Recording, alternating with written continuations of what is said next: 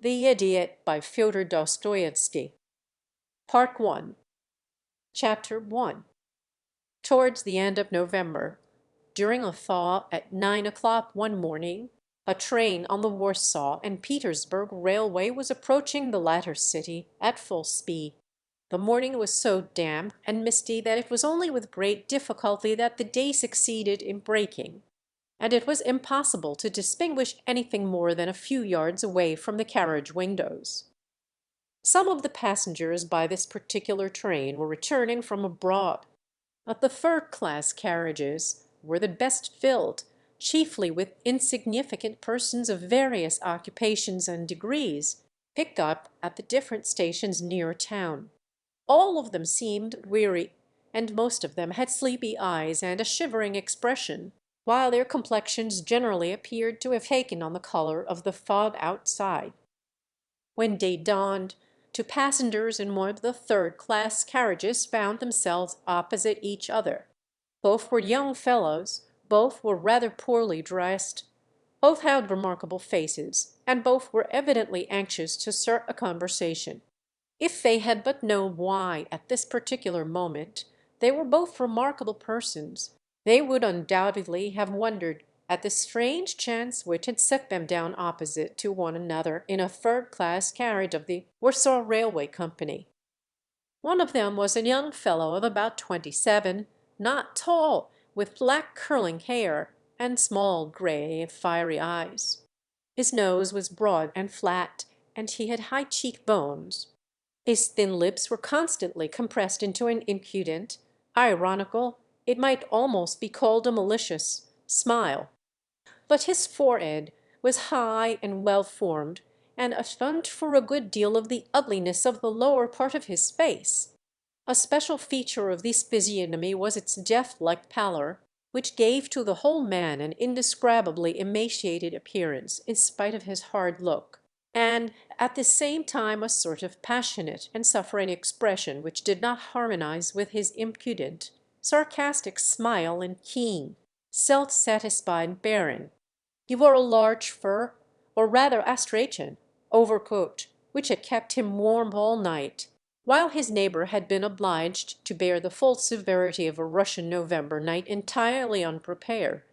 His wide sleeveless mantle, with a large cape to it, the sort of cloak one sees upon travellers during the winter months in Switzerland or North Italy, was by no means adapted to the long cold journey through Russia from Ekatmin to St. Petersburg.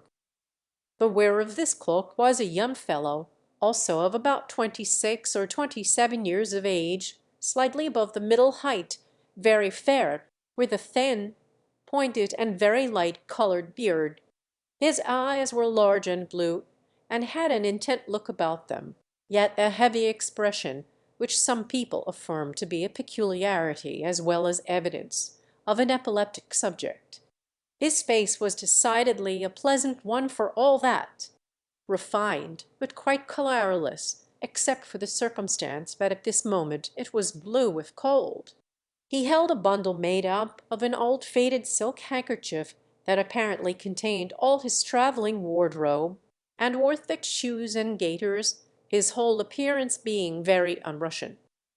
His black-haired neighbor inspected these peculiarities, having nothing better to do, and at length remarked, with that rude enjoyment of the discomforts of others which the common classes so often show, cold. "Very," said his neighbor, readily, "and this is a thaw too. Fancy if it had been a hard frost! I never thought it would be so cold in the old country. I've grown quite out of the way of it." "What, been abroad, I suppose?" "Yes, straight from Switzerland. We've— My goodness!" The black-haired young fellow whistled, and then laughed. The conversation proceeded. The readiness of the fair-haired young man in the cloak to answer all his opposite neighbor's questions was surprising. He seemed to have no suspicion of any impertinence or inappropriateness in the fact of such questions being put to him. Replying to them, he made known to the inquirer that he certainly had been long absent from Russia, more than for years, that he had been sent abroad for his health, that he had suffered from some strange nervous malady, a kind of epilepsy. With convulsive spasms his interlocutor burst out laughing several times at his answers, and more than ever, when to the question whether he had been cured, the patient replied, "No, they did not cure me. Hey, that's it. You stumped out your money for nothing, and we believe in those fellows here," remarked the black-haired individual sarcastically. "Gospel truth, sir, gospel truth," exclaimed another passenger, a shabbily dressed man of about 40, who looked like a clerk and possessed a red nose and a very blotchy face. "Gospel truth. All they do is to get hold of our good Russian money free, gratis, and for nothing." "Oh, but you're quite wrong in my particular instance," said the Swiss patient, quietly. "Of course I can't argue the matter, because I know only my own case. But my doctor gave me money, and he had very little, to pay my journey back, besides having kept me at his own expense while there for nearly 2 years." "Why, was there no one else to pay for you?" asked the black-haired one. "No, Mr. Pavlicheff, who had been supporting me there, died a couple of years ago. I wrote to Mrs. General Epanchin at the time. She is a distant relative of mine, but she did not answer my letter. And so eventually I came back." "And where have you come to?" "That is, where am I going to stay? I really don't quite know yet. I—" Both the listeners laughed again. "I suppose your whole set-up is in that bundle, then?" asked the first. "I bet anything it is!" exclaimed the red-nosed passenger with extreme satisfaction, "and that he has precious little in the luggage van. Though of course poverty is no crime. We must remember that." It appeared that it was indeed as they had surmised. The young fellow hastened to admit the fact with wonderful readiness. "Your bundle has some importance, however," continued the clerk. When they had laughed their fill, it was observable that the subject of their mirth joined in the laughter when he saw them laughing. "For though I dare say it is not stuffed full of Friedrichs, Jor, and Louis d'Or, judge from your costume and gaiters, still, if you can add to your possessions such a valuable property as a relation like Mrs. General Epanchin, then your bundle becomes a significant object at once. That is, of course, if you really are a relative of Mrs. Epanchin's, and have not made a little error through, well, absence of mind, which is very common to human beings, or, say, through a too luxuriant fancy." "Oh, you're right again," said the fair-haired traveller, "for I really am almost wrong when I say she and I are related. She is hardly a relation at all. So little, in fact, that I was not in the least surprised to have no answer to my letter. I expected as much. You spent your postage for nothing, then. You are candid, however, and that is commendable. Mrs. Epanchin, oh yes, a most eminent person. I know her. As for Mr. Pavlicheff, who supported you in Switzerland, I know him too, at least, if it was Nikolai Andreevitch of that name. A fine fellow he was, and had a property of 4,000 souls in his day. Yes, Nikolai Andreevitch, that was his name." And the young fellow looked earnestly and with curiosity at the all-knowing gentleman with the red nose. This sort of character is met with pretty frequently in a certain class. They are people who know everyone, that is, they know where a man is employed, what his salary is, whom he knows, whom he married, what money his wife had, who are his cousins and second cousins, etc., etc.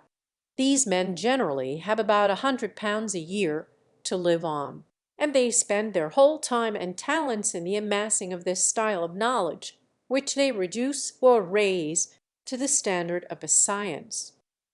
During the latter part of the conversation, the black-haired young man had become very impatient. He stared out of the window, and fidgeted, and evidently longed for the end of the journey. He was very absent. He would appear to listen, and heard nothing, and he would laugh of a sudden, evidently with no idea of what he was laughing about.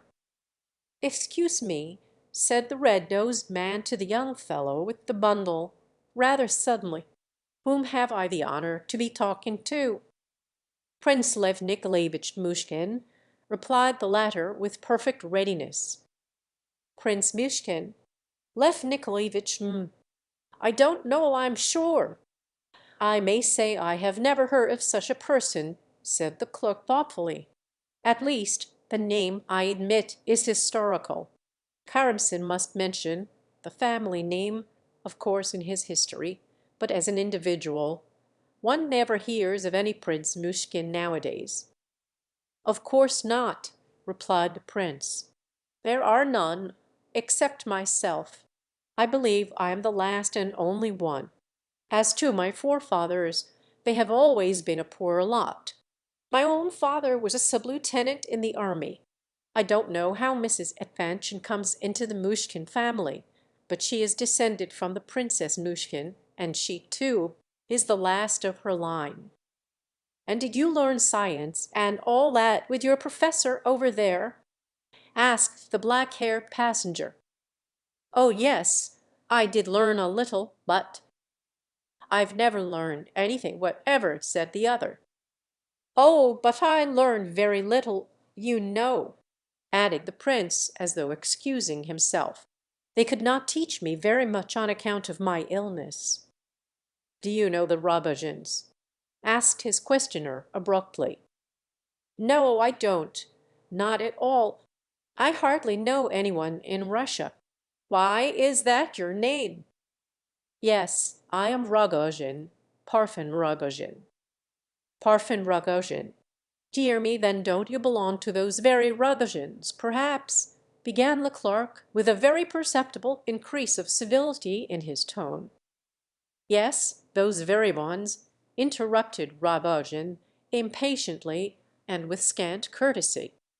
I may remark that he had not once taken any notice of the blotchy-faced passenger, and had hitherto addressed all his remarks direct to the prince. "Dear me, is it possible?" observed the clerk, while his face assumed an expression of great deference and servility, if not of absolute alarm.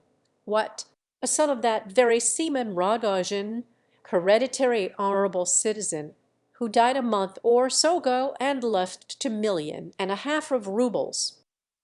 "And how do you know that he left 2,500,000 of roubles?"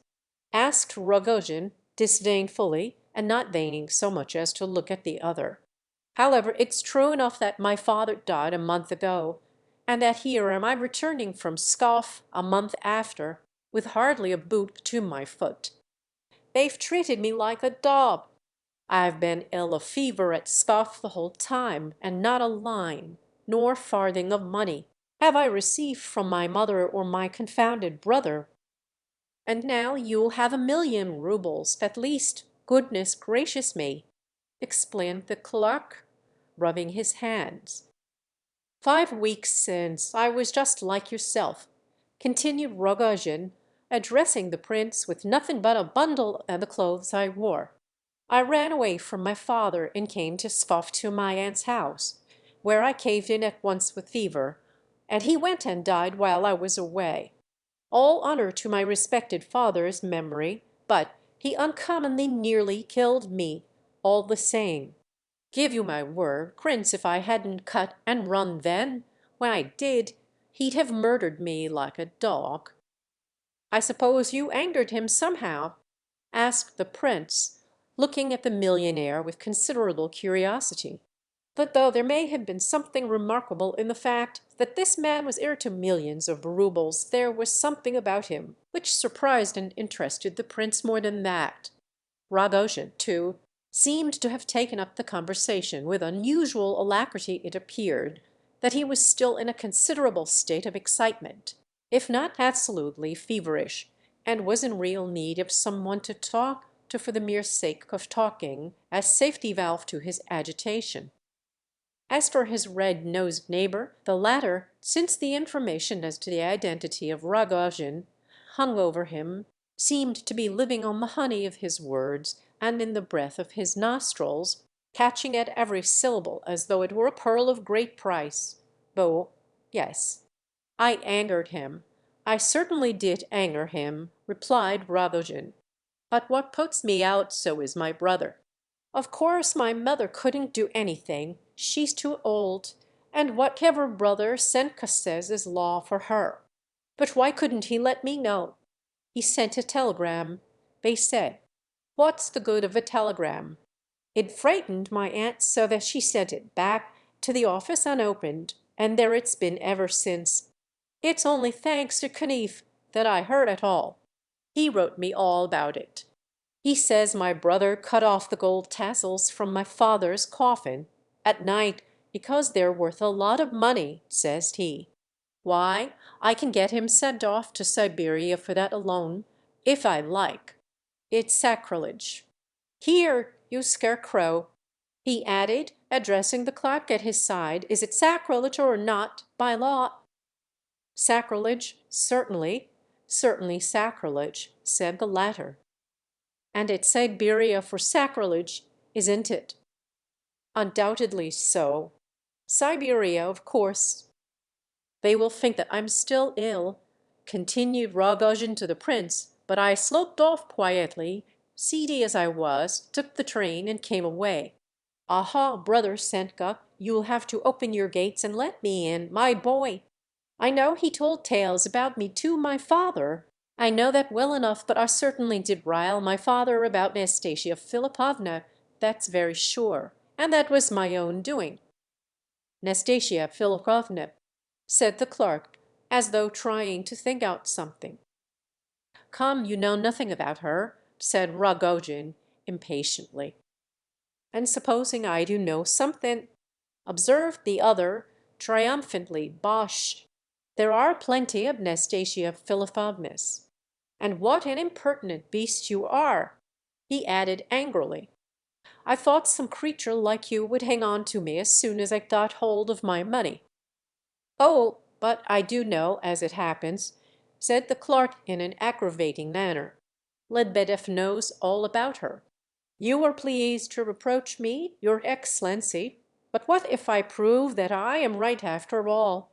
Nastasia Philipovna's family name is Baraskov. I know, you see, and she is a very well-known lady, indeed, and comes of a good family, too. She is connected with one Totsky, Afanasy Ivanovitch, a man of considerable property, a director of companies, and so on, and a great friend of General Apanchin, who is interested in the same matters as he is. My eyes," said Rogojin, really surprised at last. "The devil take the fellow, how does he know that?" "Why, he knows everything. Lebedeff knows everything. I was a month or two with Lyakhov after his father died, your Excellency, and while he was knocking about, he's in the debtor's prison now. I was with him, and he couldn't do a thing without Lebedeff. And I got to know Nastasia Philipovna and several people at that time." "Nastasia Philipovna? Why, you don't mean to say that she and Lyakhov," cried Rogojin, turning quite pale. "No, no, no, no, no. Nothing of the sort, I assure you," said Lebedeff hastily. "Oh dear, no, not for the world. Totsky is the only man with any chance there. Oh, no! He takes her to his box at the opera, at the French theatre, of an evening, and the officers and people all look at her and say, 'By Jove, there's the famous Nastasia Philipovna.' But no one ever gets any further than that, for there is nothing more to say." "Yes, it's quite true," said Rogojin, frowning gloomily. "So Zaleshoff told me. I was walking about the Nevsky one fine day, Prince, in my father's old phote, when she suddenly came out of a shop and stepped into her carriage. I swear I was all of a blaze at once. Then I met Zaleshoff, looking like a hairdresser's assistant, got up as fine as I don't know who, while I looked like a tinker. "Don't flatter yourself, my boy," said he. "She's not for such as you. She's a princess, she is, and her name is Nastasia Philipovna Baraskov, and she lives with Totskay, who wishes to get rid of her because he's growing rather old, 55 or so, and wants to marry a certain beauty, the loveliest woman in all Petersburg. And then he told me that I could see Nastasia Philipovna at the opera house that evening if I liked, and described which was her box. Well, I'd like to see my father allowing any of us to go to the theatre. He'd sooner have killed us any day. However, I went for an hour or so and saw Nastasia Philipovna, and I never slept a wink all night after. Next morning my father happened to give me two government loan bonds to sell, worth nearly 5,000 roubles each. "Sell them," said he, "and then take 7,500 roubles to the office, give them to the cashier, and bring me back the rest of the 10,000, without looking in anywhere on the way. Look sharp, I shall be waiting for you." Well, I sold the bonds, but I didn't take the 7,000 roubles to the office. I went straight to the English shop and chose a pair of earrings, with the diamond the size of a nut in each. They cost 400 roubles more than I had, so I gave my name, and they trusted me. With the earrings I went at once to Zaleshoff's. "Come on." I said, "Come on to Nastasia Philipovna's," and off we went without more ado. I tell you I hadn't a notion of what was about me or before me or below my feet all the way. I saw nothing whatever. We went straight into her drawing room, and then she came out to us. I didn't say right out who I was, but Zaleshoff said, "From Parfen Rogojin, in memory of his first meeting with you yesterday. Be so kind as to accept these." She opened the parcel, looked at the earrings, and laughed. "Thank your friend, Mr. Rogojin, for his kind attention," says she, and bowed and went off. Why didn't I die there on the spot? The worst of it all was, though, that the beast Salashoff got all the credit of it. I was short and abominably dressed, and stood and stared in her face and never said a word, because I was shy, like an ass. And there was he all in the fashion, pomaded and dressed out, with a smart tie on, bowing and scraping. And I bet anything she took him from me all the while. "Look here now," I said, and we came out. "None of your interference here after this. Do you understand?" He laughed. "And how are you going to settle up with your father?" says he. I thought I might as well jump into the Neva at once without going home first. But it struck me that I wouldn't after all, and I went home feeling like one of the damned. "My goodness!" shivered the clerk. "And his father," he added for the prince's instruction, "and his father would have given a man a ticket to the other world for 10 roubles any day, not to speak of 10,000.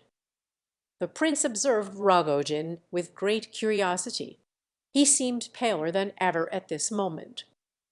"What do you know about it?" cried the latter. Well, my father learned the whole story at once, and Zaleshoff blabbed it all over the town besides. So he took me upstairs and locked me up, and swore at me for an hour. 'This is only a foretaste,' says he. 'Wait a bit till night comes, and I'll come back and talk to you again.' Well, what do you think?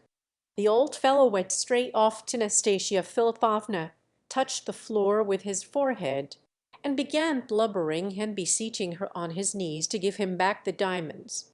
So after a while she brought the box and flew out at him. 'There,' she says, 'take your earrings, you wretched old miser. Although they're 10 times dearer than their value to me now that I know what it must have cost Parfen to get them. Give Parfen my compliments,' she says, 'and thank him very much.' Well, I meanwhile had borrowed 25 roubles from a friend, and off I went to Sfoff to my aunt's. The old woman there lectured me so that I left the house and went on a drinking tour round the public houses of the place. I was in a high fever when I got to Pskov, and by nightfall I was lying delirious in the street somewhere or other. Oh, we'll make Nastasia Philipovna sing another song now," giggled Lebedeff, rubbing his hands with glee. "Hey, my boy, we'll get her some proper earrings now. We'll get her such earrings that—" "Look here," cried Rogojin, seizing him fiercely by the arm. "Look here, if you so much as name Nastasia Philipovna again, I'll tender hide as sure as you sit there, aha! Do by all means. If you tear my hide, you won't turn me away from your society. You'll bind me to you with your lash forever, ha ha! Here we are at the station, though." Sure enough, the train was just steaming in as he spoke. Though Rogojin had declared that he left Pskov secretly, a large collection of friends had assembled to greet him, and did so with profuse waving of hats and shouting. "Why, there's Dalashoff here, too," he muttered, gazing at the scene with a sort of triumphant but unpleasant smile. Then he suddenly turned to the prince. "Prince, I don't know why I have taken a fancy to you. Perhaps because I met you just when I did. But no, it can't be that, for I met this fellow, gnawing at Lebedeff, too, and I have not taken a fancy to him by any means. Come to see me, prince. We'll take off those gaiters of yours and dress you up in a smart fur coat, the best we can buy. You shall have a dress coat, best quality, white waistcoat, anything you like, and your pocket shall be full of money. Come, and you shall go with me to Nastasia Philipovna's. Now then, will you come or no?" "Accept, accept," Prince Lef Nikolevitch said Lebedeff solemnly. "Don't let it slip. Accept quick." Prince Mushkin rose and stretched out his hand courteously, while he replied with some cordiality, "I will come with the greatest pleasure, and thank you very much for taking a fancy to me. I dare say I may even come today, if I have time, for I tell you frankly that I like you very much, true. I liked you especially when you told us about the diamond earrings. But I liked you before that as well, though you have such a dark clouded sort of face. Thanks very much for the offer of clothes and a fur coat. I certainly shall require both clothes and coat very soon. As for money, I have hardly a kopeck about me at this moment. You shall have lots of money. By the evening I shall have plenty. So come along." "That's true enough. He'll have lots before evening," put in Lebedeff. "But look here, and you a great hand with the ladies." "Let's know that first?" asked Rogojin. "Oh no, oh no," said the prince. "I couldn't, you know my illness, I hardly ever saw a soul. Well, here, you fellow, you can come along with me now if you like," cried Rogojin to Lebedeff, and so they all left the carriage. Lebedeff had his desire. He went off with the noisy group of Rogojin's friends towards the Voznesenskay, while the prince's route lay towards the Liteinea. It was damp and wet. The prince asked his way of passers-by, and finding that he was a couple of miles or so from his destination, he determined to take a droshky. Chapter 2. General Epanchin lived in his own house near the Liteinea. Besides this large residence, 5/6 of which was let in flats and lodgings, the general was owner of another enormous house in the Sadvea, bringing in even more rent than the first. Besides these houses, he had a delightful little estate just out of town, and some sort of factory in another part of the city. General Epanchin, as every one knew, had a good deal to do with certain government monopolies. He was also voice, and an important one, in many rich public companies of various descriptions. In fact, he enjoyed the reputation of being a well-to-do man of busy habits, many ties, and affluent means. He had made himself indispensable in several quarters, amongst others in his department of the government. And yet it was a known fact that Fyodor Ivanovitch Epanchin was a man of no education whatever, and had absolutely risen from the ranks. This last fact could, of course, reflect nothing but credit upon the general. And yet, though unquestionably a sagacious man, he had his own little weaknesses, very excusable ones, one of which was a dislike to any allusion to the above circumstance. He was undoubtedly clever. For instance, he made a point of never asserting himself when he would gain more by keeping in the background, and in consequence many exalted personages valued him principally for his humility and simplicity, and because he knew his place. And yet if these good people could only have had a peep into the mind of this excellent fellow who knew his place so well! The fact is that, in spite of his knowledge of the world and his really remarkable abilities, he always liked to appear to be carrying out other people's ideas rather than his own. And also, his luck seldom failed him, even at cards, for which he had a passion that he did not attempt to conceal. He played for high stakes, and moved altogether in very varied society. As to age, General Epanchin was in the very prime of life, that is, about 55 years of age, the flowering time of existence when real enjoyment of life begins. His healthy appearance, good color, sound, though discolored teeth, sturdy figure, preoccupied air during business hours, and jolly good humor during his game at cards in the evening, all bore witness to his success in life, and combined to make existence a bed of roses to his Excellency. The general was lord of a flourishing family, consisting of his wife and 3 grown-up daughters. He had married young, while still a lieutenant, his wife being a girl of about his own age, who possessed neither beauty nor education, and who brought him no more than 50 souls of landed property, which little estate served, however, as a nest egg for far more important accumulations. The general never regretted his early marriage, or regarded it as a foolish youthful escapade, and he so respected and feared his wife that he was very near loving her. Mrs. Epanchin came of the princely stock of Mushkin, which, if not a brilliant, was, at all events, a decidedly ancient family, and she was extremely proud of her descent. With a few exceptions, the worthy couple had lived through their long union very happily.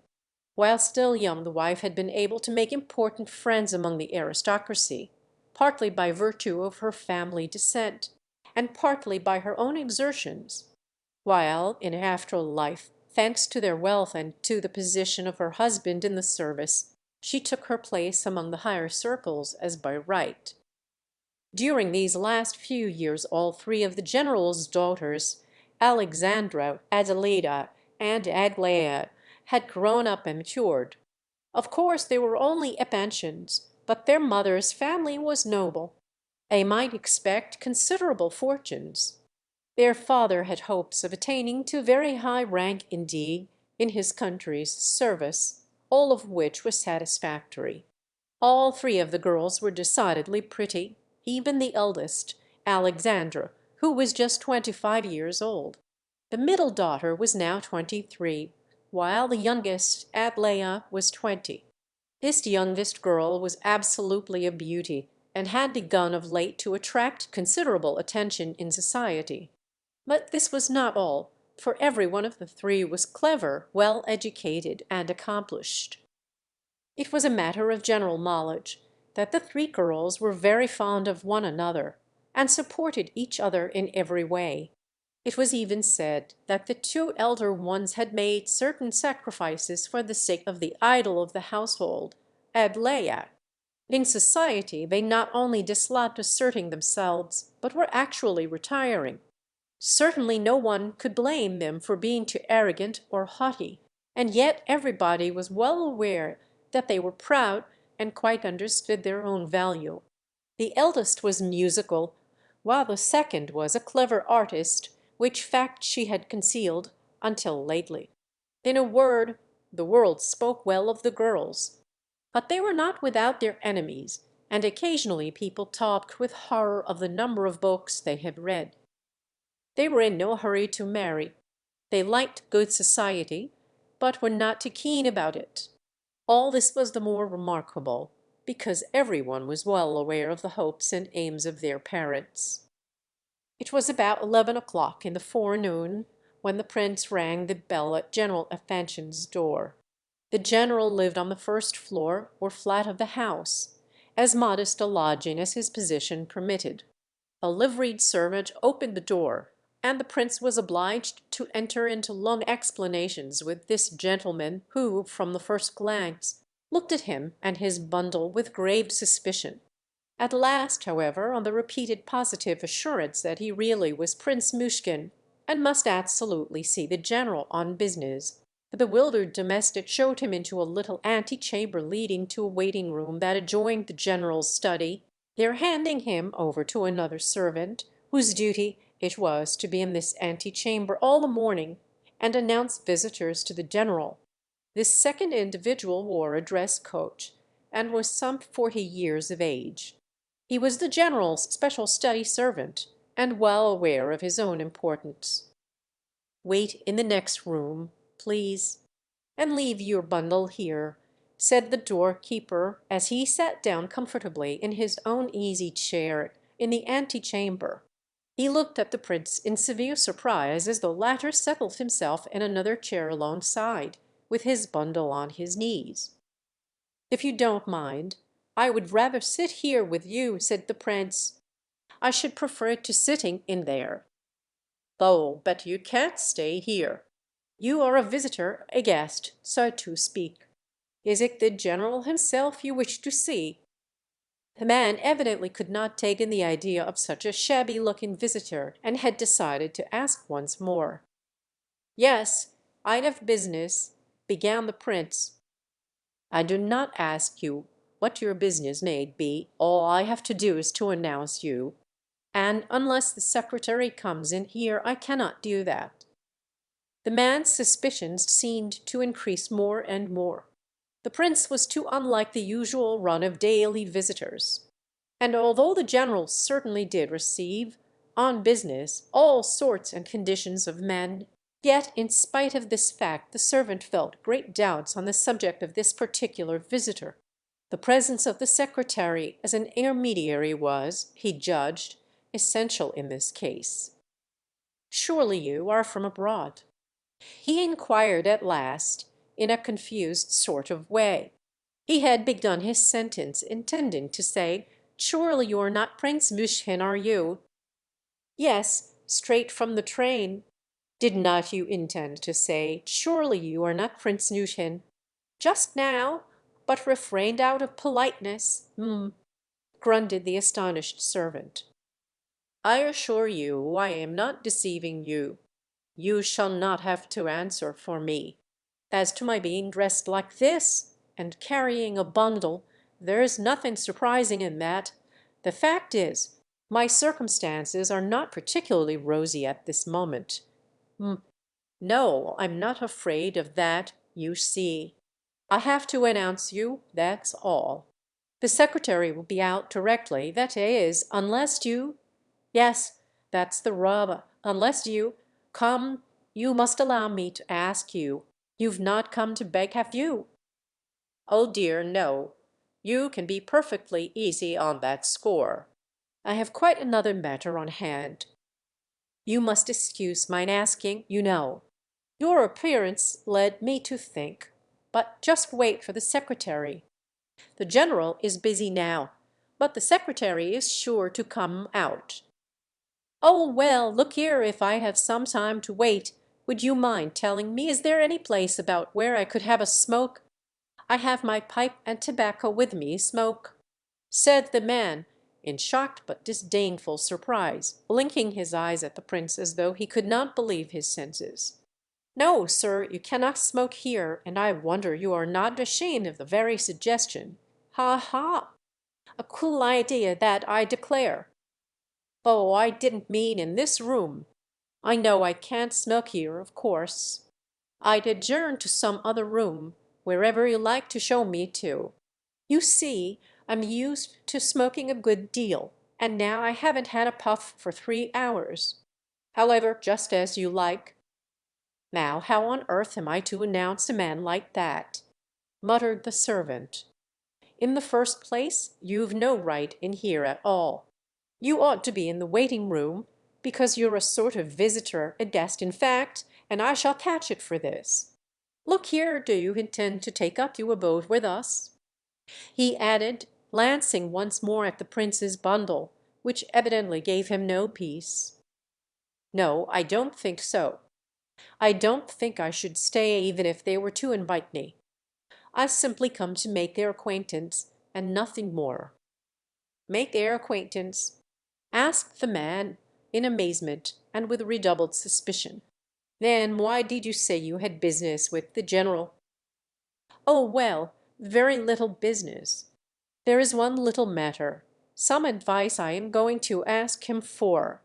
But my principal object is simply to introduce myself, because I am Prince Mushkin, and Madame Epanchin is the last of her branch of the house, and besides herself and me there are no other Mnushkins left." "What, your relation, then, are you?" asked the servant, so bewildered that he began to feel quite alarmed. "Well, hardly so. If you stretch a point, we are relations, of course, but so distant that one cannot really take cognizance of it. I once wrote to your mistress from abroad, but she did not reply. However, I have thought it right to make acquaintance with her on my arrival. I am telling you all this in order to ease your mind, for I see you're still far from comfortable on my account. All you have to do is to announce me as Prince Mushkin, and the object of my visit will be plain enough. If I am received, very good. If not, well, very good again. But they are sure to receive me, I should think. Madame Epanchin will naturally be curious to see the only remaining representative of her family. She values her Mushkin descent very highly, if I am rightly informed." The prince's conversation was artless and confiding to a degree, and the servant could not help feeling that, as from visitor to common serving-man, this state of things was highly improper. His conclusion was that one of two things must be the explanation, either that this was a begging impostor, or that the prince, if prince he were, was simply a fool, without the slightest ambition. For a sensible prince with any ambition would certainly not wait about in ante-rooms with servants, and talk of his own private affairs like this. In either case, how was he to announce the singular visitor? "I really think I must request you to step into the next room," he said, with all the insistence he could muster.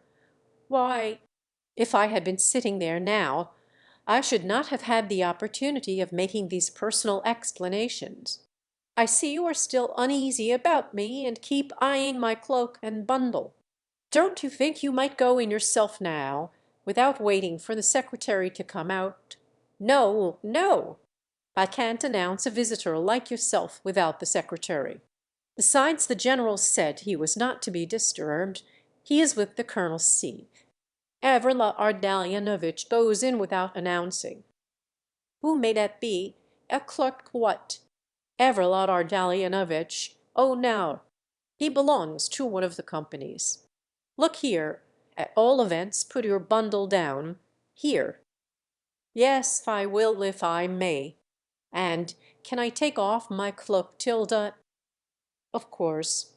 You can't go in there with it on, anyhow." The prince rose and took off his mantle, revealing a neat enough morning costume, a little worn, but well made. He wore a steel watch chain, and from this chain there hung a silver Geneva watch. Fool the prince might be, still the general's servant felt that it was not correct for him to continue to converse thus with a visitor, in spite of the fact that the prince pleased him somehow. "And what time of day does the lady receive?" the latter asked, reseating himself in his old place. "Oh, that's not in my province. I believe she receives at any time. It depends upon the visitors. The dressmaker goes in at 11. Gavrila Ardalionovitch is allowed much earlier than other people. too. He is even admitted to early lunch now and then. It is much warmer in the rooms here than it is abroad at this season, observed the prince, but it is much warmer there out of doors. As for the houses, a Russian can't live in them in the winter until he gets accustomed to them. Don't they heat them at all? Well, they do heat them a little, but the houses and stoves are so different to ours. Were you long away? 4 years. And I was in the same place nearly all the time, in one village. You must have forgotten Russia, hadn't you? Yes, indeed I had, a good deal. And would you believe it, I often wonder at myself for not having forgotten how to speak Russian. Even now, as I talk to you, I keep saying to myself how well I am speaking it. Perhaps that is partly why I am so talkative this morning. I assure you ever since yesterday evening I have had the strongest desire to go on and on talking Russian. Des. Did you live in Petersburg in former years? This good flunkey, in spite of his conscientious scruples, really could not resist continuing such a very genteel and agreeable conversation. In Petersburg? Oh no, hardly at all, and now they say so much is changed in the place that even those who did know it well are obliged to relearn what they knew. They talk a good deal about the new law courts and changes there, don't they? Yes, that's true enough. Well now, how is the law over there? Do they administer it more justly than here? Oh, I don't know about that. I've heard much that is good about our legal administration, too. There is no capital punishment here for one thing. Is there over there? Yes, I saw an execution in France, at Lyons. Schreider took me over with him to see it. What, did they hang the fellow? No, they cut off people's heads in France. What did the fellow do? Yell it. Oh no, it's the work of an instant. They put a man inside a frame and a sort of broad knife falls by machinery. They call the thing a guillotine. It falls with fearful force and weight. The head springs off so quickly that you can't wink your eye in between. But all the preparations are so dreadful. When they announce the sentence, you know, and prepare the criminal and tie his hands and cart him off to the scaffold, that's the fearful part of the business. The people all crowd round, even women, though they don't at all approve of women looking on. No, it's not a thing for women. Of course not, of course not. Bah! The criminal was a fine, intelligent, fearless man. Le Gros was his name. And I may tell you, believe it or not, as you like, that when that man stepped upon the scaffold he cried. He did indeed. He was as white as a bit of paper. Isn't it a dreadful idea that he should have cried? Who ever heard of a grown man crying from fear? Not a child, but a man who never had cried before, a grown man of 45 years. Imagine what must have been going on in that man's mind at such a moment. What dreadful convulsions his whole spirit must have endured. It is an outrage on the soul, that's what it is. Because it is said, thou shalt not kill. Is he to be killed because he murdered someone else? No, it is not right. It's an impossible theory. I assure you, I saw the sight a month ago, and it's dancing before my eyes to this moment. I dream of it often. The prince had grown animated as he spoke, and a tinge of color suffused his pale face, though his way of talking was as quiet as ever. The servant followed his words with sympathetic interest. Clearly he was not at all anxious to bring the conversation to an end. Who knows? Perhaps he too was a man of imagination, and with some capacity for thought. Well, at all events, it is a good thing that there is no pain when the poor fellow's head flies off, he remarked. Do you know, though, cried the prince warmly, you made that remark now, and every one said the same thing. And the machine is designed with the purpose of avoiding pain. This guillotine, I mean. But a thought came into my head then. What if it be a bad plan after all? You may laugh at my idea, perhaps, but I could not help its occurring to me all the same. Now, with the rack and tortures and so on, you suffer terrible pain, of course. But then your torture is bodily pain only, although no doubt you have plenty of that, until you die. But here, I should imagine, the most terrible part of the whole punishment is, not the bodily pain at all, but the certain knowledge that in an hour, then in 10 minutes, then in half a minute, then now, this very instant, your soul must quit your body, and that you will no longer be a man, and that this is certain, certain. That's the point, the certainty of it. Just that instant when you place your head on the block and hear the iron grate over your head, then that quarter of a second is the most awful of all. This is not my own fantastical opinion. Many people have thought the same. But I feel it so deeply that I'll tell you what I think. I believe that to execute a man for murder is to punish him immeasurably more dreadfully than is equivalent to his crime. A murder by sentence is far more dreadful than a murder committed by a criminal.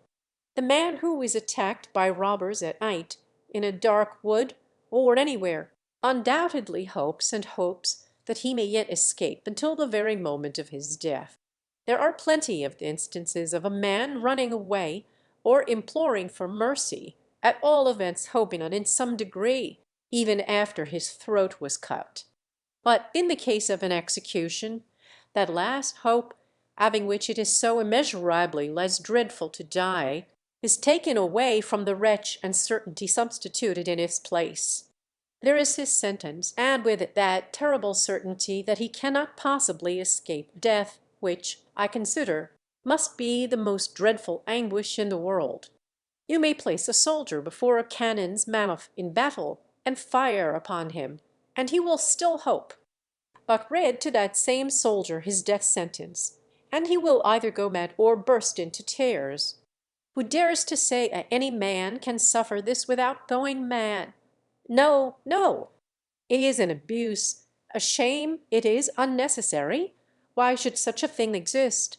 Doubtless there may be men who have been sentenced, who have suffered this mental anguish for a while and then have been reprieved. Perhaps such men may have been able to relate their feelings afterwards. Our Lord Christ spoke of this anguish and dread. No, no, no. No man should be treated so. No man, no man. The servant, though of course he could not have expressed all this as the prince did, still clearly entered into it, and was greatly conciliated, as was evident from the increased amiability of his expression. If you were really very anxious for a smoke, he remarked, I think it might possibly be managed, if you are very quick about it. You see, they might come out and inquire for you, and you wouldn't be on the spot. You see that door there? Go in there and you'll find a little room on the right. You can smoke there. Only open the window, because I ought not to allow it really. But there was no time, after all. A young fellow entered the ante-room at this moment with a bundle of papers in his hand. The footman hastened to help him take off his overcoat. The new arrival glanced at the prince out of the corners of his eyes. "This gentleman declares, Gavrila Ardalionovitch," began the man confidentially and almost familiarly, "that he is Prince Mushkin and a relative of Madame Epanchin's.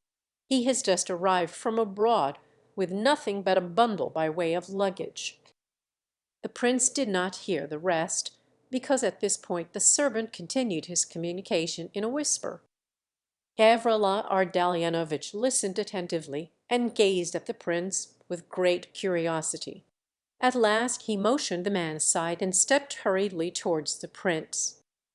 "Are you Prince Mushkin?" he asked with the greatest courtesy and amiability. He was a remarkably handsome young fellow of some 28 summers, fair and of middle height.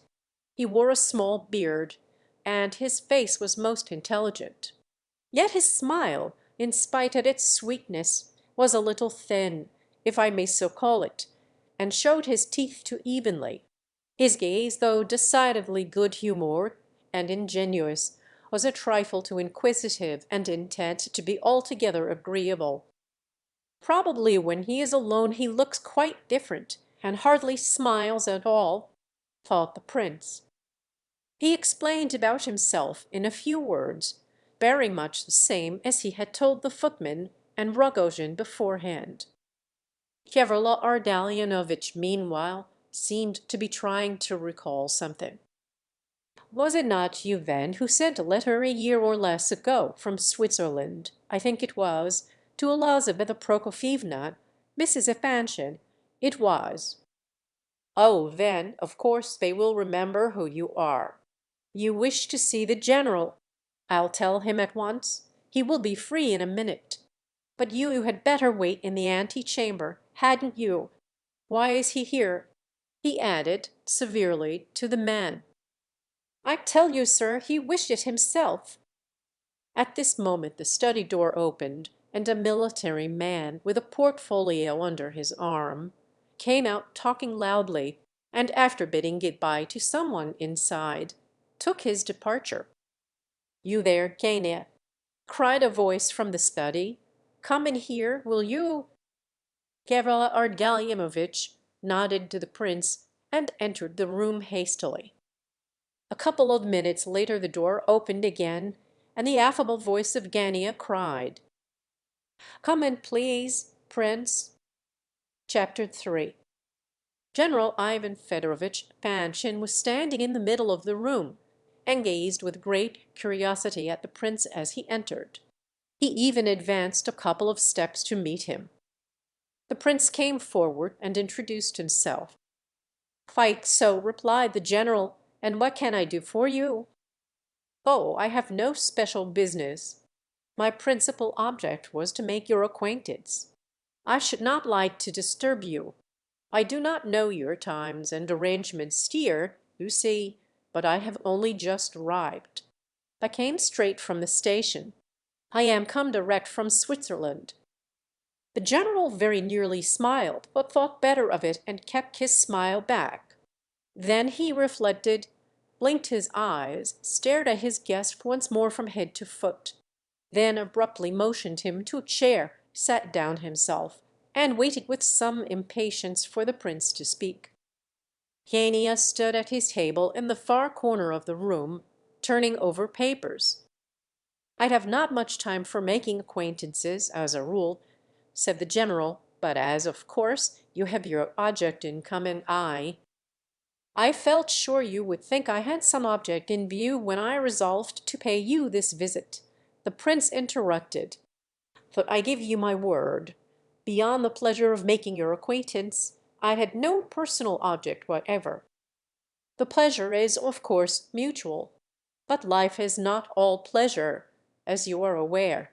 There is such a thing as business, and I really do not see what possible reason there can be, or what we have in common to—" "Oh, there is no reason, of course, and I suppose there is nothing in common between us, or very little. For if I am Prince Mushkin, and your wife happens to be a member of my house, that can hardly be called a reason. I quite understand that. And yet that was my whole motive for coming. You see, I have not been in Russia for 4 years, and knew very little about anything when I left. I had been very ill for a long time, and I feel now the need of a few good friends. In fact, I have a certain question upon which I much need advice, and do not know whom to go to for it. I thought of your family when I was passing through Berlin. They are almost relations, I said to myself, so I'll begin with them. Perhaps we may get on with each other, I with them, and they with me if they are kind people. And I have heard that you are very kind people." "Oh, thank you, I'm sure," replied the general, considerably taken aback. "May I ask where you have taken up your quarters?" "Nowhere as yet."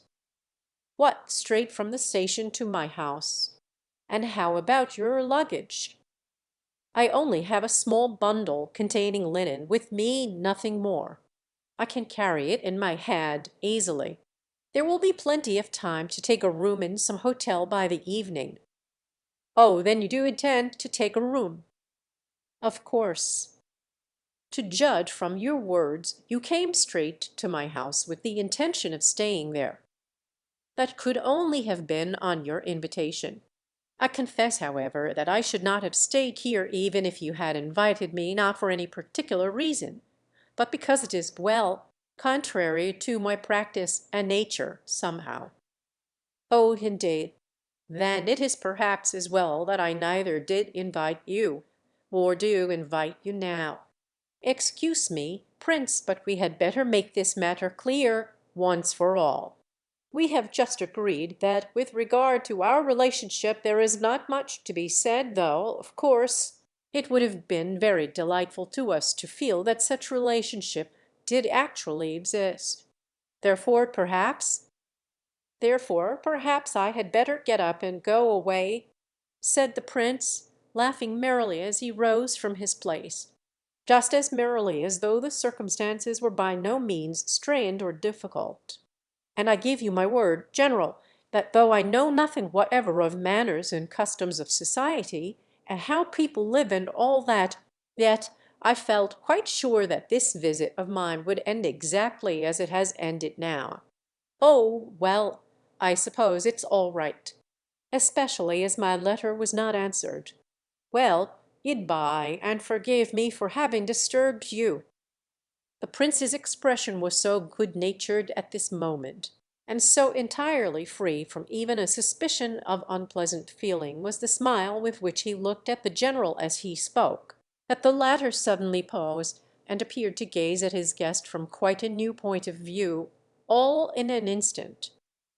"Do you know, Prince," he said in quite a different tone, "I do not know you at all, yet, and after all, Elizabetha Prokofievna would very likely be pleased to have a peep at a man of her own name.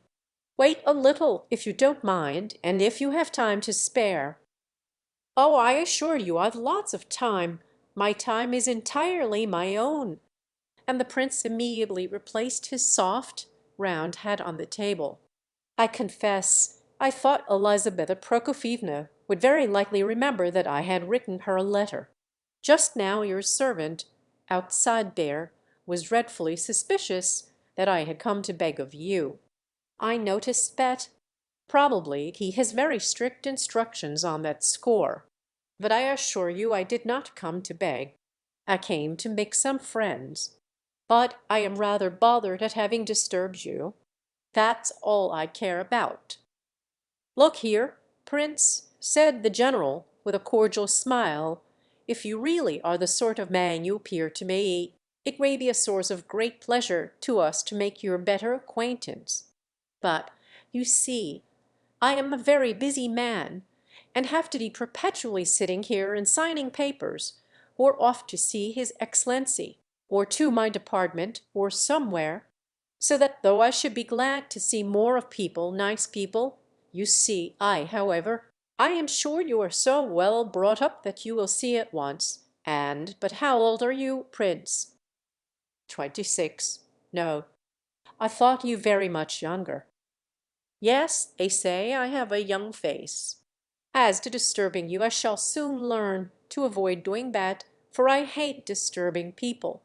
Besides, you and I are so differently constituted, I should think that there must be very little in common between us." "Ah, that I will ever believe there is nothing in common between any two people, as some declare is the case. I am sure people make a great mistake in sorting each other into groups by appearances. But I am boring you. I see you. Just two words. Have you any means at all? Or perhaps you may be intending to undertake some sort of employment. Excuse my questioning you, but— Oh, my dear sir, I esteem and understand your kindness in putting the question. No, at present I have no means whatever, and no employment either, but I hope to find some. I was living on other people abroad. Schneider, the professor who treated me and taught me in Switzerland, gave me just enough money for my journey. so that now I have but a few kopecks left. There certainly is one question upon which I am anxious to have advice, but tell me, how do you intend to live now, and what are your plans?" Interrupted the general. "I wish to work somehow or other." "Oh, yes, but then, you see, you're a philosopher. Have you any talents or ability in any direction, that is, any that would bring in money and bread?" "Excuse me again." "Oh, don't apologize. No, I don't think I have either talents or special abilities of any kind. On the contrary, I have always been an invalid and unable to learn much. As for bread, I should think—" The general interrupted once more with questions, while the prince again replied with the narrative we have heard before. It appeared that the general had known Pavlicheff, but why the latter had taken an interest in the prince, that young gentleman could not explain. Probably by virtue of the old friendship with his father, he thought. The prince had been left an orphan when quite a little child, and Pavlicheff had entrusted him to an old lady, a relative of his own, living in the country, the child needing the fresh air and exercise of country life. He was educated, first by a governess and afterwards by a tutor, but could not remember much about this time of his life. His fits were so frequent then that they made almost an idiot of him. The prince used the expression idiot himself. Pavlicheff had met Professor Schneider in Berlin, and the latter had persuaded him to send the boy to Switzerland, to Schneider's establishment there for the cure of his epilepsy, and 5 years before this time the prince was sent off. That Pavlicheff had died 2 or 3 years since, and Schneider had himself supported the young fellow, from that day to this, at his own expense. Although he had not quite cured him, he had greatly improved his condition, and now, at last, at the prince's own desire, and because of a certain matter which came to the ears of the latter, Schneider had despatched the young man to Russia. The general was much astonished. "Then you have no one, absolutely no one in Russia?" he asked. "No one at present, but I hope to make friends. And then I have a letter from—" "At all events," cut in the general, not listening to the news about the letter, "at all events you must have learned something, and your malady would not prevent your undertaking some easy work in one of the departments, for instance." "Oh dear, no! Oh no! As for a situation, I should much like to find one, for I am anxious to discover what I really am fit for. I have learned a good deal in the last for years, and, besides, I read a great many Russian books." "Russian books, indeed. Then, of course, you can read and write quite correctly." "Oh dear, yes, capital. And your handwriting—" "Ah, there I am really talented. I may say I am a real calligraphist." "Let me write you something, just to show you," said the prince with some excitement.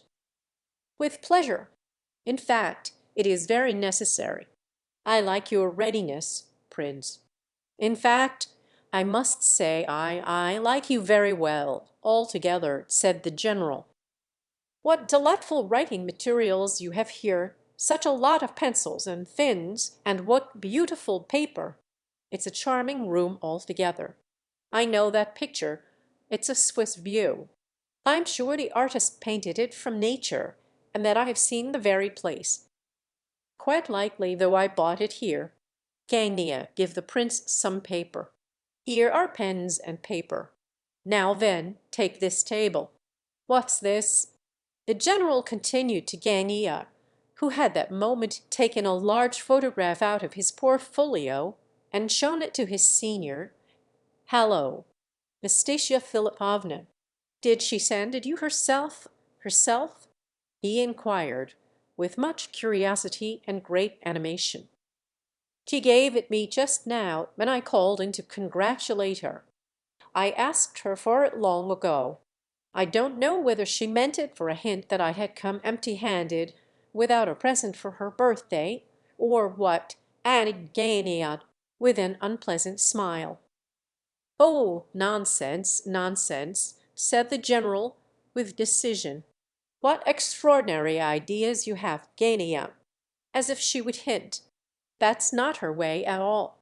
Besides, what could you give her without having thousands at your disposal? You might have given her your portrait, however. Has she ever asked you for it?" "No, not yet. Very likely she never will. I suppose you haven't forgotten about tonight, have you, Ivan Fedorovitch? You were one of those specially invited, you know." "Oh no, I remember all right, and I shall go, of course." "I should think so. She's 25 years old today. And, you know, Gania, you must be ready for great things. She has promised both myself and Afanasy Ivanovitch that she will give a decided answer tonight, yes or no. So be prepared." Gania suddenly became so ill at ease that his face grew paler than ever. "Are you sure she said that?" he asked, and his voice seemed to quiver as he spoke. "Yes, she promised. We both worried her so that she gave in, but she wished us to tell you nothing about it until the day." The General watched Gania's confusion intently, and clearly did not like it. "Remember, Ivan Fedorovitch," said Gania in great agitation, "that I was to be free too, until her decision, and that even then I was to have my yes or no free." "Why don't you, R.Q.?" began the General in alarm. "Oh, don't misunderstand." "What, my dear fellow, what are you doing? What do you mean?" "Oh, I'm not rejecting her. I may have expressed myself badly, but I didn't mean that." "Reject her? I should think not," said the General with annoyance, and apparently not in the least anxious to conceal it. "Why, my dear fellow, it's not a question of your rejecting her. It is whether you are prepared to receive her consent joyfully and with proper satisfaction. How are things going on at home? At home? Oh, I can do as I like there, of course. Only my father will make a fool of himself, as usual. He is rapidly becoming a general nuisance. I don't ever talk to him now, but I hold him in check, safe enough. I swear if it had not been for my mother I should have shown him the way out long ago. My mother is always crying, of course, and my sister sulks. I had to tell them at last that I intended to be master of my own destiny, and that I expect to be obeyed at home. At least, I gave my sister to understand as much, and my mother was present." "Well, I must say I cannot understand it," said the General, shrugging his shoulders and dropping his hands.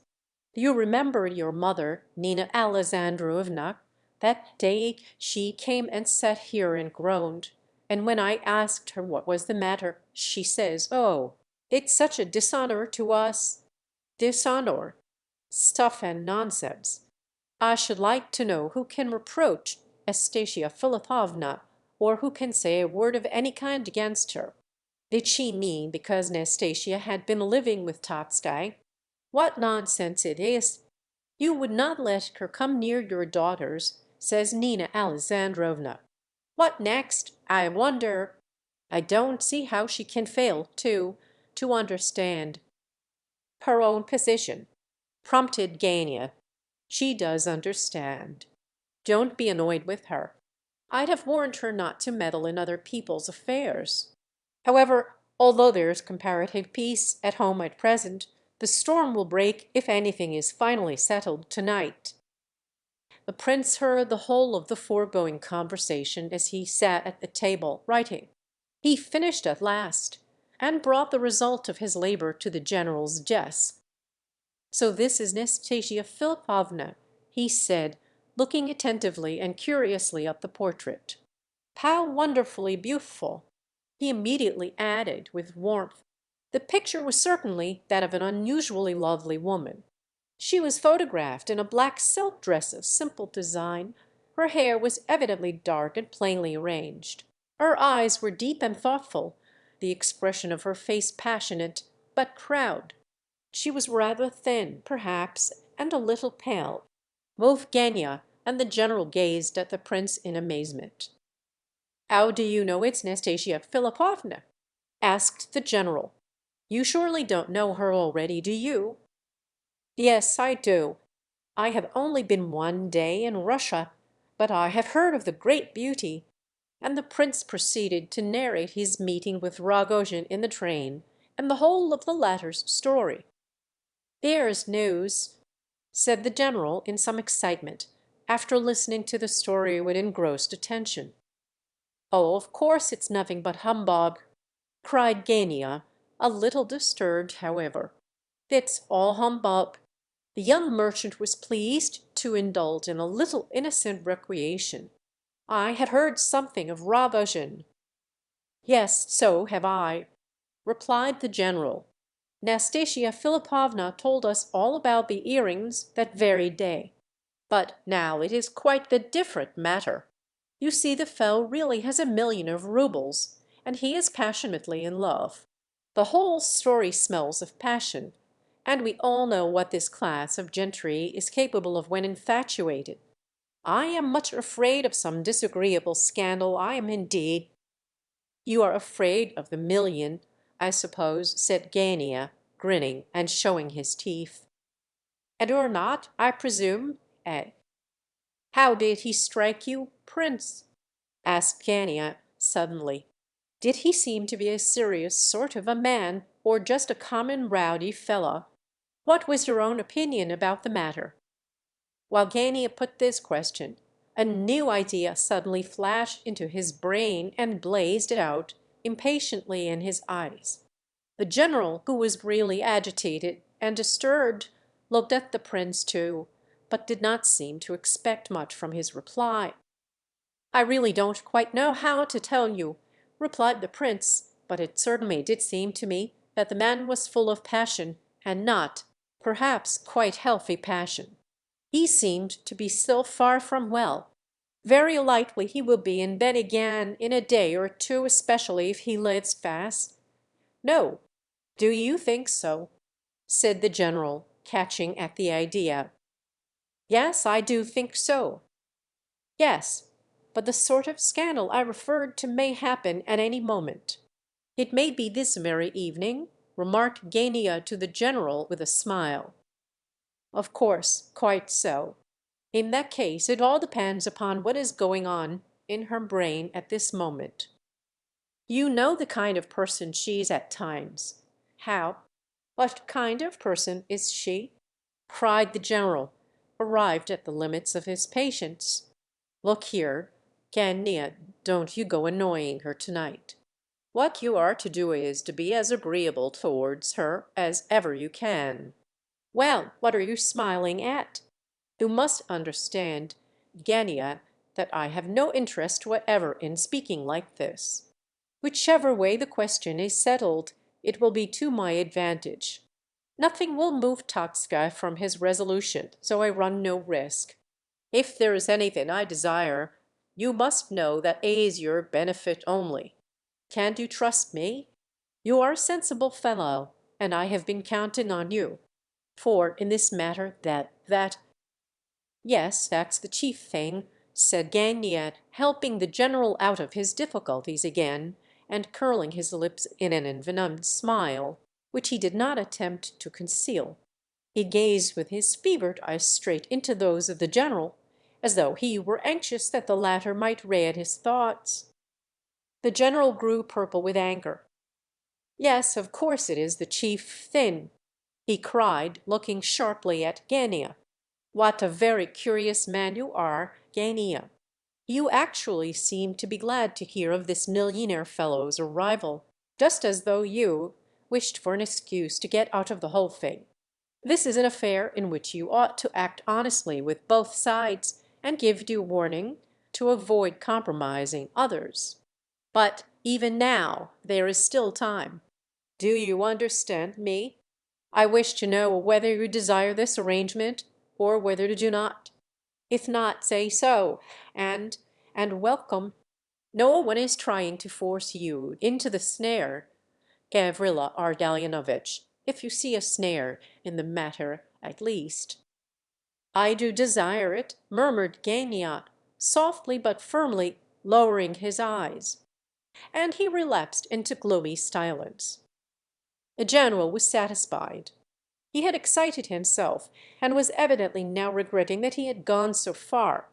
He turned to the prince, and suddenly the disagreeable thought of the latter's presence struck him, and the certainty that he must have heard every word of the conversation. But he felt at ease in another moment. It only needed one glance at the prince to see that in that quarter there was nothing to fear. "Oh!" cried the general, catching sight of the prince's specimen of calligraphy which the latter had now handed him for inspection. "Why, this is simply beautiful. Look at that Gania. There is real talent there." On a sheet of thick writing paper the prince had written in medieval characters the legend. The gentle Abbot Pafnute signed this. "There," explained the prince with great delight and animation, "there, that's the abbot's real signature, from a manuscript of the 14th century. All these old abbots and bishops used to write most beautifully, with such taste and so much care and diligence. Have you no copy of Pagodin, General? If you had one, I could show you another type. Stop a bit. Here you have the large round writing common in France during the 18th century. Some of the letters are shaped quite differently from those now in use. It was the writing current then, and employed by public writers generally. I copied this from one of them, and you can see how good it is. Look at the well-rounded A and D. I have tried to translate the French character into the Russian letters, a difficult thing to do, but I think I have succeeded fairly. Here is a fine sentence, written in a good, original hand. Zeal triumphs over all. That is the script of the Russian War Office. That is how official documents addressed to important personages should be written. The letters are round, the type black, and the style somewhat remarkable.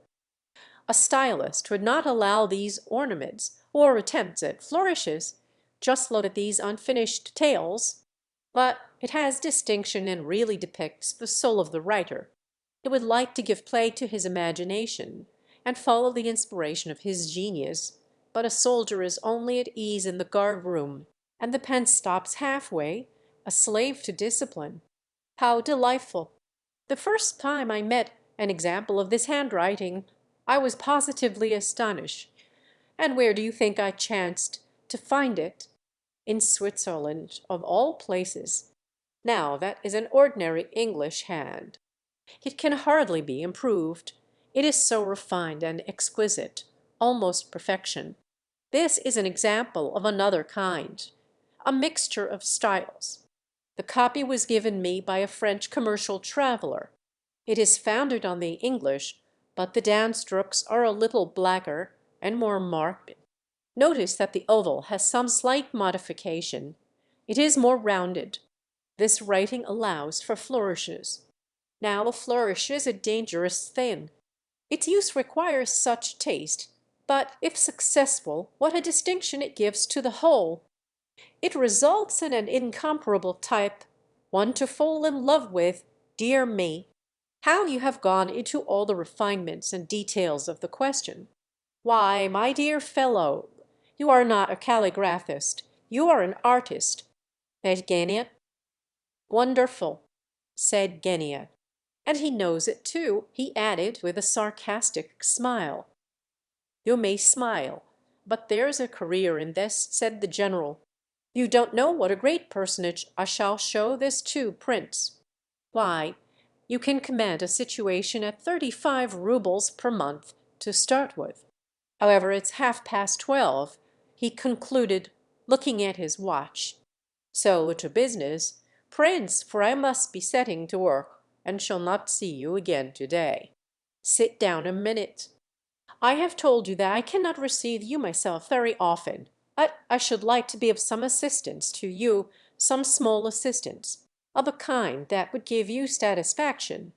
I shall find you a place in one of the State Departments, an easy place, but it will require to be accurate. Now, as to your plans, in the house, or rather in the family of Gania here, my young friend, whom I hope you will know better, his mother and sister have prepared 2 or 3 rooms for lodgers, and let them to highly recommended young fellows, with board and attendance. I am sure Nina Alexandrovna will take you in on my recommendation. There you will be comfortable and well taken care of. For I do not think, Prince, that you are the sort of man to be left to the mercy of fate in a town like Petersburg. Nina Alexandrovna, Gania's mother, and Varvara Alexandrovna are ladies for whom I have the highest possible esteem and respect. Nina Alexandrovna is the wife of General Ardalion Alexandrovitch, my old brother in arms, with whom, I regret to say, on account of certain circumstances, I am no longer acquainted. I give you all this information, Prince, in order to make it clear to you that I am personally recommending you to this family, and that in so doing I am more or less taking upon myself to answer for you. The terms are most reasonable, and I trust that your salary will very shortly prove amply sufficient for your expenditure. Of course pocket money is a necessity, if only a little. Do not be angry, Prince, if I strongly recommend you to avoid carrying money in your pocket. But as your purse is quite empty at the present moment, you must allow me to press these 25 rubles upon your acceptance, as something to begin with. Of course we will settle this little matter another time, and if you are the upright, honest man you look, I anticipate very little trouble between us on that score. Taking so much interest in you as you may perceive I do, I am not without my object, and you shall know it in good time. You see, I am perfectly candid with you. I hope, Vaniat, you have nothing to say against the prince's taking up his abode in your house? Oh, on the contrary, my mother will be very glad, said Ganiat, courteously and kindly. I think only one of your rooms is engaged as yet, is it not? That fellow Ferdishenko. Yes, I don't like that Ferdishenko. I can't understand why Nastasia Philipovna encourages him so. Is he really her cousin, as he says? Oh dear, no, it's all a joke. No more cousin than I am. Well, what do you think of the arrangement, Prince? Thank you, General. You have behaved very kindly to me. All the more so since I did not ask you to help me. I don't say that out of pride. I certainly did not know where to lay my head tonight. Rogojin asked me to come to his house, of course. But Rogojin, no, no, my good fellow, I should strongly recommend you paternally, or, if you prefer it, as a friend, to forget all about Rogojin, and, in fact, to stick to the family into which you are about to enter. Thank you, began the prince. And since you are so very kind, there is just one matter which You must really excuse me, interrupted the general, but I positively haven't another moment now. I shall just tell Elizabeth Prokofievna about you, and if she wishes to receive you at once, as I shall advise her, I strongly recommend you to ingratiate yourself with her at the first opportunity, for my wife may be of the greatest service to you in many ways. If she cannot receive you now, you must be content to wait till another time. Meanwhile, you, Gania, just look over these accounts, will you? We mustn't forget to finish off that matter. The general left the room, and the prince never succeeded in broaching the business which he had on hand, though he had endeavored to do so for times. Gania lit a cigarette and offered one to the prince. The latter accepted the offer, but did not talk, being unwilling to disturb Gania's work. He commenced to examine the study and its contents. but Gania hardly so much as glanced at the papers lying before him. He was absent and thoughtful, and his smile and general appearance struck the prince still more disagreeably now that the two were left alone together.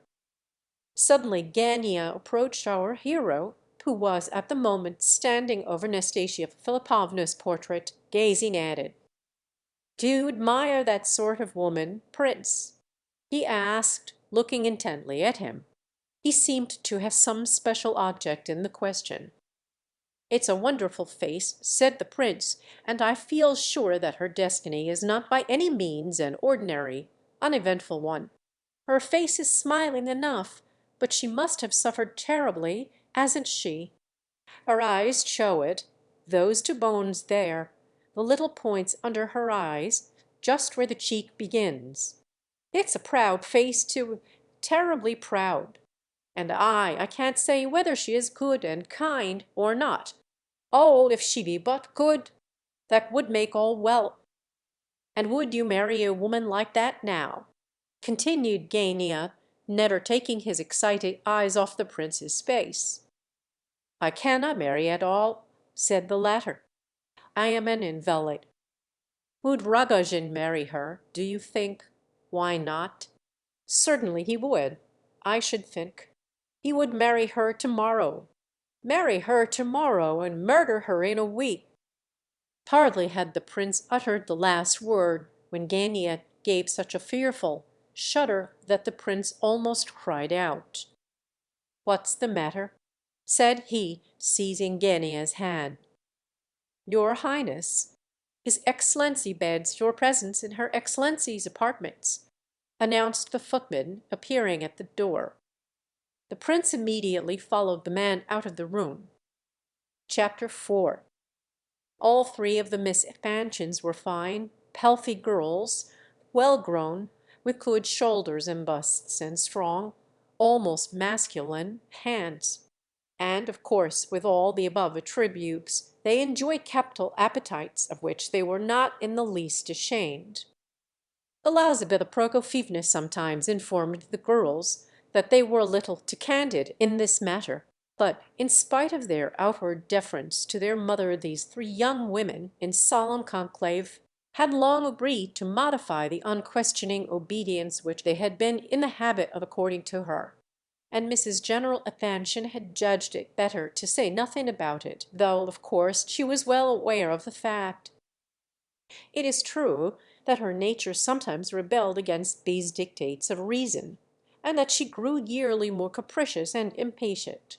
But having a respectful and well-disciplined husband under her thumb at all times, she found it possible, as a rule, to empty any little accumulations of spleen upon his head, and therefore the harmony of the family was kept duly balanced, and things went as smoothly as family matters can. Mrs. Epanchin had a fair appetite herself, and generally took her share of the capital midday lunch which was always served for the girls, and which was nearly as good as a dinner.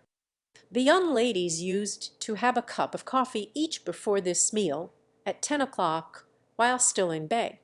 This was a favourite and unalterable arrangement with them.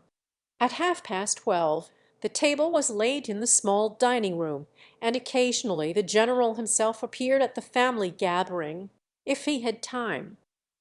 Besides tea and coffee, cheese, honey, butter, pancakes of various kinds, the lady of the house loved these best, cutlets, and so on.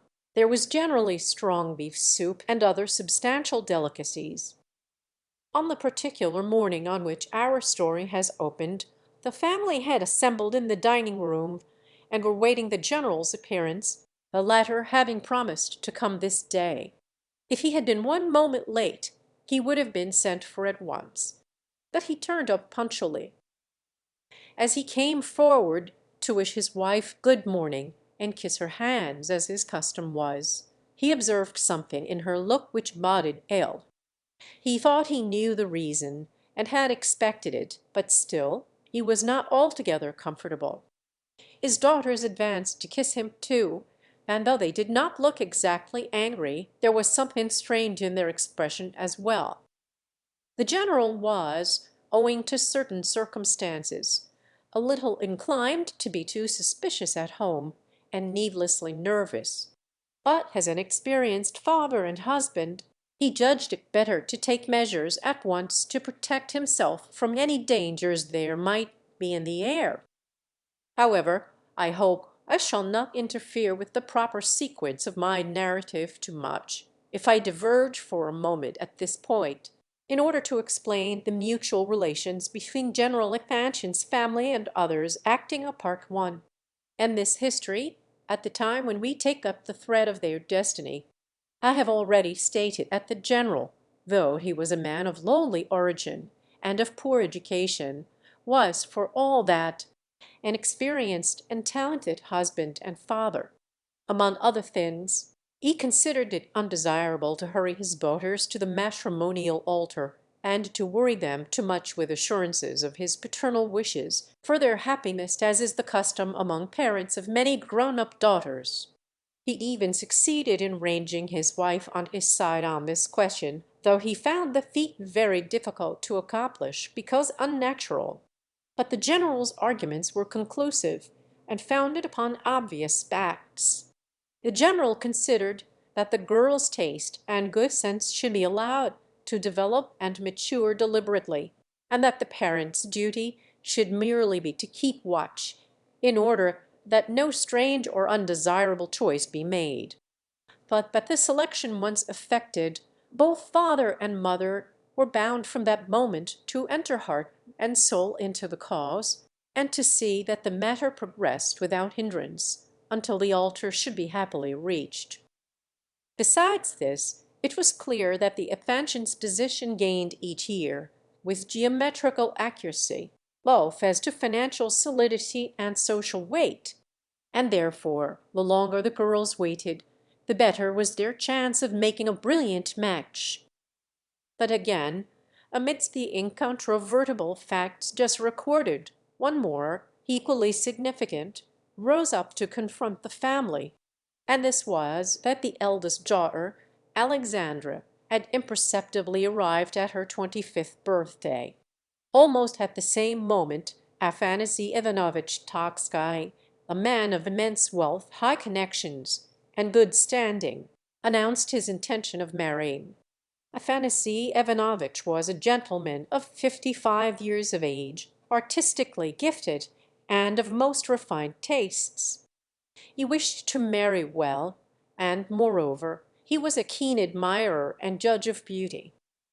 Now, since Tokskay had of late been upon terms of great cordiality with Epanchin, which excellent relations were intensified by the fact that they were, so to speak, partners in several financial enterprises, it so happened that the former now put in a friendly request to the general for counsel with regard to the important step he meditated. Might he suggest, for instance, such a thing as a marriage between himself and one of the general's daughters? Evidently a quiet, pleasant part of the family life of the Epanchins was about to undergo a change. The undoubted beauty of the family par excellence was the youngest, Aglayan, as aforesaid. But Tokskay himself, though an egotist of the extremest type, realized that he had no chance there. Aglaya was clearly not for such as he. Perhaps the sisterly love and friendship of the three girls had more or less exaggerated Aglaya's chances of happiness. In their opinion, the latter's destiny was not merely to be very happy. She was to live in a heaven on earth. Aglaya's husband was to be a compendium of all the virtues and of all success, not to speak of fabulous wealth. The two elder sisters had agreed that all was to be sacrificed by them, if need be, for Aglaya's sake. Her dowry was to be colossal and unprecedented. The general and his wife were aware of this agreement, and therefore when Tokskay suggested himself for one of the sisters, the parents made no doubt that one of the two elder girls would probably accept the offer, since Tokskay would certainly make no difficulty as to dowry. The general valued the proposal very highly. He knew life, and realized what such an offer was worth. The answer of the sisters to the communication was, if not conclusive, at least consoling and hopeful. It made known that the eldest, Alexandra, would very likely be disposed to listen to a proposal. Alexandra was a good-natured girl, though she had a will of her own. She was intelligent and kind-hearted, and if she were to marry Totskay, she would make him a good wife. She did not care for a brilliant marriage.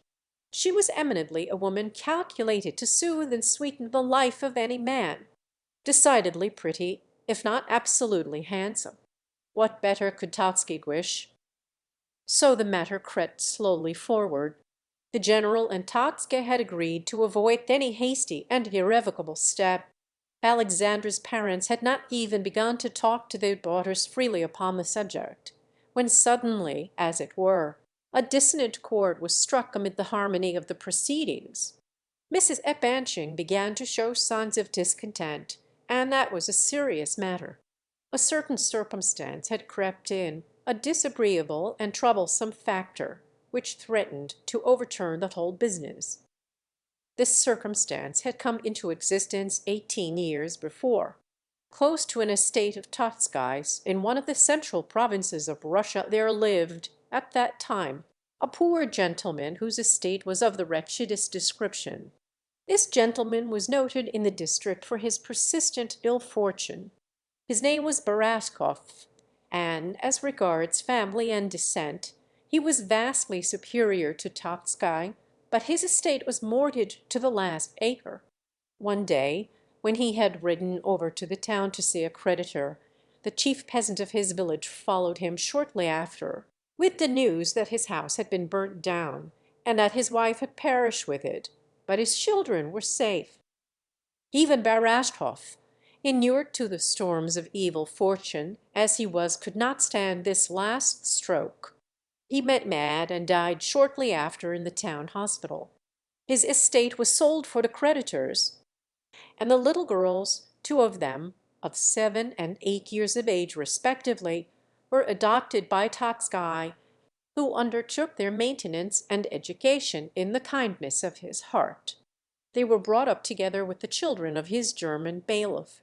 Very soon, however, there was only one of them left, Nastasia Philipovna, for the other little one died of whooping cough. Totskay, who was living abroad at this time, very soon forgot all about the child. But 5 years after, returning to Russia, it struck him that he would like to look over his estate and see how matters were going there, and arrived at his bailiff's house. He was not long in discovering that among the children of the latter there now dwelt a most lovely little girl of 12, sweet and intelligent, and bright, and promising to develop beauty of most unusual quality, as to which last Totska was an undoubted authority. He only stayed at his country seat a few days on this occasion, but he had time to make his arrangements. Great changes took place in the child's education. A good governess was engaged, a Swiss lady of experience and culture. For 40 years this lady resided in the house with little Nastya, and then the education was considered complete.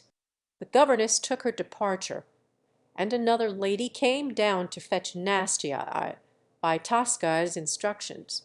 The child was now transported to another of Totska's estates in a distant part of the country. Here she found a delightful little house, just built, and prepared for her reception with great care and taste. And here she took up her abode together with the lady who had accompanied her from her old home. In the house there were 2 experienced maids, musical instruments of all sorts, a charming young ladies' library, pictures, paint boxes, a lap dog, and everything to make life agreeable. Within a fortnight Totska himself arrived, and from that time he appeared to have taken a great fancy to this part of the world, and came down each summer, staying 2 and 3 months at a time. So passed for years, peacefully and happily, in charming surroundings. At the end of that time, and about 4 months after Totska's last visit, he had stayed but a fortnight on this occasion, a report reached Nastasia Philipovna that he was about to be married in St. Petersburg to a rich, eminent, and lovely woman. The report was only partially true, the marriage project being only in an embryo condition.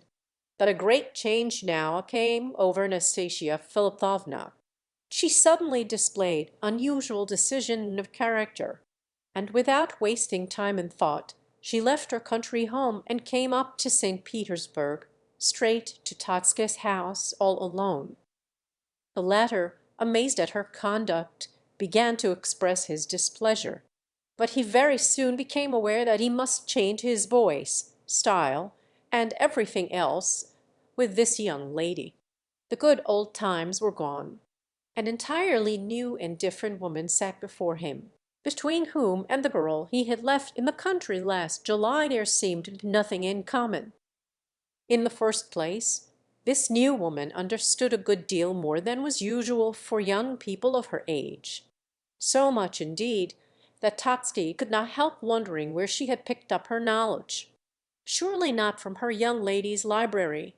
It even embraced legal matters, and the world in general, to a considerable extent. Her character was absolutely changed. No more of the girlish alternations of timidity and petulance, the adorable naivete, the reveries, the tears, the playfulness.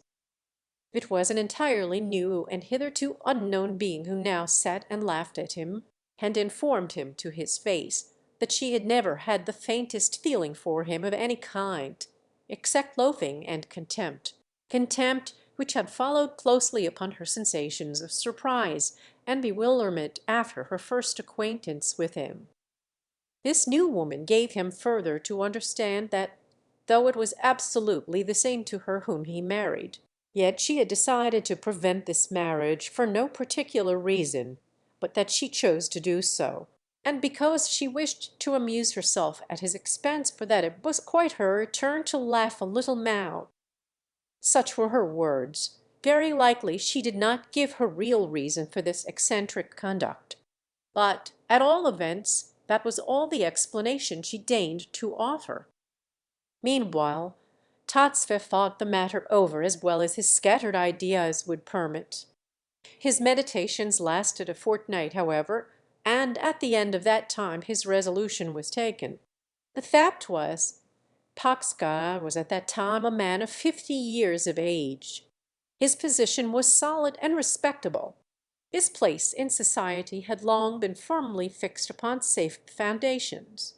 He loved himself, his personal comforts, and his position better than all the world, as every respectable gentleman showed. At the same time his grasp of things in general soon showed Totski that he now had to deal with a being who was outside the pale of the ordinary rules of traditional behavior, and who would not only threaten mischief, but would undoubtedly carry it out and stop for no one. There was evidently, he concluded, something at work here, some storm of the mind, some paroxysm of romantic anger, goodness knows against whom or what, some insatiable contempt, in a word, something altogether absurd and impossible, but at the same time most dangerous to be met with by any respectable person with a position in society to keep up. For a man of Totski's wealth and standing, it would, of course, have been the simplest possible matter to take steps which would rid him at once from all annoyance, while it was obviously impossible for Nastasia Philipovna to harm him in any way, either legally or by stirring up a scandal, for, in case of the latter danger, he could so easily remove her to a sphere of safety. However, these arguments would only hold good in case of Nastasia acting as others might in such an emergency. She was much more likely to overstep the bounds of reasonable conduct by some extraordinary eccentricity. Here the sound judgment of Totski stood him in good stead. He realized that Nastasia Philipovna must be well aware that she could do nothing by legal means to injure him, and that her flashing eyes betrayed some entirely different intention. Nastasia Philipovna was quite capable of ruining herself, and even of perpetrating something which would send her to Siberia, for the mere pleasure of injuring a man for whom she had developed so inhuman a sense of loathing and contempt. He had sufficient insight to understand that she valued nothing in the world, herself least of all, and he made no attempt to conceal the fact that he was a coward in some respects. For instance, if he had been told that he would be stabbed at the altar or publicly insulted, he would undoubtedly have been frightened, but not so much at the idea of being murdered or wounded or insulted as at the thought that if such things were to happen he would be made to look ridiculous in the eyes of society. He knew well that Nastasia thoroughly understood him and where to wound him and how, and therefore, as the marriage was still only in embryo, Totski decided to conciliate her by giving it up. His decision was strengthened by the fact that Nastasia Philipovna had curiously altered of late. It would be difficult to conceive how different she was physically at the present time to the girl of a few years ago. She was pretty then. But now, Totski laughed angrily when he thought how short-sighted he had been. In days gone by he remembered how he had looked at her beautiful eyes, how even then he had marvelled at their dark mysterious depths, and at their wondering gaze which seemed to seek an answer to some unknown riddle. Her complexion also had altered. She was now exceedingly pale, but, curiously, this change only made her more beautiful. Like most men of the world, Totski had rather despised such a cheaply bought conquest, but of late years he had begun to think differently about it. It had struck him as long ago as last spring that he ought to be finding a good match for Nastasia. For instance, some respectable and reasonable young fellow serving in a government office in another part of the country. How maliciously Nastasia laughed at the idea of such a thing now! However, it appeared to Totski that he might make use of her in another way, and he determined to establish her in St. Petersburg, surrounding her with all the comforts and luxuries that his wealth could command. In this way he might gain glory in certain circles. 5 years of this Petersburg life went by, and of course, during that time a great deal happened. Totski's position was very uncomfortable. Having funked once, he could not totally regain his ease. He was afraid, he did not know why, but he was simply afraid of Nastasia Philipovna. For the first 2 years or so he had suspected that she wished to marry him herself, and that only her vanity prevented her telling him so. He thought that she wanted him to approach her with a humble proposal from his own side. But to his great and not entirely pleasurable amazement, he discovered that this was by no means the case, and that were he to offer himself he would be refused. He could not understand such a state of things, and was obliged to conclude that it was pride, the pride of an injured and imaginative woman, which had gone to such lengths that it preferred to sit and nurse its contempt and hatred in solitude, rather than mount to heights of hitherto unattainable splendor. To make matters worse, she was quite impervious to mercenary considerations, and could not be bribed in any way. Finally, Totski took cunning means to try to break his chains and be free. He tried to tempt her in various ways, to lose her heart. He invited princes, hussars, secretaries at embassies, poets, novelists, even socialists, to see her. But not one of them all made the faintest impression upon Nastasia. It was as though she had a pebble in place of a heart, as though her feelings and affections were dried up and withered forever. She lived almost entirely alone. She read, she studied, she loved music. Her principal acquaintances were poor women of various grades, a couple of actresses, and the family of a poor school teacher. Among these people she was much beloved. She received 4 or 5 friends sometimes of an evening. Totski often came. Lately, too, General Epanchin had been enabled with great difficulty to introduce himself into her circle. Yenya made her acquaintance also, and others were Ferdishenko, an ill-bred and would-be witty young clerk and Pitsyn, a moneylender of modest and polished manners, who had risen from poverty. In fact, Nastasia Philipovna's beauty became a thing known to all the town, but not a single man could boast of anything more than his own admiration for her, and this reputation of hers, and her wit and culture and grace, all confirmed Patkar in the plan he had now prepared. And it was at this moment that General Epanchin began to play so large and important a part one, Emma's story. When Totskaya had approached the general with his request for friendly counsel as to a marriage with one of his daughters, he had made a full and candid confession. He had said that he intended to stop at no means to obtain his freedom. Even if Nastasia were to promise to leave him entirely alone in future, he would not, he said, believe and trust her. Words were not enough for him. He must have solid guarantees of some sort. So he and the general determined to try what an attempt to appeal to her heart would effect. Having arrived at Nastasia's house one day with Epanchin, Totska immediately began to speak of the intolerable torment of his position. He admitted that he was to blame for all, but candidly confessed that he could not bring himself to feel any remorse for his original guilt towards herself, because he was a man of sensual passions which were inborn and ineradicable, and that he had no power over himself in this respect, but that he wished seriously to marry at last, and that the whole fate of the most desirable social union, which he contemplated, was in her hands. In a word, he confided his all to her generosity of heart. General Epanchin took up his part and spoke in the character of father of a family. He spoke sensibly and without wasting words over any attempt at sentimentality. He merely recorded his full admission of her right to be the arbiter of Totskaya's destiny at this moment. He then pointed out that the fate of his daughter, and very likely of both his other daughters, now hung upon her reply. To Nastasia's question as to what they wished her to do, Totski confessed that he had been so frightened by her 5 years ago, that he could never now be entirely comfortable until she herself married.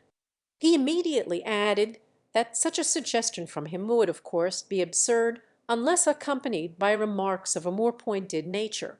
He very well knew, he said, that a certain young gentleman of good family, namely Gavrila Ardalionovitch Evaldin, with whom she was acquainted, and whom she received at her house, had long loved her passionately, and would give his life for some response from her.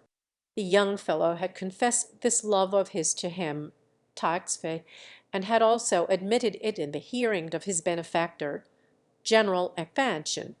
Lastly, he could not help being of opinion that Nastasia must be aware of Gania's love for her, and if he, Totske, mistook not, she had looked with some favour upon it, being often lonely, and rather tired of her present life.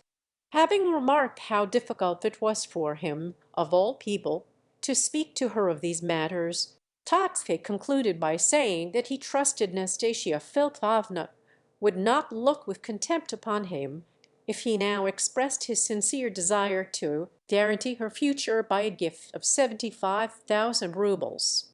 He added that the sum would have been left her all the same in his will, and that therefore she must not consider the gift as in any way an indemnification to her for anything, but that there was no reason, after all, why a man should not be allowed to entertain a natural desire to lighten his conscience, etc., etc. In fact, all that would naturally be said under the circumstances. Totskaya was very eloquent all through, and in conclusion just touched on the fact that not a soul in the world, not even General Epanchin, had ever heard a word about the above 75,000 roubles, and that this was the first time he had ever given expression to his intentions in respect to them. Nastasia Philipovna's reply to this long rigmarole astonished both the friends considerably. Not only was there no trace of her former irony, of her old hatred and enmity, and of that dreadful laughter, the very recollection of which sent a cold chill down Totskai's back to this very day, but she seemed charmed and really glad to have the opportunity of talking seriously with him for once in a way. She confessed that she had long wished to have a frank and free conversation, and to ask for friendly advice, but that pride had hitherto prevented her. Now, however, that the ice was broken, nothing could be more welcome to her than this opportunity. First, with a sad smile, and then with a twinkle of merriment in her eyes, she admitted that such a storm as that of 5 years ago was now quite out of the question. She said that she had long since changed her views of things, and recognized that facts must be taken into consideration in spite of the feelings of the heart. What was done and ended, and she could not understand why Totska should still feel alarmed. She next turned to General Athansion and observed, most courteously, that she had long since known of his daughters, and that she had heard none but good report; that she had learned to think of them with deep and sincere respect. The idea alone that she could in any way serve them would be to her both a pride and a source of real happiness. It was true that she was lonely in her present life. Totske had judged her thoughts aright. She longed to rise, if not to love, at least to family life and new hopes and objects. But as to Gavril Ardalionovitch, she could not as yet say much. She thought it must be the case that he loved her. She felt that she too might learn to love him, if she could be sure of the firmness of his attachment to herself. But he was very young, and it was a difficult question to decide. What she specially liked about him was that he worked and supported his family by his toil. She had heard that he was proud and ambitious. She had heard much that was interesting of his mother and sister. She had heard of them from Mr. Titson, and would much like to make their acquaintance. But another question, would they like to receive her into their house? At all events, though she did not reject the idea of this marriage, she desired not to be hurried. As for the 75,000 roubles, Mr. Totskaya need not have found any difficulty or awkwardness about the matter. She quite understood the value of money, and would, of course, accept the gift. She thanked him for his delicacy, however, but saw no reason why Gavrila Ardalionovitch should not know about it. She would not marry the latter, she said, until she felt persuaded that neither on his part nor on the part of his family did there exist any sort of concealed suspicions as to herself. She did not intend to ask forgiveness for anything in the past, which fact she desired to be known. She did not consider herself to blame for anything that had happened in former years, and she thought that Gavril Ardalionovitch should be informed as to the relations which had existed between herself and Totske during the last 5 years. If she accepted this money, it was not to be considered as indemnification for her misfortune as a young girl, which had not been in any degree her own fault, but merely as compensation for her ruined life. She became so excited and agitated during all these explanations and confessions that General Athansion was highly gratified, and considered the matter satisfactorily arranged once for all. But the once-bitten Totskai was twice shy, and looked for hidden snakes among the flowers. However, the special point to which the two friends particularly trusted to bring about their object, namely, Gania's attractiveness for Nastasia Philipovna, stood out more and more prominently. The pourparlers had commenced, and gradually even Totske began to believe in the possibility of success. Before long Nastasia and Gania had talked the matter over. Very little was said. Her modesty seemed to suffer under the infliction of discussing such a question. But she recognized his love, on the understanding that she bound herself to nothing whatever, and that she reserved the right to say no up to the very hour of the marriage ceremony. Gania was to have the same right of refusal at the last moment. It soon became clear to Gania, after scenes of wrath and quarrellings at the domestic hearth, that his family were seriously opposed to the match, and that Nastasia, was aware of this fact was equally evident. She said nothing about it, though he daily expected her to do so. There were several rumours afloat, before long, which upset Totskaya's equanimity a good deal, but we will not now stop to describe them, merely mentioning an instance or two. One was that Nastasia had entered into close and secret relations with the Epanchin girls, a most unlikely rumour.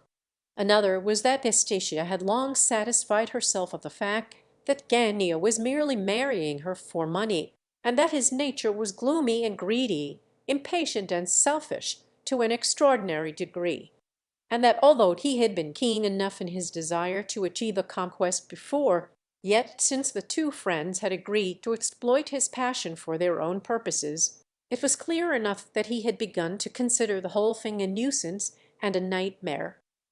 In his heart passion and hate seemed to hold divided sway, and although he had at last given his consent to marry the woman, as he said, under the stress of circumstances, yet he promised himself that he would take it out of her after marriage.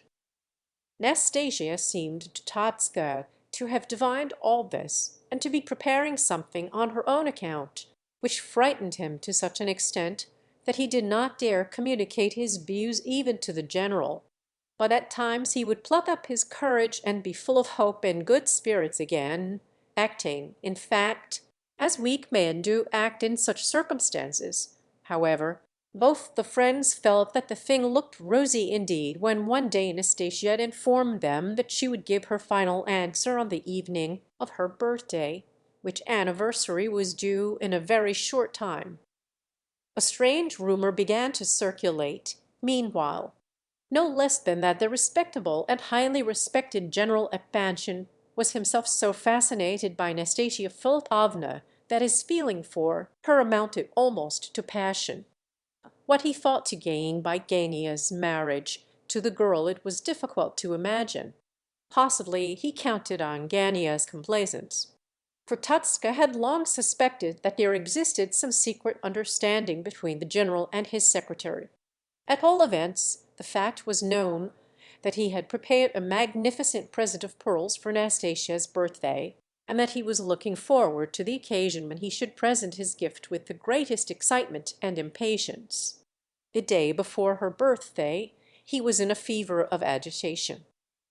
Mrs. Epanchin, long accustomed to her husband's infidelities, had heard of the pearls, and the rumour excited her liveliest curiosity and interest.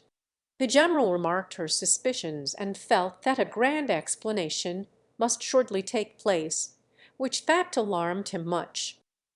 This is the reason why he was so unwilling to take lunch, on the morning upon which we took up this narrative, with the rest of his family. Before the prince's arrival he had made up his mind to plead business, and cut the meal, which simply meant running away.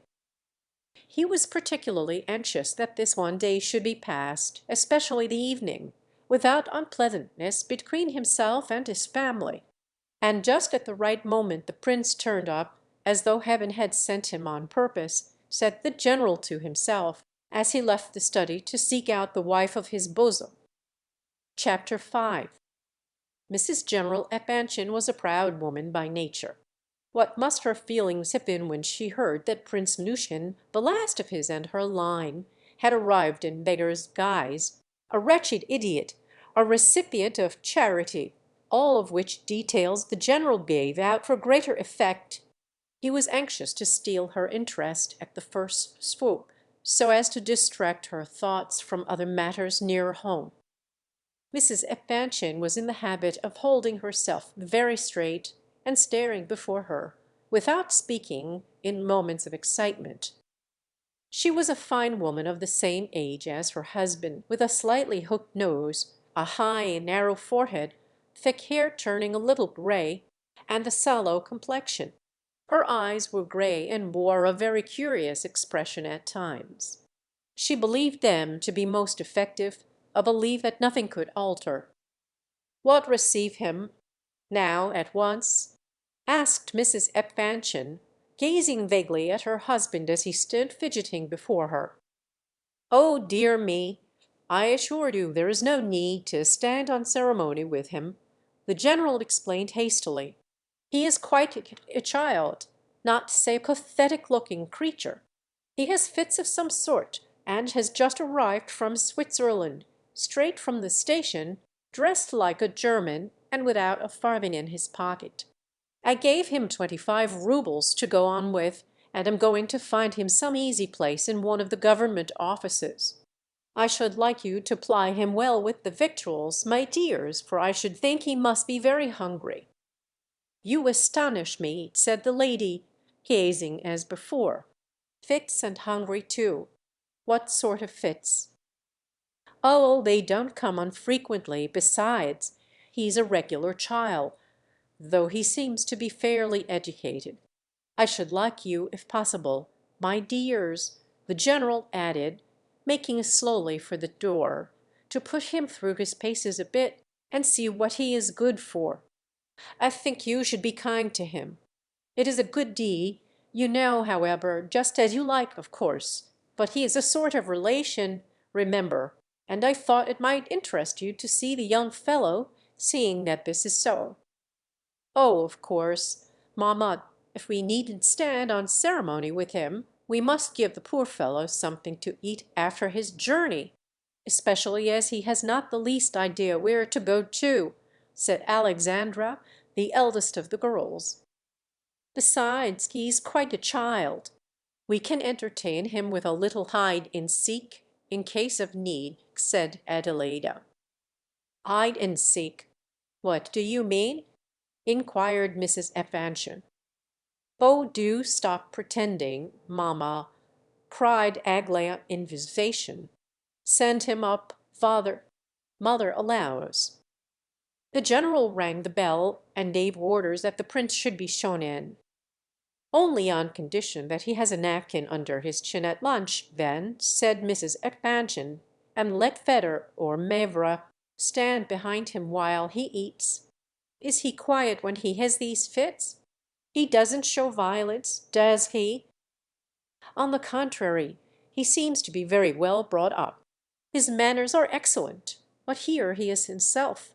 Here you are, Prince, let me introduce you, the last of the Mishkins, a relative of your own, my dear, or at least of the same name.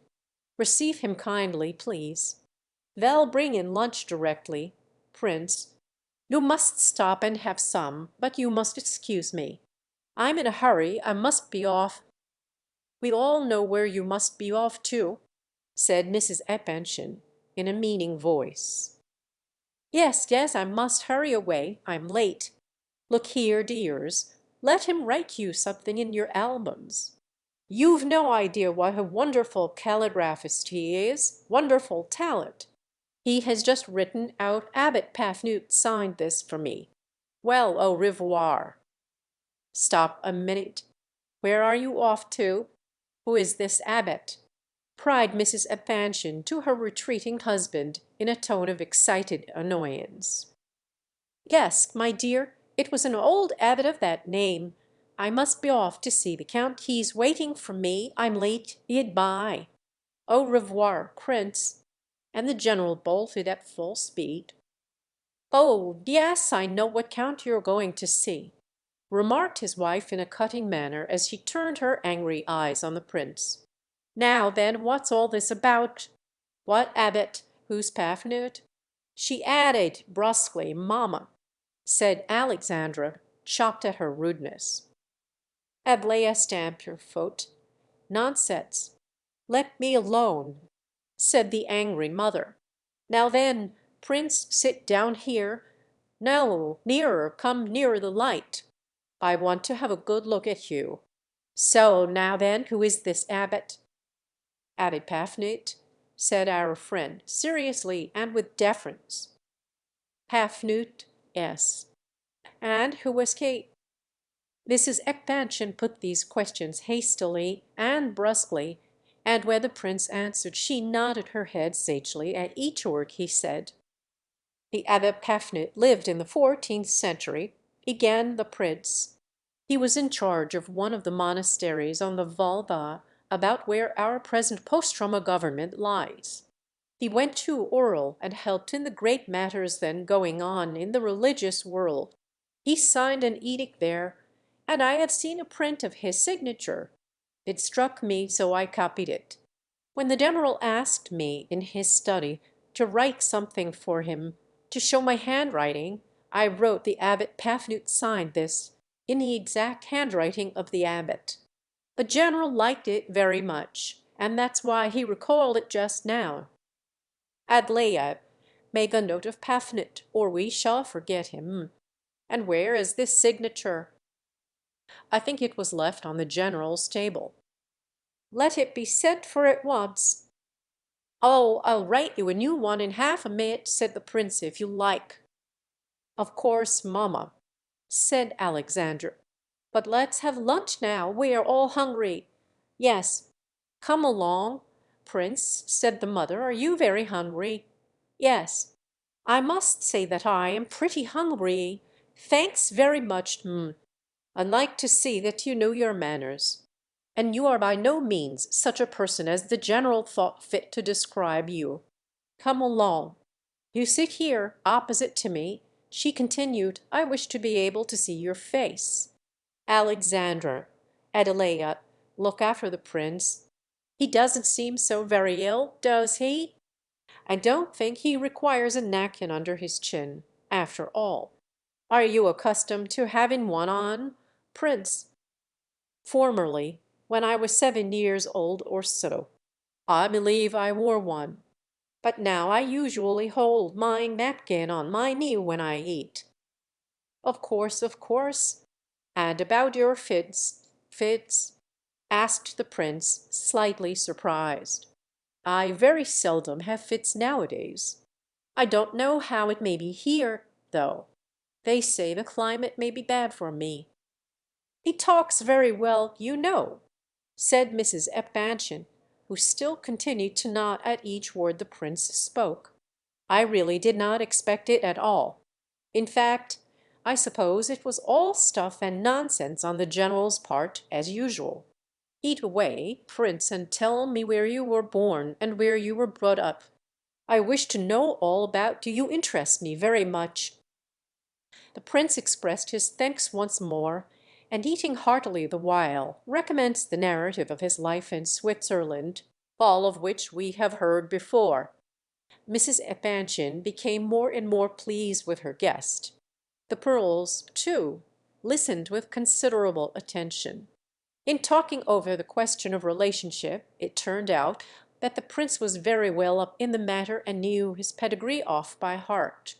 It was found that scarcely any connection existed between himself and Mrs. Epanchin, but the talk and the opportunity of conversing about her family tree gratified the latter exceedingly, and she rose from the table in great good humor.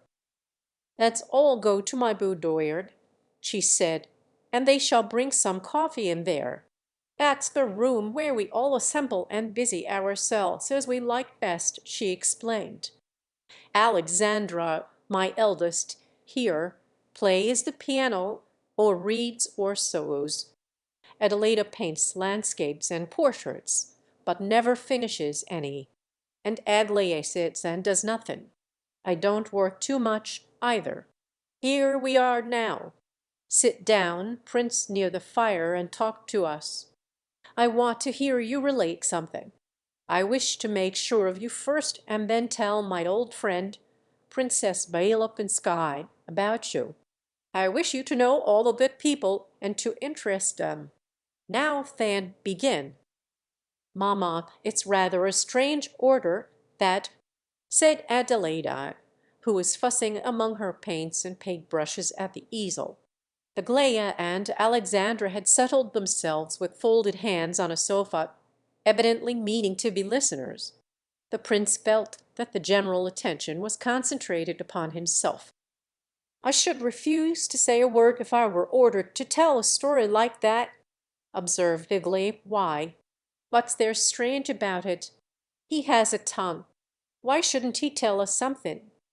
I want to judge whether he is a good story-teller. Anything you like, prince. How you liked Switzerland. What was your first impression? anything. You'll see he'll begin directly and tell us all about it beautifully." The impression was forcible. The prince began.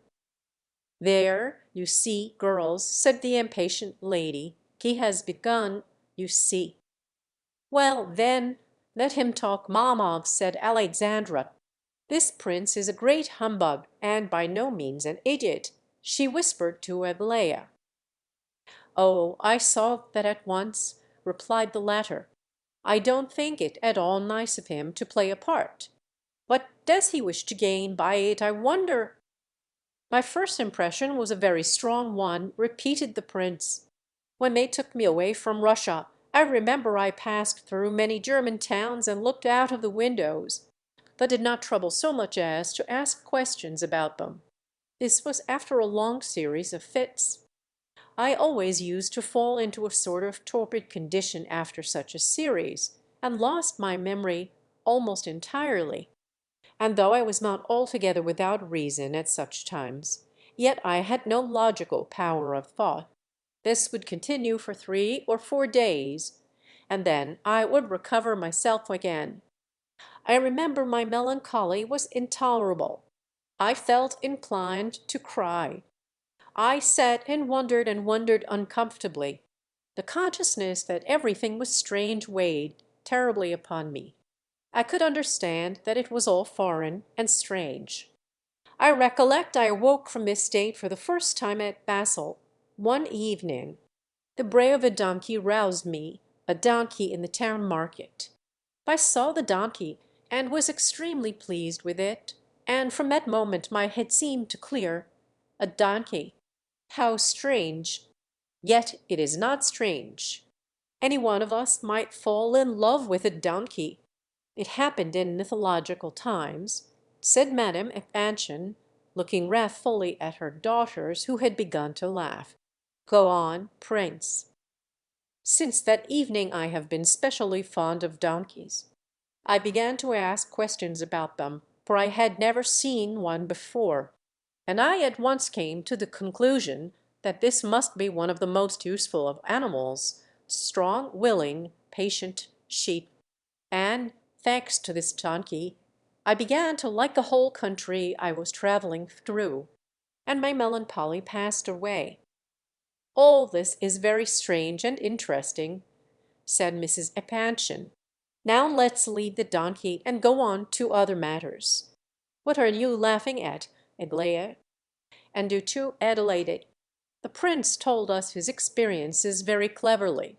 He saw the donkey himself, and what have you ever seen? You have never been abroad." "I have seen a donkey though, mamma," said Aglaia. "And I've heard one," said Adelaide. All three of the girls laughed out loud, and the prince laughed with them. "Well, it's too bad of you," said mamma. "You must forgive them, prince. They are good girls. I am very fond of them, though I often have to be scolding them. They are all as silly and mad as March hares." "Oh, why shouldn't they laugh?" said the prince. "I shouldn't have let the chance go by in their place, I know. But I stick up for the donkey, all the same. He's a patient, good-natured fellow." "Are you a patient man, prince? I ask out of curiosity," said Mrs. Epanchen. All laughed again. "Oh, that wretched donkey again, I see!" cried the lady. "I assure you, prince, I was not guilty of the least insinuation. Oh, I assure you, I take your word for it." And the prince continued laughing merrily. "I must say it's very nice of you to laugh.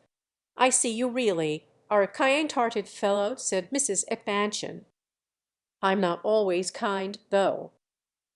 "I am kind myself, and always kind too, if you please," she retorted unexpectedly. "And that is my chief fault, for one ought not to be always kind. I am often angry with these girls and their father. But the worst of it is, I am always kindest when I am cross.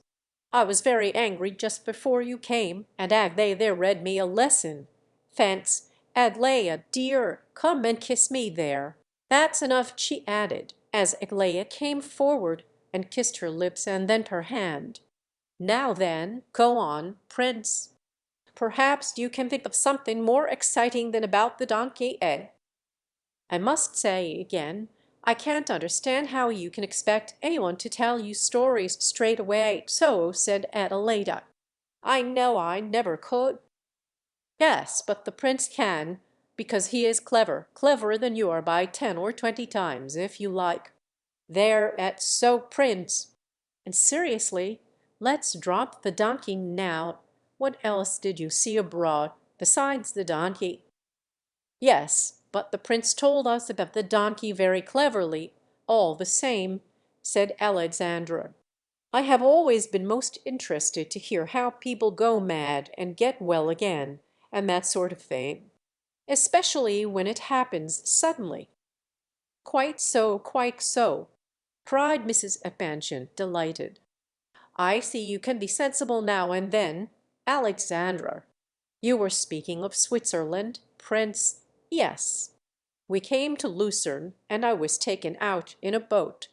I felt how lovely it was, but the loveliness weighed upon me somehow or other and made me feel melancholy." "Why?" asked Alexandra. "I don't know. I always feel like that when I look at the beauties of nature for the first time. But then, I was ill at that time, of course." "Oh, but I should like to see it," said Adelaida. "And I don't know when we shall ever go abroad. I've been 2 years looking out for a good subject for a picture. I've done all I know. The North and South I know by heart, as our poet observes. Do help me to a subject, Prince." "Oh, but I know nothing about painting. It seems to me one only has to look and paint what one sees." "But I don't know how to see." "Nonsense! What rubbish you talk!" The mother struck in. "Not know how to see! Open your eyes and look. If you can't see here, you won't see abroad either. Tell us what you saw yourself, Prince." "Yes, that's better," said Adelaida. "The Prince learned to see abroad." "Oh, I hardly know. You see, I only went to restore my health.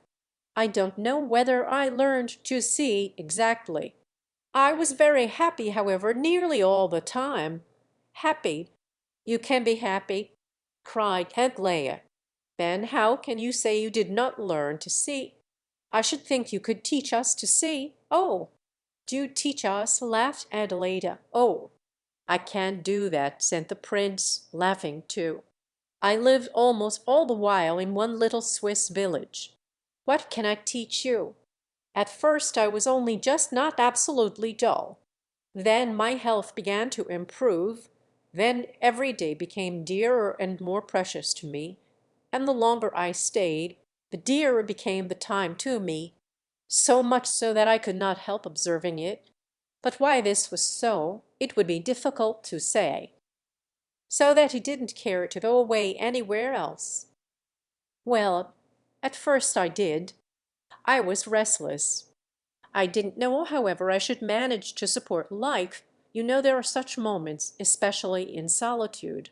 Here was a waterfall near us, such a lovely thin streak of water, like a thread, but white and moving. It fell from a great height, but it looked quite low, and it was half a mile away, though it did not seem 50 paces. I loved to listen to it at night, but it was then that I became so restless. Sometimes I went and climbed the mountain and stood there in the midst of the tall pines, all alone in the terrible silence, with our little village in the distance, and the sky so blue, and the sun so bright, and an old ruined castle on the mountain side, far away. I used to watch the line where earth and sky met, and longed to go and seek there the key of all mysteries, thinking that I might find there a new life, perhaps some great city where life should be grander and richer. And then it struck me that life may be grand enough even in a prison. I read that last most praiseworthy thought in my manual when I was 12 years old," said Adlia. "All this is pure philosophy," said Adelaida. "You are a philosopher, Prince, and have come here to instruct us in your views." "Perhaps you are right," said the Prince, smiling. "I think I am a philosopher, perhaps, and who knows, perhaps I do wish to teach my views of things to those I meet with. Your philosophy is rather like that of an old woman, we know, who is rich and yet does nothing but try how little she can spend. She talks of nothing but money all day. Your great philosophical idea of a grand life in a prison and your poor happy years in that Swiss village are like this, rather," said Aglaia. "As to life in a prison, of course there may be two opinions," said the Prince. "I once heard the story of a man who lived 12 years in a prison. I heard it from the man himself. He was one of the persons under treatment with my professor. He had fits and attacks of melancholy, then he would weep, and once he tried to commit suicide. His life in prison was sad enough. His only acquaintances were spiders and a tree that grew outside his grating. But I think I had better tell you of another man I met last year. It was a very strange feature in this case, strange because of its extremely rare occurrence. This man had once been brought to the scaffold in company with several others, and had had the sentence of death by shooting passed upon him for some political crime. 20 minutes later he had been reprieved and some other punishment substituted. But the interval between the two sentences, 20 minutes, or at least a quarter of an hour, had been passed in the certainty that within a few minutes he must die. I was very anxious to hear him speak of his impressions during that dreadful time, and I several times inquired of him as to what he thought and felt. He remembered everything with the most accurate and extraordinary distinctness, and declared that he would never forget a single iota of the experience. About 20 paces from the scaffold, where he had stood to hear the sentence, were 3 posts fixed in the ground, to which to fasten the criminals, of whom there were several. The first 3 criminals were taken to the posts, dressed in long white tunics, with white caps drawn over their faces, so that they could not see the rifles pointed at them. Then a group of soldiers took their stand opposite to each post. My friend was the 8th on the list, and therefore he would have been among the 3rd lot to go up. A priest went about among them with a cross, and there was about 5 minutes of time left for him to live. He said that those 5 minutes seemed to him to be a most interminable period, an enormous wealth of time. He seemed to be living, in these minutes, so many lives that there was no need as yet to think of that last moment, so that he made several arrangements, dividing up the time into portions, one for saying farewell to his companions, 2 minutes for that, then a couple more for thinking over his own life and career and all about himself, and another minute for a last look around. He remembered having divided his time like this quite well. While saying good-bye to his friends, he recollected asking one of them some very usual everyday question, and being much interested in the answer. Then, having bade farewell, he embarked upon those 2 minutes which he had allotted to looking into himself. He knew beforehand what he was going to think about. He wished to put it to himself as quickly and clearly as possible that here was he, a living, thinking man, and that in 3 minutes he would be nobody. Or is somebody or something, then what and where? He thought he would decide this question once for all in these last 3 minutes. A little way off there stood a church, and its gilded spire glittered in the sun. He remembered staring stubbornly at this spire, and at the rays of light sparkling from it. He could not tear his eyes from these rays of light. He got the idea that these rays were his new nature, and that in 3 minutes he would become one of them, amalgamated somehow with them. The repugnance to what must ensue almost immediately, and the uncertainty, were dreadful, he said. But worst of all was the idea, what should I do if I were not to die now? What if I were to return to life again? what an eternity of days!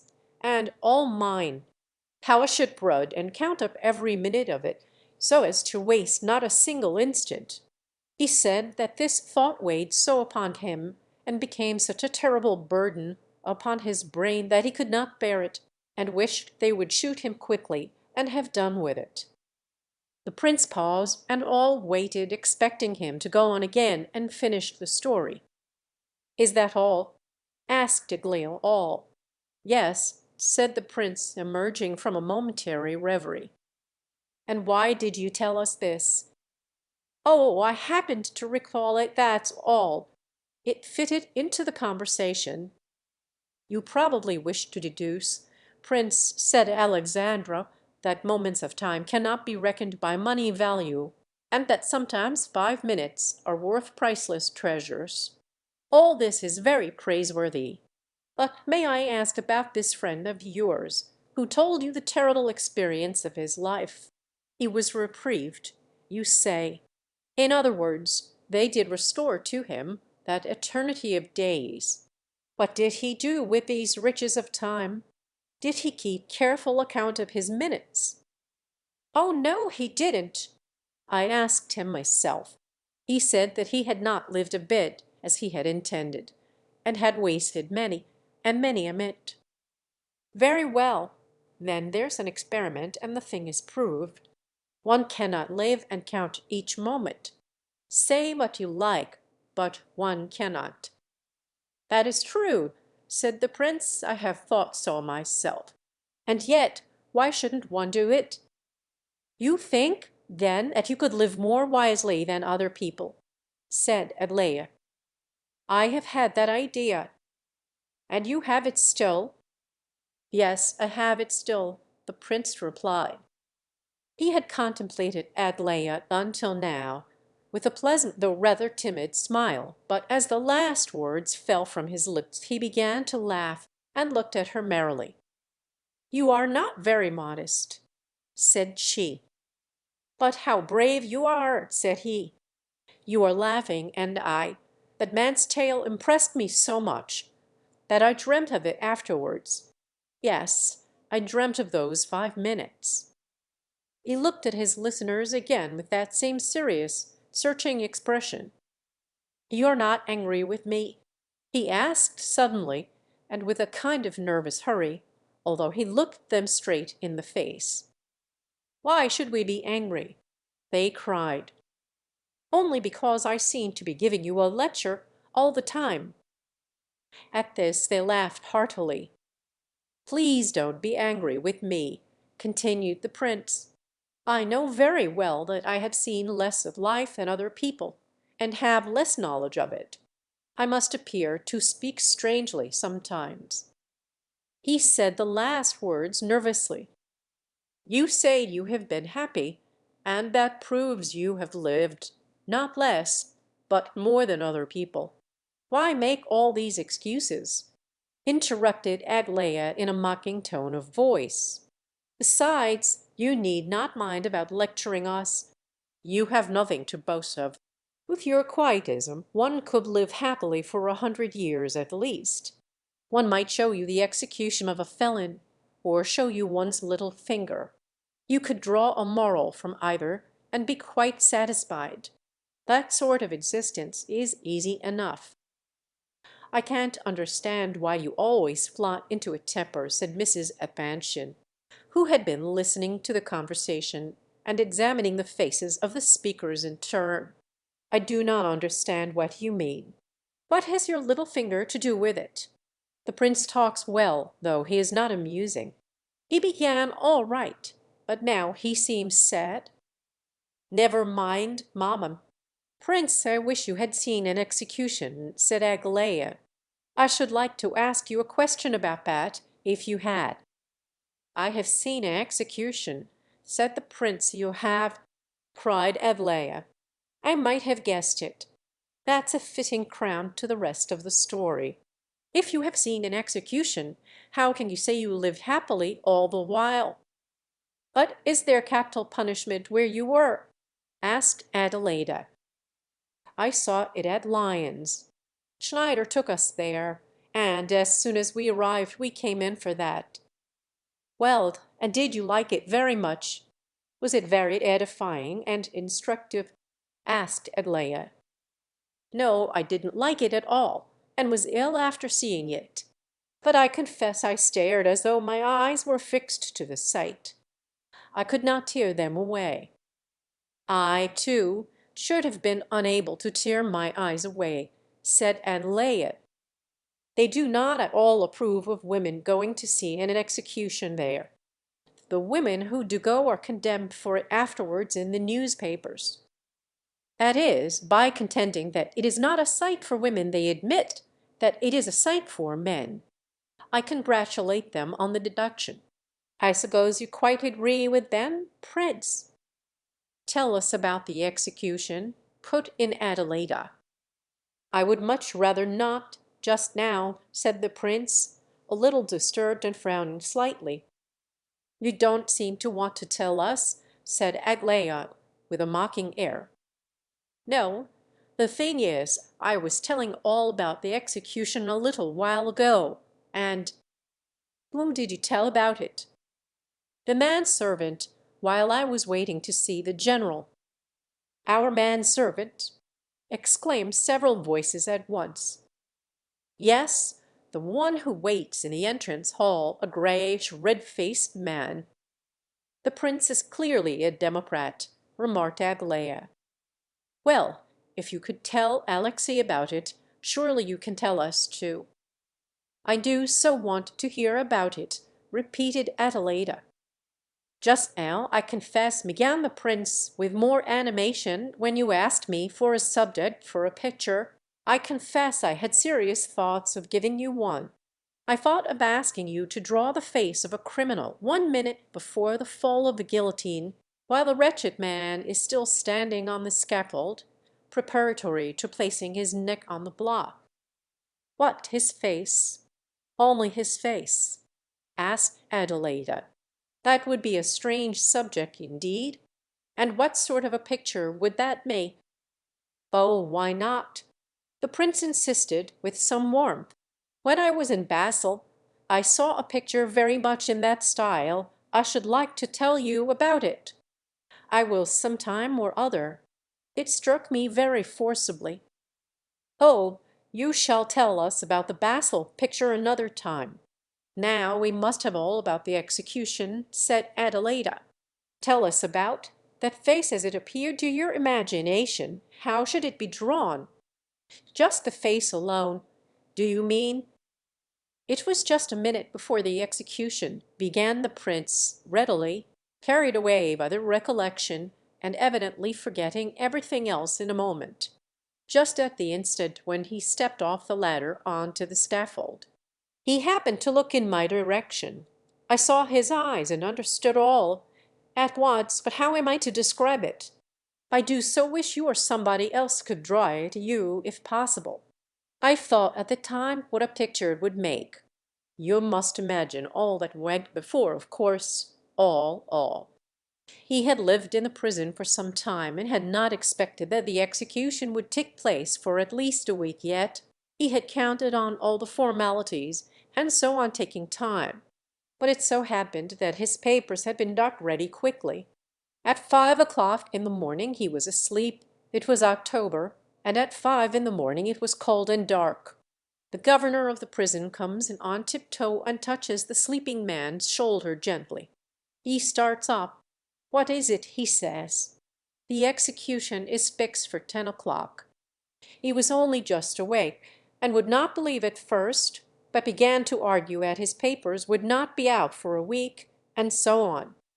When he was wide awake and realized the truth, he became very silent and argued no more, so they say. But after a bit he said, "It comes very hard on one so suddenly," and then he was silent again and said nothing. The 3 or 4 hours went by, of course, in necessary preparations. The priest breakfast, coffee, meat, and some wine they give him.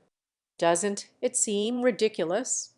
And yet I believe these people gave them a good breakfast out of pure kindness of heart, and believe that they are doing a good action. Then he is dressed, and then begins the procession through the town to the scaffold. I think he, too, must feel that he has an age to live still while they cart him along. Probably he thought on the way, "Oh, I have a long, long time yet. 3 streets of life yet. When we've passed this street there'll be that other one, and then that one where the baker's shop is on the right. And when shall we get there? It's ages, ages." Around him are crowds shouting, yelling, 10,000 faces, 20,000 eyes. All this has to be endured, and especially the thought, here are 10,000 men, and not one of them is going to be executed, and yet I am to die. Well, all that is preparatory. At the scaffold there is a ladder, and just there he burst into tears, and this was a strong man, and a terribly wicked one, they say. There was a priest with him the whole time, talking. Even in the cart as they drove along, he talked and talked. Probably the other heard nothing. He would begin to listen now and then, and at the third word or so he had forgotten all about it. At last he began to mount the steps. His legs were tied, so that he had to take very small steps. The priest, who seemed to be a wise man, had stopped talking now, and only held the cross for the wretched fellow to kiss. At the foot of the ladder he had been pale enough, but when he set foot on the scaffold at the top, his face suddenly became the color of paper, positively like white note-paper.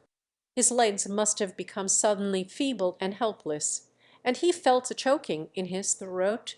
You know the sudden feeling one has in moments of terrible fear when one does not lose one's wits, but is absolutely powerless to move.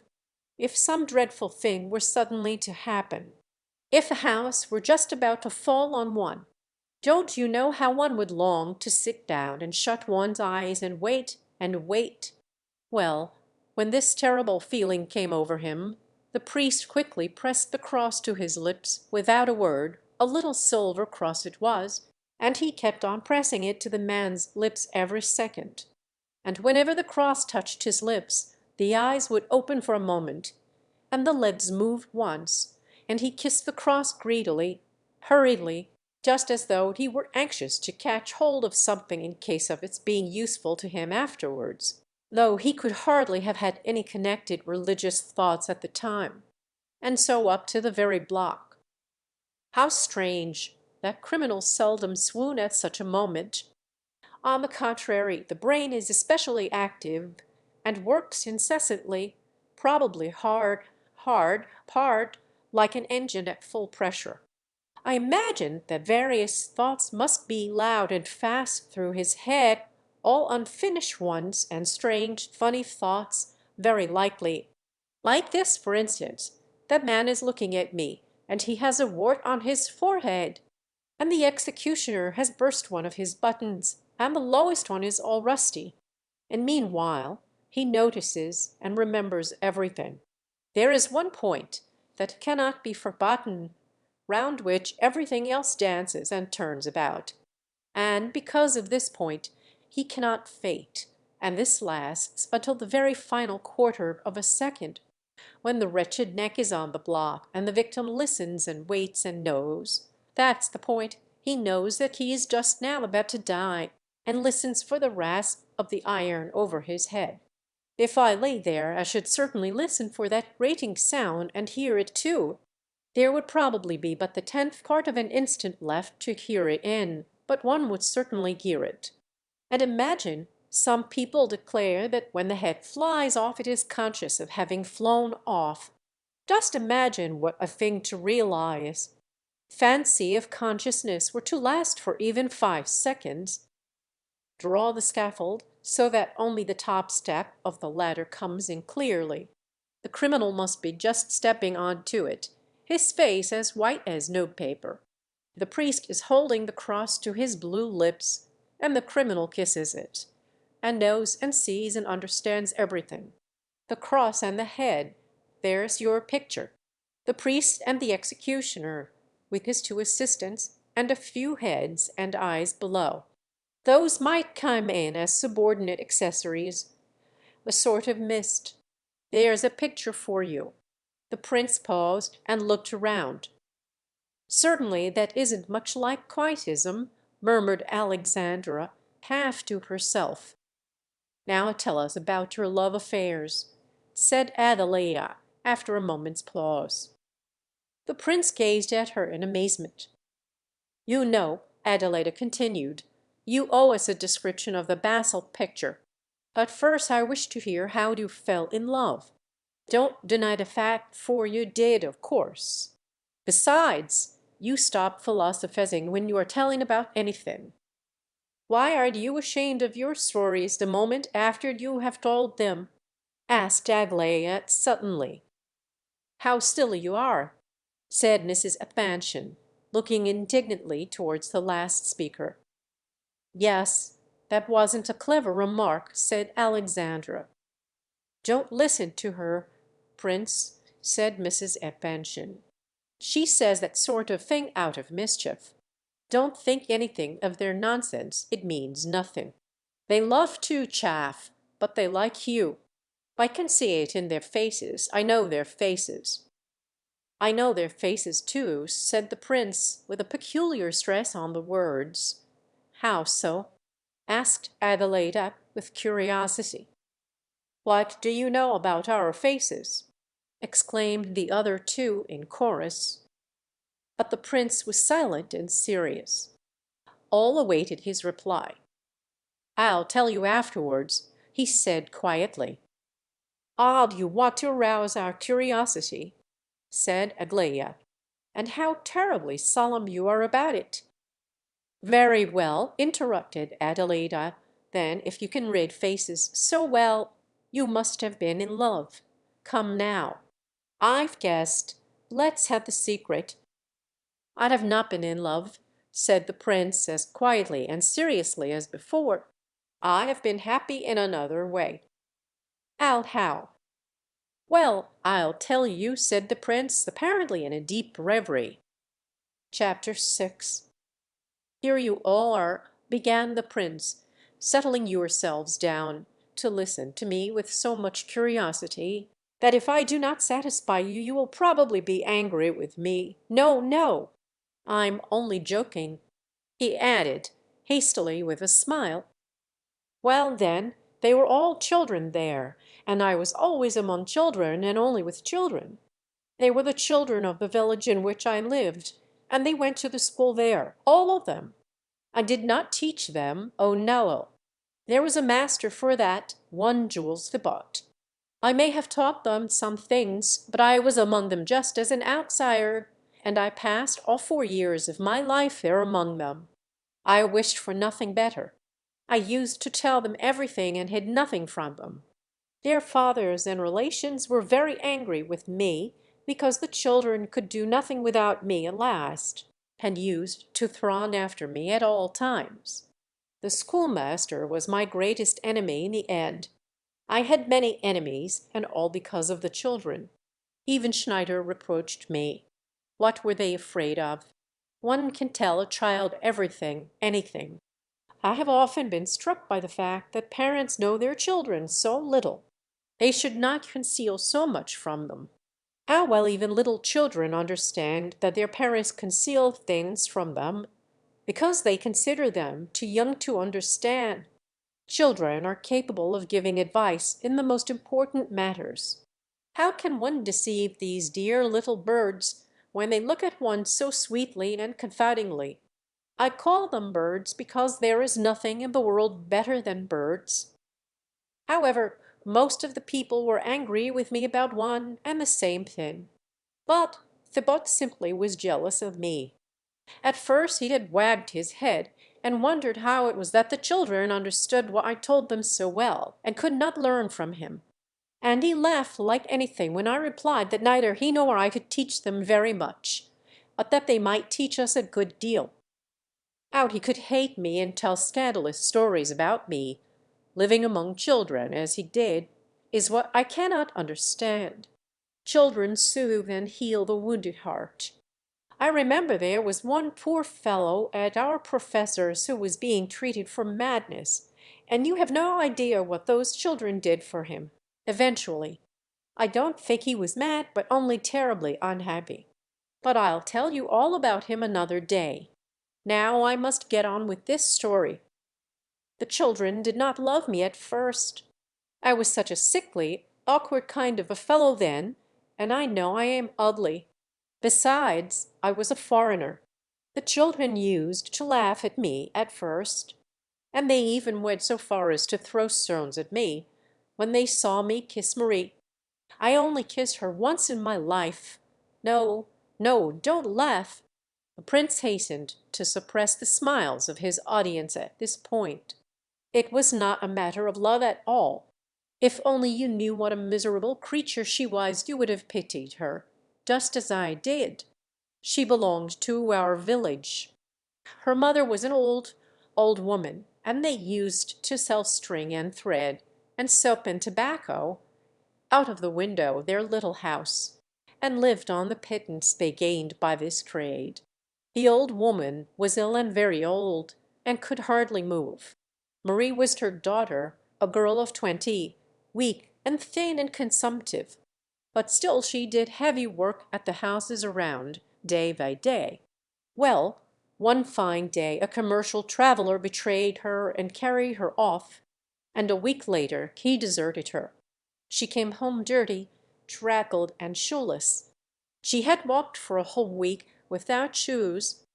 She had slept in the fields and caught a terrible cold. Her feet were swollen and sore, and her hands torn and scratched all over. She never had been pretty even before, but her eyes were quiet, innocent, kind eyes. She was very quiet always, and I remember once when she had suddenly begun singing at her work, everyone said, "Marie tried to sing today," and she got so chaffed that she was silent for ever after. She had been treated kindly in the place before, but when she came back now, ill and shunned and miserable, not one of them all had the slightest sympathy for her. Cruel people! Oh, what hazy understandings they have on such matters! Her mother was the first to show the way. She received her wrathfully, unthankfully, and with contempt. "You have disgraced me," she said. She was the first to cast her into ignominy. But when they all heard that Marie had returned to the village, they ran out to see her and crowded into the little cottage, old men, children, women, girls, such a hurrying, stamping, greedy crowd. Marie was lying on the floor at the old woman's feet, hungry, torn, draggled, crying, miserable. When everyone crowded into the room, she hid her face in her dishevelled hair and lay cowering on the floor. Everyone looked at her as though she were a piece of dirt off the road. The old men scolded and condemned, and the young ones laughed at her. The women condemned her too, and looked at her contemptuously, just as though she were some loathsome insect. Her mother allowed all this to go on, and nodded her head and encouraged them. The old woman was very ill at that time, and knew she was dying. She really did die a couple of months later, and though she felt the end approaching, she never thought of forgiving her daughter. To the very day of her death, she would not even speak to her. She made her sleep on straw in a shed, and hardly gave her food enough to support life. Marie was very gentle to her mother, and nursed her, and did everything for her. But the old woman accepted all her services without a word, and never showed her the slightest kindness. Marie bore all this, and I could see when I got to know her that she thought it quite right and fitting, considering herself the lowest and meanest of creatures. When the old woman took to her bed finally, the other old women in the village sat with her by turns, as the custom is there, and then Marie was quite driven out of the house. They gave her no food at all, and she could not get any work in the village. None would employ her. The men seemed to consider her no longer a woman. They said such dreadful things to her. Sometimes on Sundays, if they were drunk enough, they used to throw her a penny or two into the mud, and Marie would silently pick up the money. She had began to spit blood at that time. At last her rags became so tattered and torn that she was ashamed of appearing in the village any longer. The children used to pelt her with mud. So she begged to be taken on as assistant cowherd, but the cowherd would not have her. Then she took to helping him without leave, and he saw how valuable her assistance was to him, and did not drive her away again. On the contrary, he occasionally gave her the remnants of his dinner, bread and cheese. He considered that he was being very kind. When the mother died, the village parson was not ashamed to hold Marie up to public derision and shame. Marie was standing at the coffin's head in all her rags, crying. The crowd of people had collected to see how she would cry.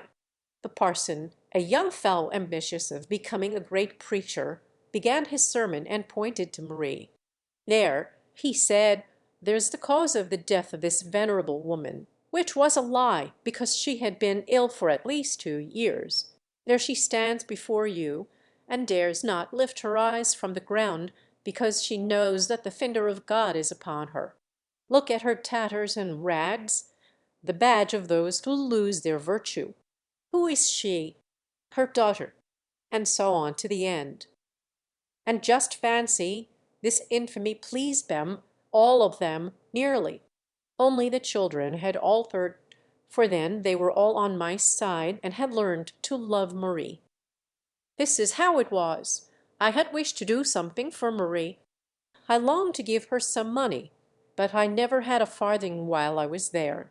But I had a little diamond pin, and this I sold to a travelling pedlar. He gave me 8 francs for it. It was worth at least 40. I long sought to meet Marie alone, and at last I did meet her, on the hillside beyond the village. I gave her the 8 francs and asked her to take care of the money because I could get no more. And then I kissed her, and said that she was not to suppose I kissed her with any evil motives or because I was in love with her, for that I did it so solely out of pity for her, and because from the first I had not accounted her as guilty so much as unfortunate. I longed to console and encourage her somehow, and to assure her that she was not the low, base thing which she and others strove to make out. But I don't think she understood me. She stood before me, dreadfully ashamed of herself and with downcast eyes. And when I had finished, she kissed my hand. I would have kissed hers, but she drew it away. Just at this moment the whole troop of children saw us. I found out afterwards that they have long kept a watch upon me. They, they all began whistling and clapping their hands and laughing at us. Marie ran away at once, and when I tried to talk to them, they threw stones at me. All the village heard of it the same day, and Marie's position became worse than ever. The children would not let her pass now in the streets, but annoyed her and threw dirt at her more than before. They used to run after her, she racing away with her poor feeble lungs panting and gasping, and they pelted her and shouting abuse at her. Once I had to interfere by force, and after that I took to speaking to them every day and whenever I could. Occasionally they stopped and listened, but they teased Marie all the same. I told them how unhappy Marie was, and after a while they stopped their abuse of her, and let her go by silently. Little by little we got into the way of conversing together, the children and I. I concealed nothing from them. I told them all. They listened very attentively and soon began to be sorry for Marie. At last some of them took to saying good morning to her, kindly, when they met her. It is the custom there to salute anyone you meet with good morning, whether acquainted or not. I can imagine how astonished Marie was at these first greetings from the children. Once two little girls got hold of some food and took it to her, and came back and told me. They said she had burst into tears, and that they loved her very much now. Very soon after that they all became fond of Marie, and at the same time they began to develop the greatest affection for myself. They often came to me and begged me to tell them stories. I think I must have told stories well, for they did so love to hear them.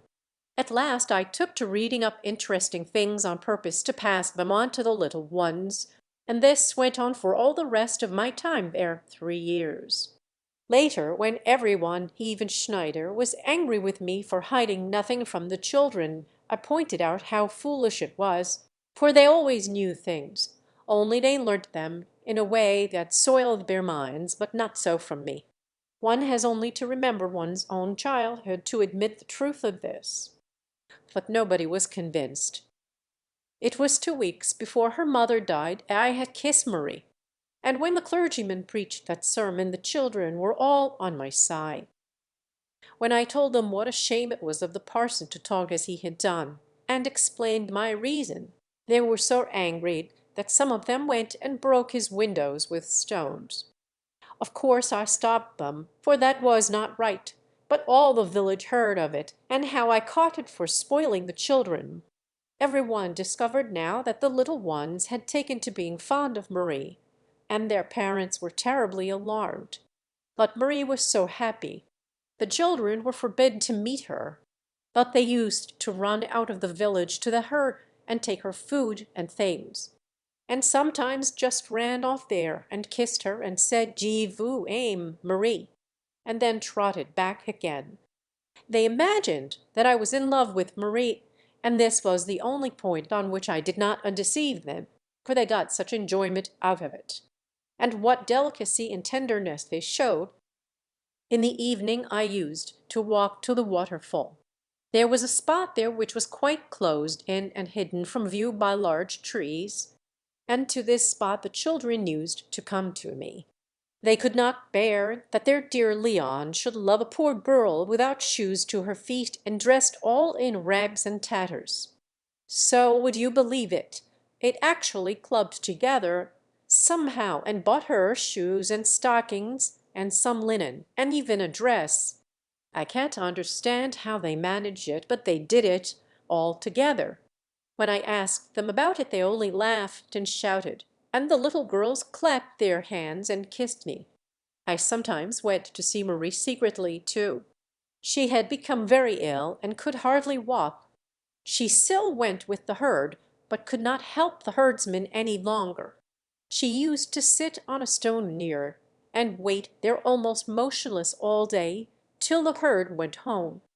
Her consumption was so advanced, and she was so weak, that she used to sit with closed eyes, breathing heavily. Her face was as thin as a skeleton's, and sweat used to stand on her white brow in large drops. I always found her sitting just like that.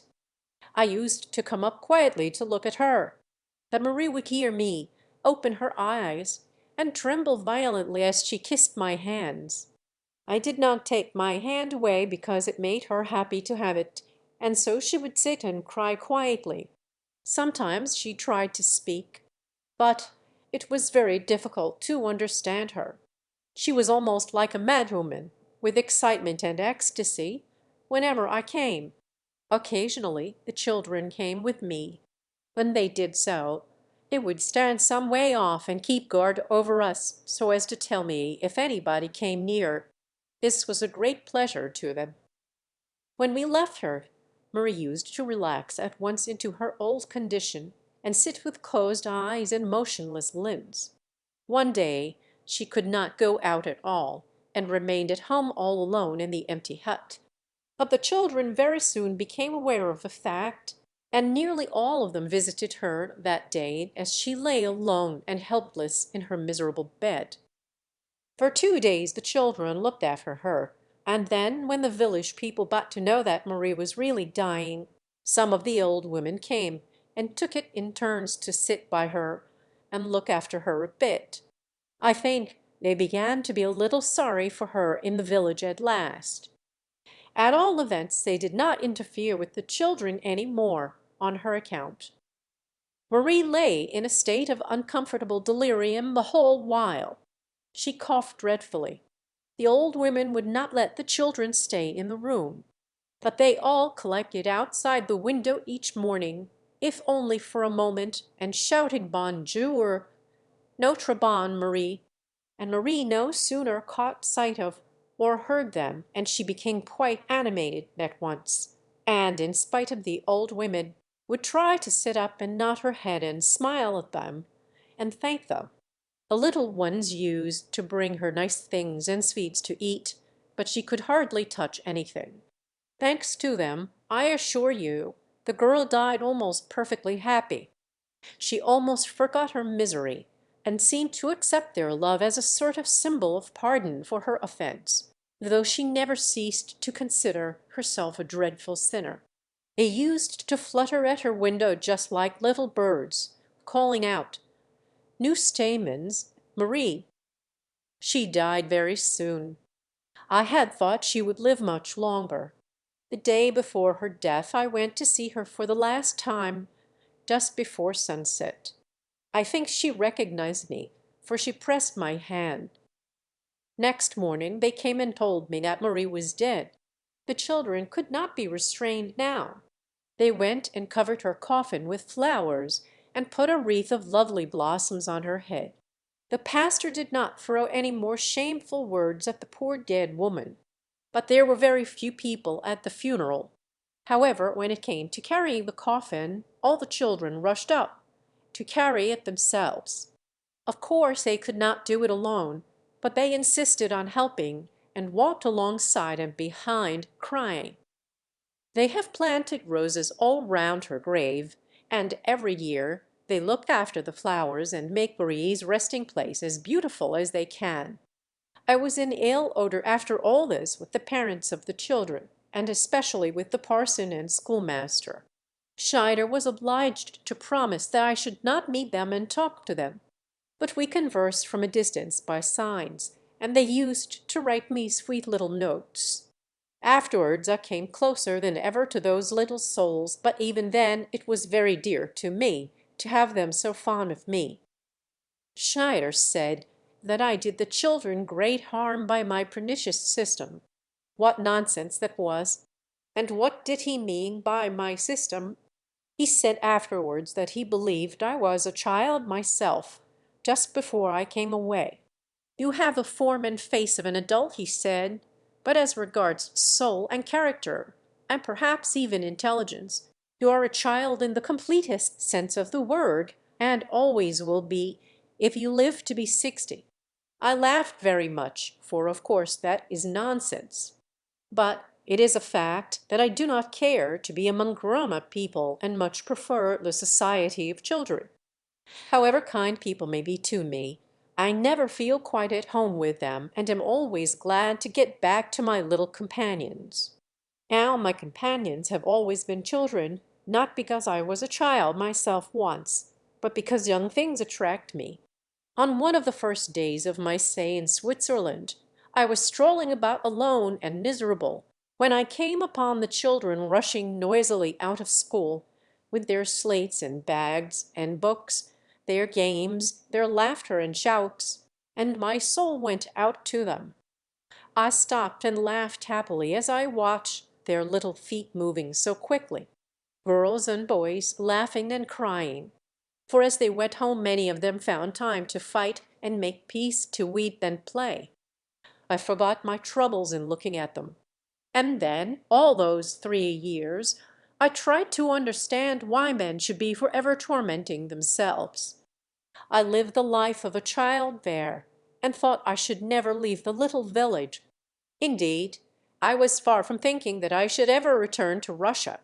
But at last I recognized the fact that Schneider could not keep me any longer. And then something so important happened that Schneider himself urged me to depart. I am going to see now if can get good advice about it. Perhaps my lot in life will be changed, but that is not the principal thing. The principal thing is the entire change that has already come over me. I left many things behind me to many. They have gone. On the journey I said to myself, I am going into the world of men. I don't know much, perhaps, but a new life has begun for me. I made up my mind to be honest and steadfast in accomplishing my task. Perhaps I shall meet with troubles and many disappointments, but I have made up my mind to be polite and sincere to everyone. More cannot be asked of me. People may consider me a child if they like. I am often called an idiot, and at one time I certainly was so ill that I was nearly as bad as an idiot. But I am not an idiot now. How can I possibly be so when I know myself, but I am considered one? When I received a letter from those dear little souls while passing through Berlin, I only then realized how much I loved them. It was very, very painful getting that first little letter. How melancholy they had been when they saw me off. For a month before, they had been talking of my departure and sorrowing over it. And at the waterfall of an evening, when we parted for the night, they would hug me so tight and kiss me so warmly, far more so than before. And every now and then they would turn up one by one when I was alone, just to give me a kiss and a hug to show their love for me. The whole flock went with me to the station, which was about a mile from the village, and every now and then one of them would stop to throw his arms round me, and all the little girls had tears in their voices, though they tried hard not to cry. As the train steamed out of the station, I saw them all standing on the platform waving to me and crying hurrah, till they were lost in the distance. I assure you, when I came in here just now and saw your kind faces, I can read faces well, my heart felt light for the first time since that moment of parting. I think I must be one of those who are born to be in luck, for one does not often meet with people whom one feels he can love from the first sight of their faces. And yet, no sooner do I step out of the railway carriage than I happen upon you. I know it is more or less a shamefaced thing to speak of one's feelings before others. And yet here am I talking like this to you, and am not a bit ashamed or shy. I am an unsociable sort of fellow, and shall very likely not come to see you again for some time. But don't think the worse of me for that. It is not that I do not value your society, and you must never suppose that I have taken offense at anything. You asked me about your faces and what I could read in them. I will tell you with the greatest pleasure. You, Adelida Ivanovna, have a very happy face. It is the most sympathetic of the three. Not to speak of your natural beauty, one can look at your face and say to one's self, she has the face of a kind sister. You are simple and merry, but you can see into another's heart very quickly.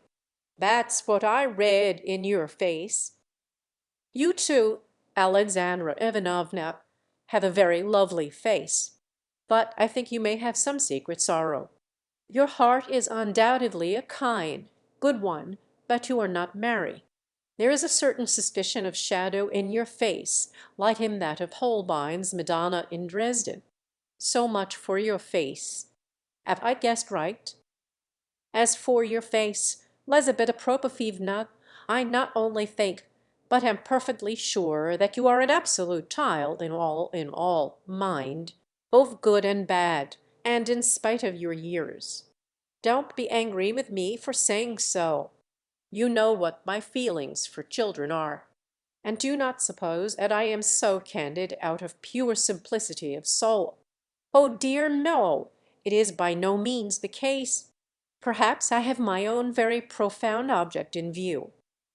Chapter 7. When the prince ceased speaking all were gazing merrily at him, even Aglaia. But Lizabeta Prokofyevna looked the jolliest of all. Well, she cried, we have put him through his paces with a vengeance.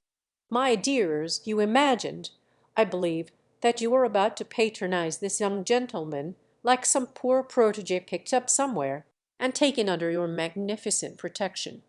What fools we were, and what a specially big fool is your father. Well done, Prince. I assure you the general actually asked me to put you through your paces, and examine you. As to what you said about my face, you are absolutely correct in your judgment. I am a child, and know it. I knew it long before you said so. You have expressed my own thoughts. I think your nature and mine must be extremely alike, and I am very glad of it. We are like two drops of water only you are a man and I a woman, and I've not been to Switzerland, and that is all the difference between us." "Don't be in a hurry, mother. The prince says that he has some motive behind his simplicity," cried Aglaia. "Yes, yes, so he does," laughed the others. "Oh, don't you begin bantering him," said mamma. "He is probably a good deal cleverer than all three of you girls put together. We shall see. Only you haven't told us anything about Aglaia yet, Prince, and Aglaia and I are both waiting to hear." "I cannot say anything at present. I'll tell you afterwards. Why, her face is clear enough, isn't it?" "Oh, yes, of course. You are very beautiful, Aglaia Ivanovna, so beautiful that one is afraid to look at you." "Is that all? What about her character?" persisted Mrs. Epanchin. "It is difficult to judge when such beauty is concerned. I have not prepared my judgment. Beauty is a riddle." "That means that you have set Aglaia a riddle," said Adelaida. "Yes, it Aglaia, but she's pretty, Prince, isn't she?" "Most wonderfully so," said the latter, warmly, gazing at Aglaia with admiration. "Almost as lovely as Nastasia Philipovna, but quite a different type." All present exchanged looks of surprise. "As lovely as who?" said Mrs. Epanchin. "As Nastasia Philipovna. Where have you seen Nastasia Philipovna?" "What Nastasia Philipovna?" "Gavrila Ardalionovitch showed the general her portrait just now." "How so?" "Did he bring the portrait for my husband?" "Only to show it. Nastasia Philipovna gave it to Gavrila Ardalionovitch today, and the latter brought it here to show to the general." "I must see it," cried Mrs. Epanchin. "Where is the portrait? If she gave it to him, he must have it. And he is still in the study. He never leaves before 4 o'clock on Wednesdays. Send for Gavrila Ardalionovitch at once. No, I don't long to see him so much. Look here, dear Prince, be so kind, will you? Just step to the study and fetch this portrait. Say we want to look at it. Please do this for me, will you?" "He is a nice fellow, but a little too simple," said Adelaida as the prince left the room. "He is indeed," said Alexandra, almost loudly so at times. Neither one nor the other seemed to give expression to her full thoughts. "He got out of it very neatly about our faces, though," said Aglaia. "He flattered us all round, even mamma." "Nonsense!" cried the latter. "He did not flatter me. It was I who found his appreciation flattering. I think you are a great deal more foolish than he is. He is simple, of course, but also very knowing, just like myself." "How stupid of me to speak of the portrait," thought the prince as he entered the study, with the feeling of guilt at his heart. "And yet, perhaps I was right after all." He had an idea, unformed as yet, but a strained idea. Gavrila Ardalionovitch was still sitting in the study, buried in a mass of papers. He looked as though he did not take his salary from the public company, whose servant he was for a sinecure. He grew very rough and confused when the prince asked for the portrait, and explained how it came about that he had spoken of it. "Oh, curse it all!" he said. "What on earth must you go blabbing for? You know nothing about the thing, and yet, idiot," he added, muttering the last word to himself in irrepressible rage. "I am very sorry. I was not thinking at the time. I merely said that Aglaia was almost as beautiful as Nastasia Philipovna." Gania asked for further details, and the prince once more repeated the conversation. Gania looked at him with ironical contempt the while. "Nastasia Philipovna," he began, and there paused.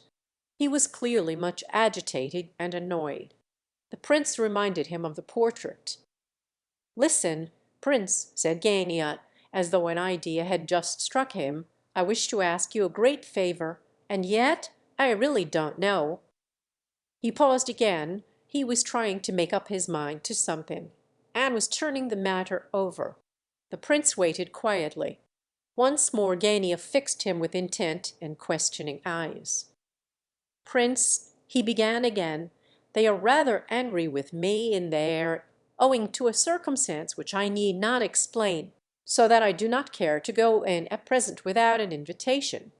I particularly wish to speak to Aglaia, but I have written a few words in case I shall not have the chance of seeing her." Here the prince observed a small note in his hand, "and I do not know how to get my communication to her.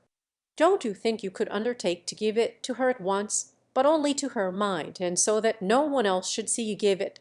It isn't much of a secret, but still, well, will you do it?" "I don't quite like it," replied the prince. "Oh, but it is absolutely necessary for me," Gania entreated.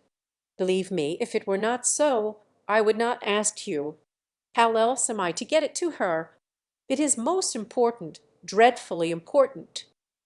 Gania was evidently much alarmed at the idea that the prince would not consent to take his note, and he looked at him now with an expression of absolute entreaty. "Well, I will take it, then." "But mind, nobody is to see," cried the delighted Gania, "and of course I may rely on your word of honor?" "Eh, I won't show it to any one," said the prince. "The letter is not sealed," continued Gania, and paused in confusion. "Oh, I won't read it," said the prince, quite simply. He took up the portrait and went out of the room. Gania, left alone, clutched his head with his hands.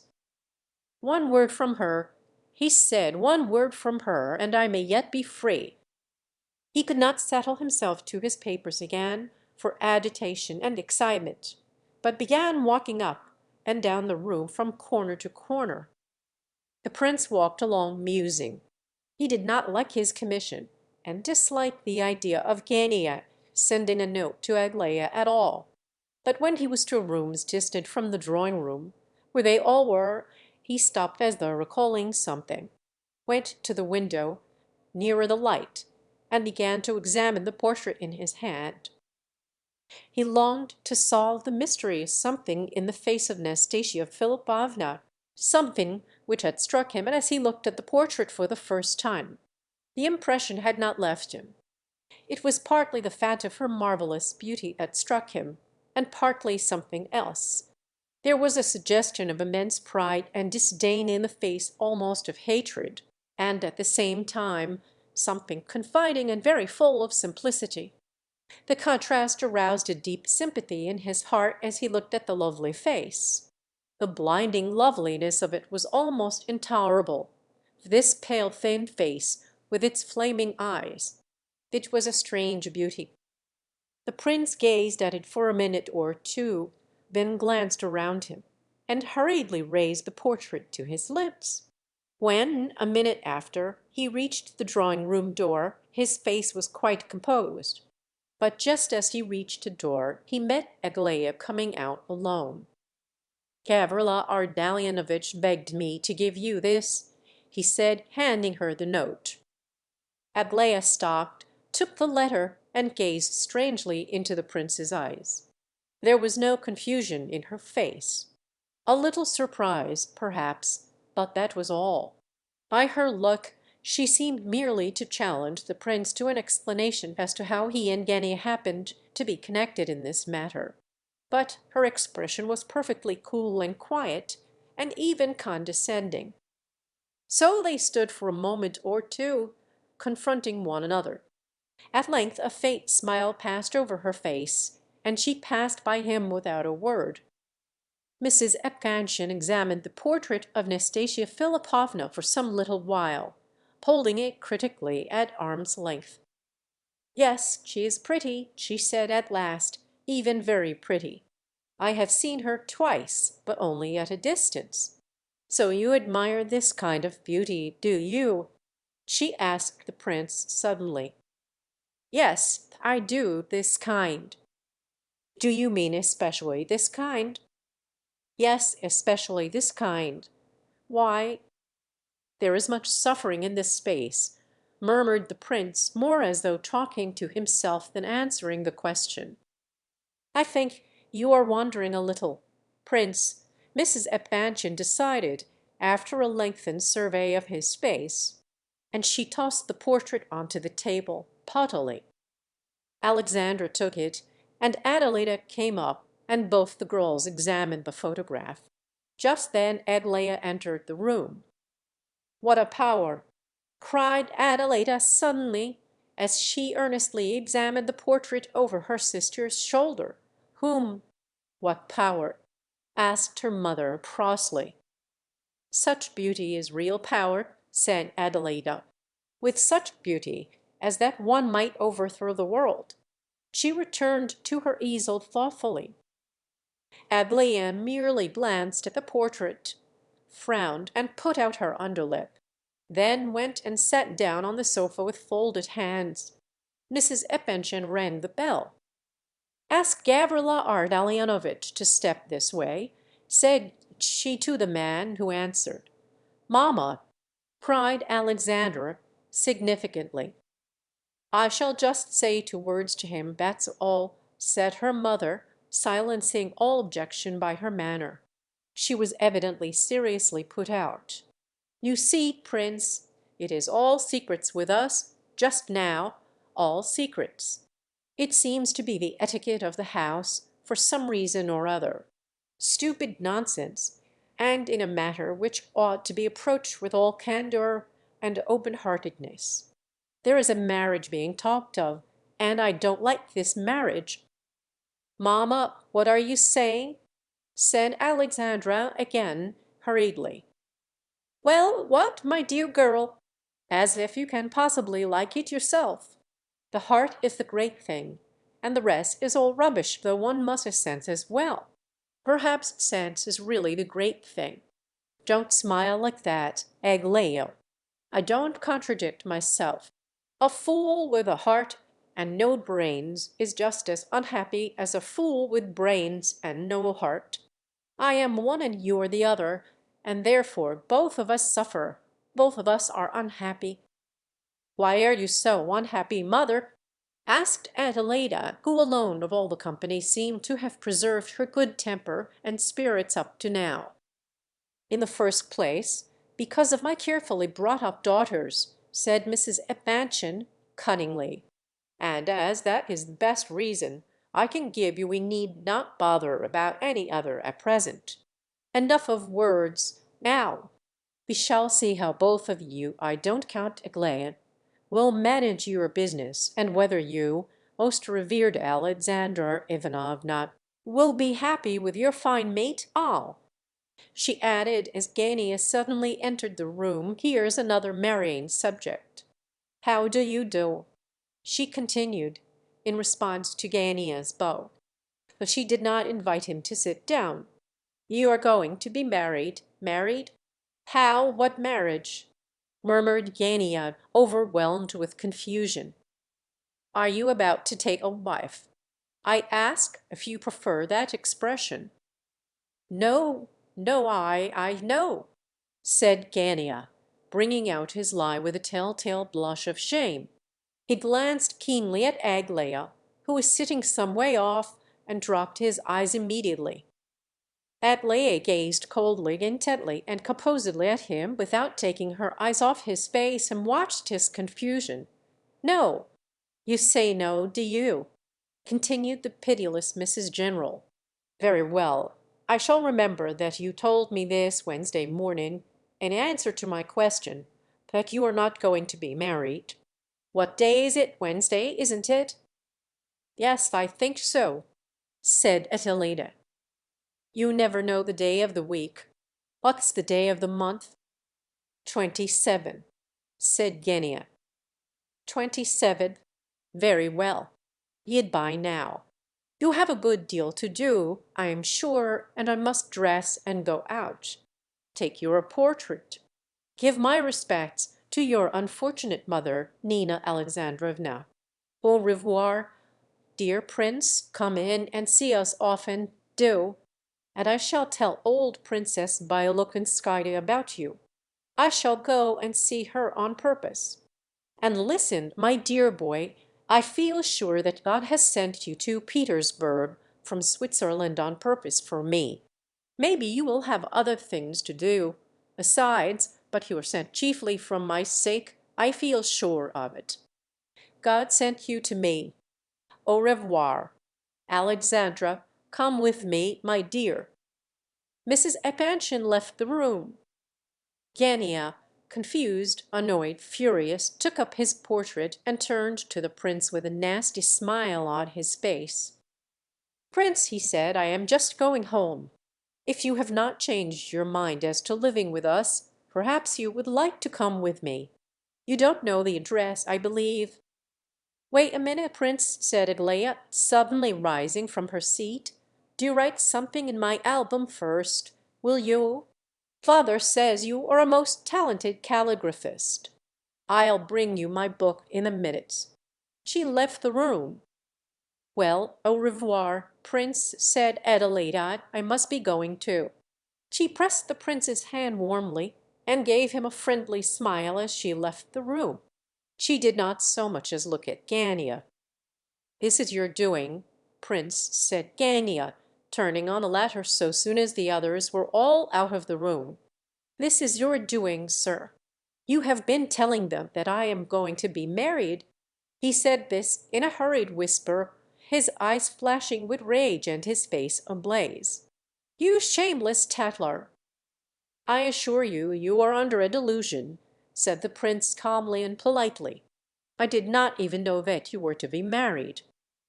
You heard me talking about it, the general and me. You heard me say that everything was to be settled today at Nastasia Philipovna's, and you went and blurted it out here. You lied if you deny it. Who else could have told them? Devil take it, sir, who could have told them except yourself? Didn't the old woman as Buddha hint as much to me? If she hinted to you, who told her you must know best, of course. But I never said a word about it. Did you give my note? Is there an answer?" interrupted Gania impatiently. But at this moment Aglaé came back, and the prince had no time to reply. "There, Prince," said she, "there's my album. Now choose a page and write me something. Will you? There's a pen, a new one. Do you mind to steal one? I have heard that you calligraphists don't like steel pens." Conversing with the prince, Adlai did not even seem to notice that Gania was in the room.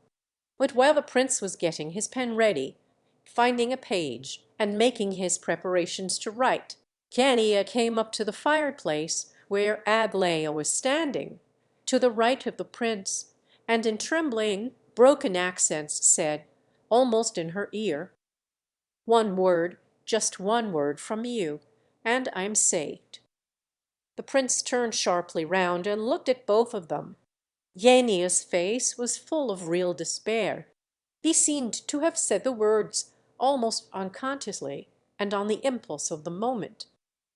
Aglaé gazed at him for some seconds with precisely the same composure and calm astonishment as she had shown a little while before, when the prince handed her the note, and it appeared that this calm surprise and seemingly absolute incomprehension of what was said to her were more terribly overwhelming to Gania than even the most plainly expressed disdain would have been.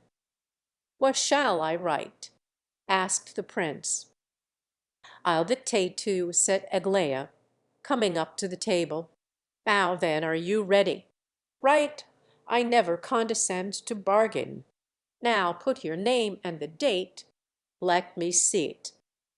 The prince handed her the album. "Capital.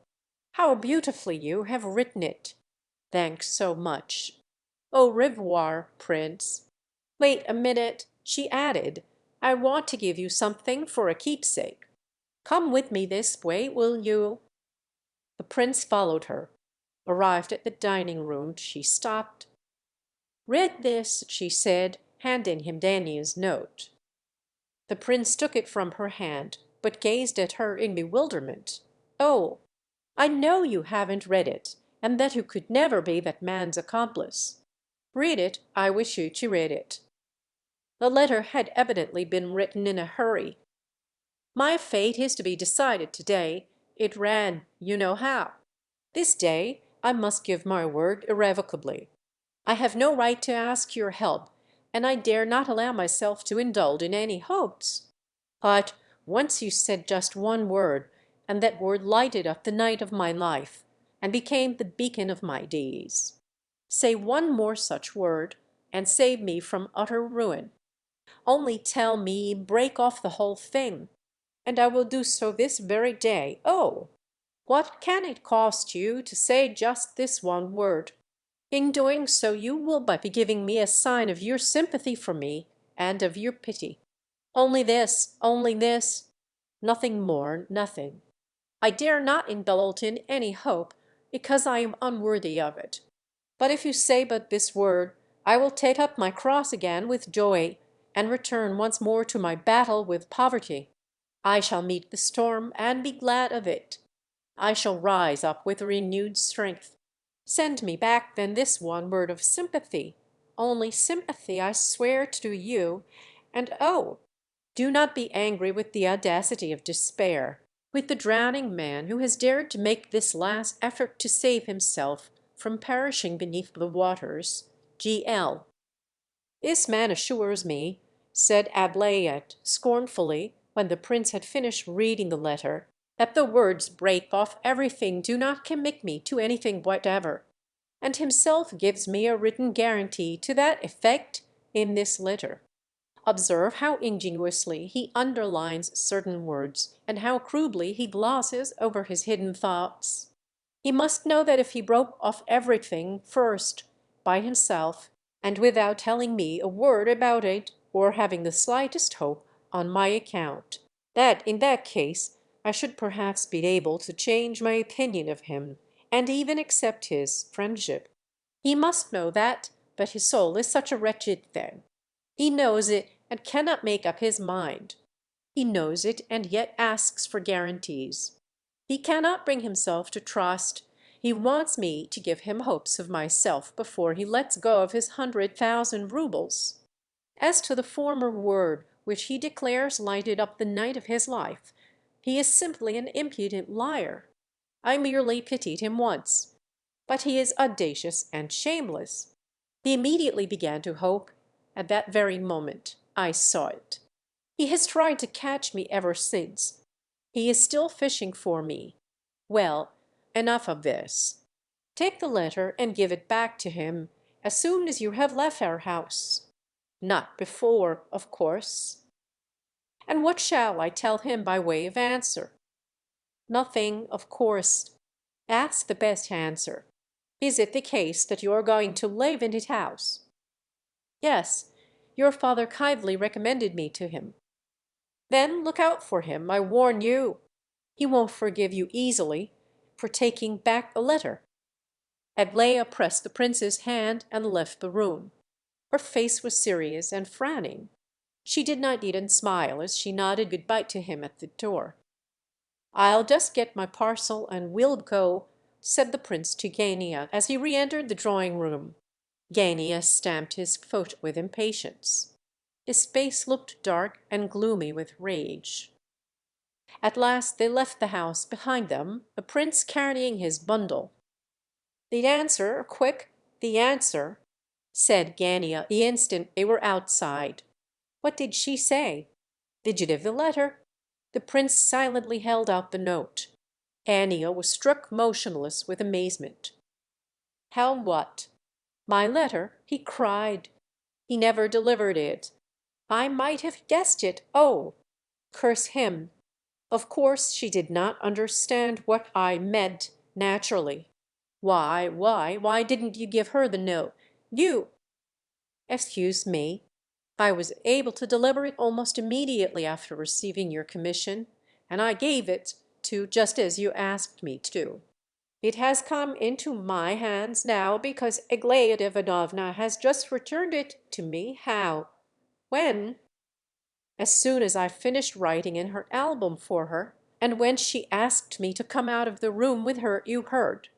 And we went into the dining room, and she gave me your letter to read, and then told me to return it. To read," cried Gania, almost at the top of his voice. "To read, and you read it." And again he stood like a log in the middle of the pavement, so amazed that his mouth remained open after the last word had left it.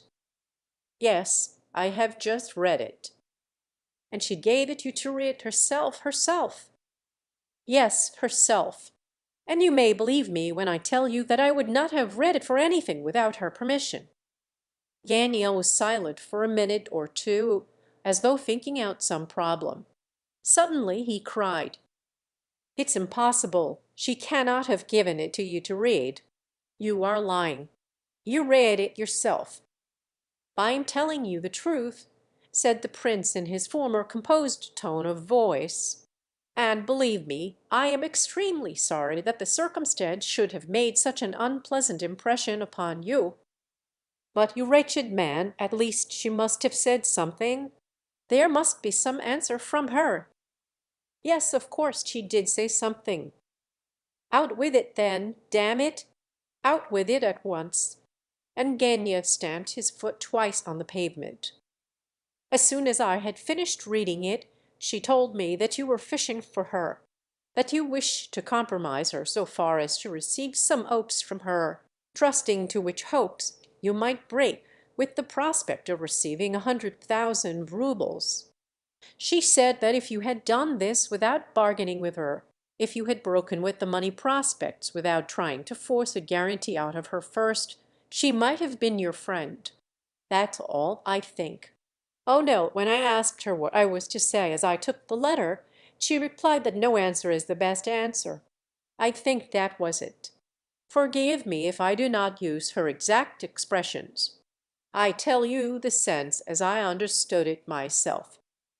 Ungovernable rage and madness took entire possession of Dania, and his fury burst out without the least attempt at restraint. "Oh, that's it, is it?" he yelled. "She throws my letters out of the window, does she? Oh! And she does not condescend to bargain while I do, eh? We shall see, we shall see. I shall pay her out for this." He twisted himself about with rage, and grew paler and paler. He shook his fist. So the pair walked along a few steps. Gania did not stand on ceremony with the prince. He behaved just as though he were alone in his room. He clearly counted the latter as a nonentity. But suddenly he seemed to have an idea, and recollected himself. "But how was it," he asked, "how was it that you, idiot that you are," he added to himself, "were so very confidential a couple of hours after your first meeting with these people? How was that, eh?" Up to this moment jealousy had not been one of his torments. Now it suddenly gnawed at his heart. "That is a thing I cannot undertake to explain," replied the prince. Gania looked at him with angry contempt. "Oh, I suppose the present she wished to make to you, when she took you into the dining room, was her confidence, and I suppose that was it. I cannot explain it otherwise." "But why? Devil take it, what did you do in there? Why did they fancy you? Look here, can't you remember exactly what you said to them from the very beginning? Can't you remember?" "Oh, we talked of a great many things. When first I went in we began to speak of Switzerland." "Oh, the devil take Switzerland!" "Then about executions." "Executions?" "Yes, at least about one. Then I told the whole 3 years' story of my life, and the history of a poor peasant girl." "Oh, damn a peasant girl! Go on, go on," said Gania impatiently. "Then how Schneider told me about my childish nature, and oh, curse Schneider and his dirty opinions. Go on." "Then I began to talk about faces, at least about the expressions of faces, and said that Aglaya Ivanovna was nearly as lovely as Nastasia Philipovna. It was then I blurted out about the portrait. But you didn't repeat what you heard in the study.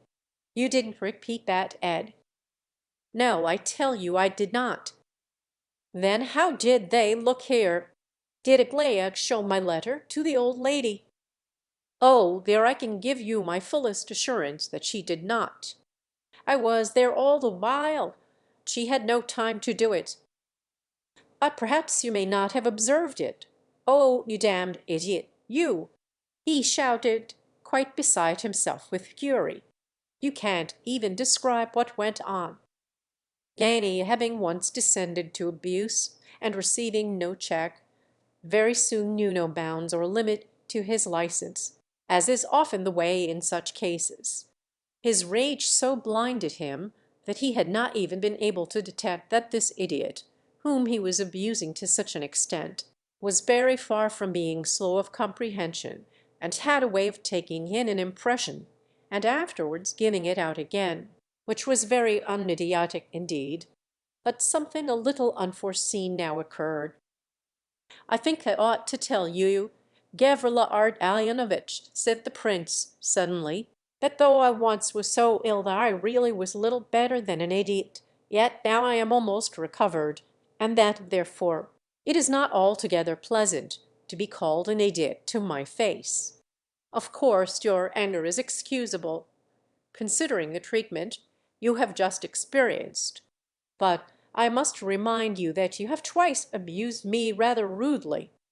I do not like this sort of thing, and especially so at the first time of meeting a man, and therefore, as we happen to be at this moment standing at a crossroad, don't you think we had better part? You to the left homeward, and I to the right here? I have 25 roubles, and I shall easily find a lodging." Gania was much confused, and blushed for shame. "Do forgive me, prince," he cried, suddenly changing his abusive tone for one of great courtesy. "For heaven's sake, forgive me! You see what a miserable plight I am in. But you hardly know anything of the facts of the case as yet. If you did, I am sure you would forgive me, at least partially. Of course it was inexcusable of me, I know, but—" "Oh, dear me, I really do not require such profuse apologies," replied the prince hastily. "I quite understand how unpleasant your position is, and that is what made you abuse me. So come along to your house, after all. I shall be delighted." "I am not going to let him go like this," thought Gania, glancing angrily at the prince as they walked along. "The fellow has sucked everything out of me, and now he takes off his mask. There's something more than appears. Here we shall see. It shall all be as clear as water by to-night, everything." But by this time they had reached Gania's house. Chapter 8. The flat occupied by Gania and his family was on the third floor of the house. It was reached by a clean light staircase, and consisted of 7 rooms, a nice enough lodging, and one would have thought a little too good for a clerk on 2,000 roubles a year. But it was designed to accommodate a few lodgers on board terms, and had been taken a few months since, much to the disgust of Gania, at the urgent request of his mother and his sister, Varvara Ardalionovna, who longed to do something to increase the family income a little, and fixed their hopes upon letting lodgings. Gania frowned upon the idea.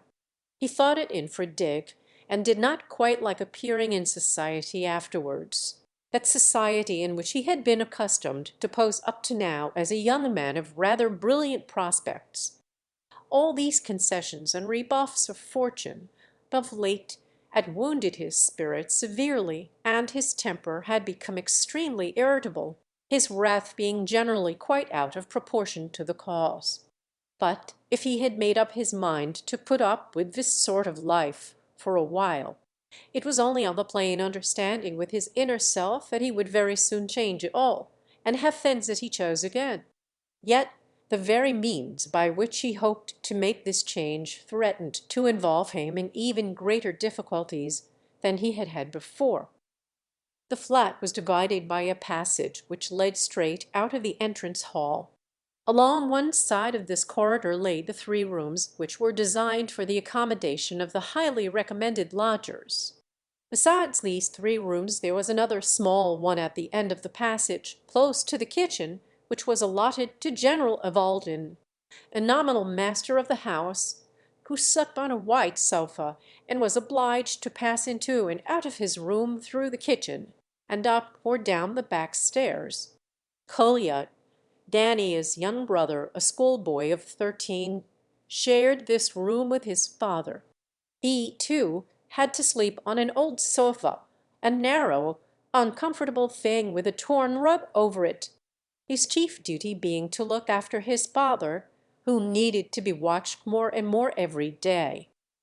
The prince was given the middle room of the three, the first being occupied by one Ferdishenko, while the third was empty. But Gania first conducted the prince to the family apartments.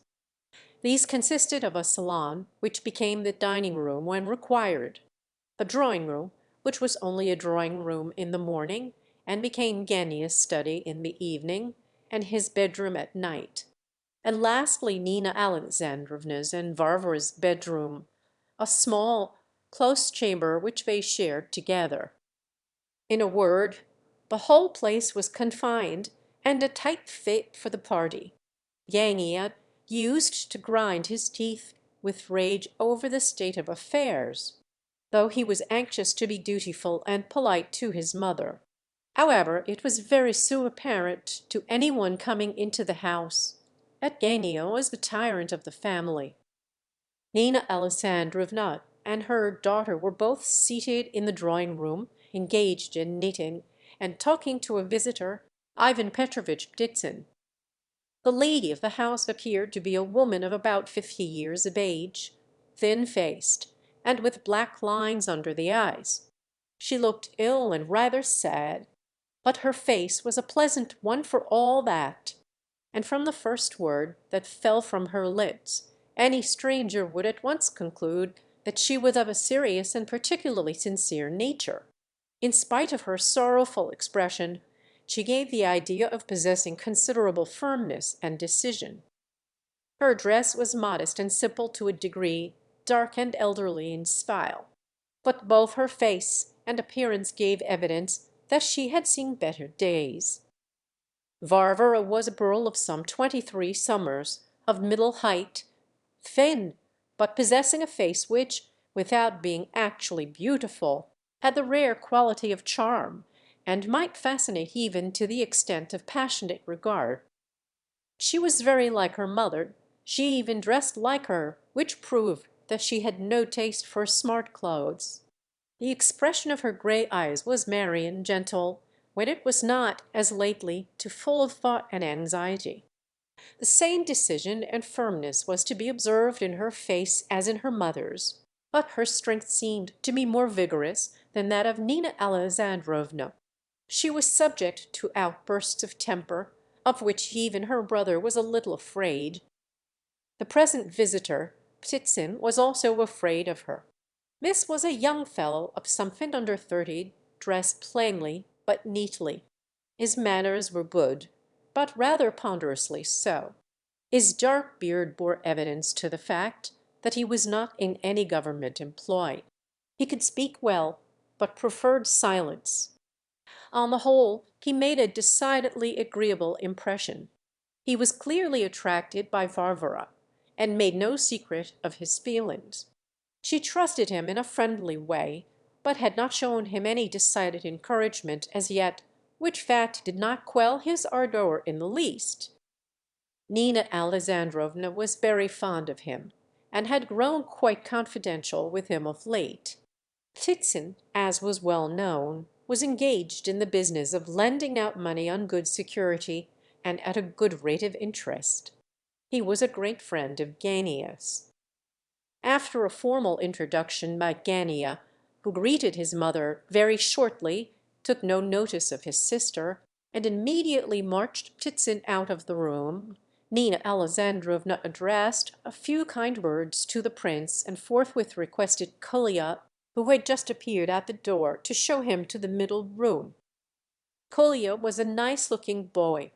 His expression was simple and confiding, and his manners were very polite and engaging. "Where's your luggage?" he asked as he led the prince away to his room. "I had a bundle. It's in the entrance hall." "I'll bring it you directly. We only have a cook and one maid, so I have to help as much as I can. Varia looks after things generally and loses her temper over it. Kania says you have only just arrived from Switzerland?" "Yes."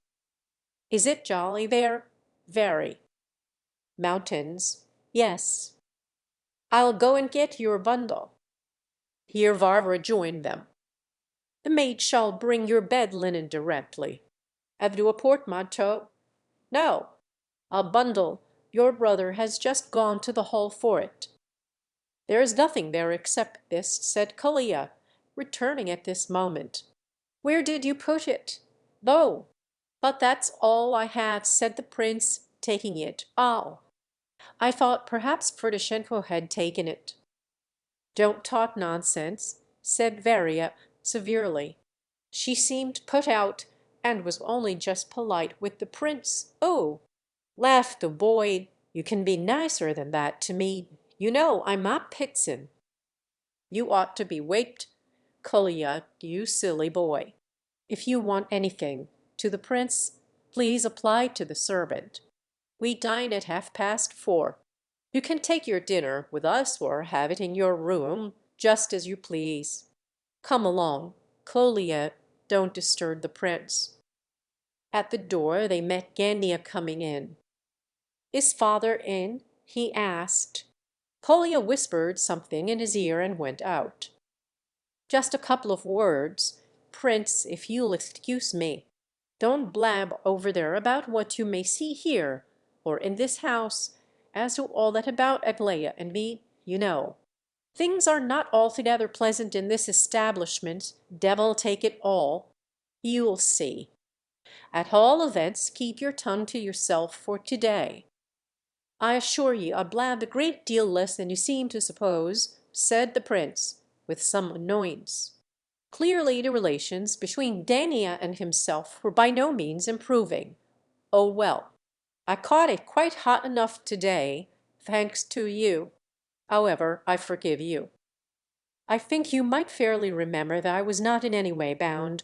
I had no reason to be silent about that portrait. You never asked me not to mention it. Phoo! What a wretched room this is, dark, and the window looking into the yard. Your coming to our house is, in no respect, opportune. However, it's not my affair. I don't keep the lodgings." Titsin here looked in and beckoned to Gania, who hastily left the room, in spite of the fact that he had evidently wished to say something more, and had only made the remark about the room to gain time. The prince had hardly had time to wash and tidy himself a little when the door opened once more, and another figure appeared. This was a gentleman of about 30, tall, broad-shouldered, and red-haired. His face was red, too, and he possessed a pair of thick lips, a wide nose, small eyes rather bloodshot, and with an ironical expression in them, as though he were perpetually winking at someone. His whole appearance gave one the idea of impudence. His dress was shabby. He opened the door just enough to let his head in. His head remained so placed for a few seconds while he quietly scrutinized the room. The door then opened enough to admit his body. But still he did not enter. He stood on the threshold and examined the prince carefully. At last he gave the door a final shove, entered, approached the prince, took his hand and seated himself and the owner of the room onto chairs side by side. "Ferdishenko," he said, gazing intently and inquiringly into the prince's eyes. "Very well, what next?" said the latter, almost laughing in his face. "A lodger here," continued the other, staring as before. Do you wish to make acquaintance?" asked the prince. "Ah!"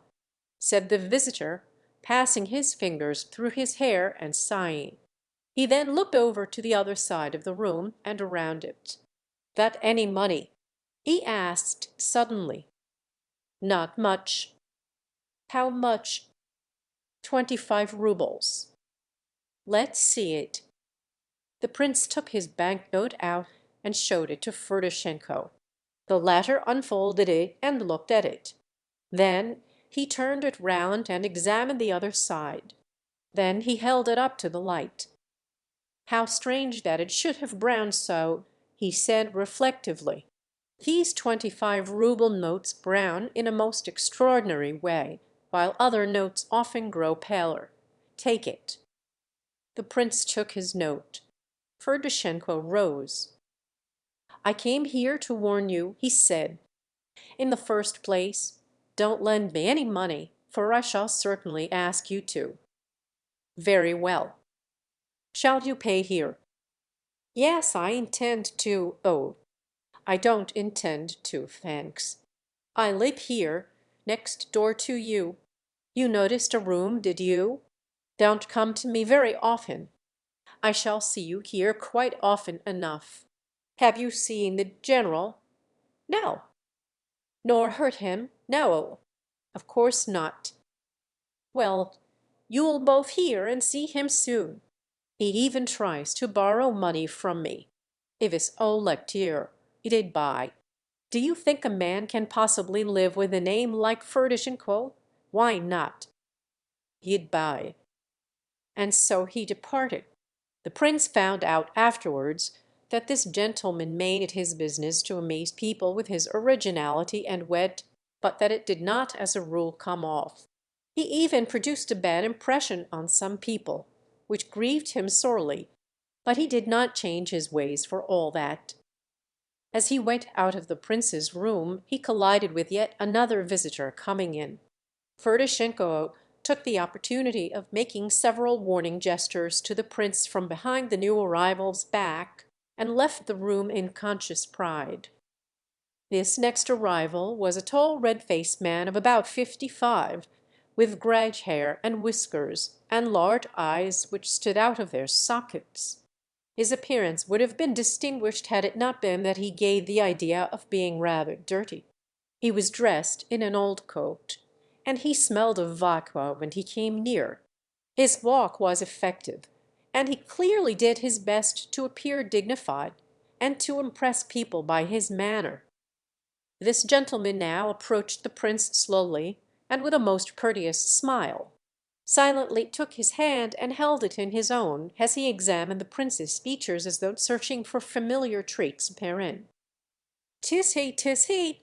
he said at last, quietly but with much solemnity, as though he were alive once more. "I heard the familiar name, the dear familiar name, and oh, how it reminded me of the irrevocable past, Prince Mushkin, I believe." "Exactly so." "General Ivolgin, retired and unfortunate. May I ask your Christian and generic names?" "Lev Nikolaevitch." "So, the son of my old, I may say my childhood's friend, Nikolai Petrovitch." "My father's name was Nikolai Lvovitch." "Lvovitch," repeated the general without the slightest haste, and with perfect confidence, just as though he had not committed himself the least in the world, but merely made a little slip of the tongue. He sat down, and taking the prince's hand drew him to a seat next to himself. "I carry you in my arms as a baby?" he observed. "Really?" asked the prince. "Why, it's 20 years since my father died." "Yes, yes, 20 years and 3 months. We were educated together. I went straight into the army, and he—" "My father went into the army, too. He was a sub-lieutenant in the Vasilivsky regiment." "No, sir, in the Beilamersti. He changed into the latter shortly before his death. I was at his bedside when he died, and gave him my blessing for eternity. Your mother, The general paused, as though overcome with emotion. "She died a few months later, from a cold," said the prince. "Oh, not cold. Believe an old man. Not from a cold, but from grief for her prince." "Oh, your mother, hi ho! Phew, phew! Your father and I, old friends as we were, nearly murdered each other for her sake." The prince began to be a little incredulous. "I was passionately in love with her when she was engaged to my friend." The prince noticed the fact and was furious. He came and woke me at 7 o'clock one morning. I rise, then dress in amazement. Silence on both sides. I understand it all. He takes a couple of pistols out of his pocket, across a handkerchief, without witnesses. Why invite witnesses when both of us would be walking in eternity in a couple of minutes? The pistols are loaded. We stretch the handkerchief and stand opposite one another. We aim the pistols at each other's hearts. Suddenly tears start to our eyes, our hands shake. We weep, we embrace. The battle is one of self-sacrifice now. The prince shouts, "She is yours." I cry, "She is yours, in a word, in a word. You've come to live with us, hey?" "Yes, yes, for a while, I think," stammered the prince. "Prince, mother begs you to come to her," said Colia, appearing at the door.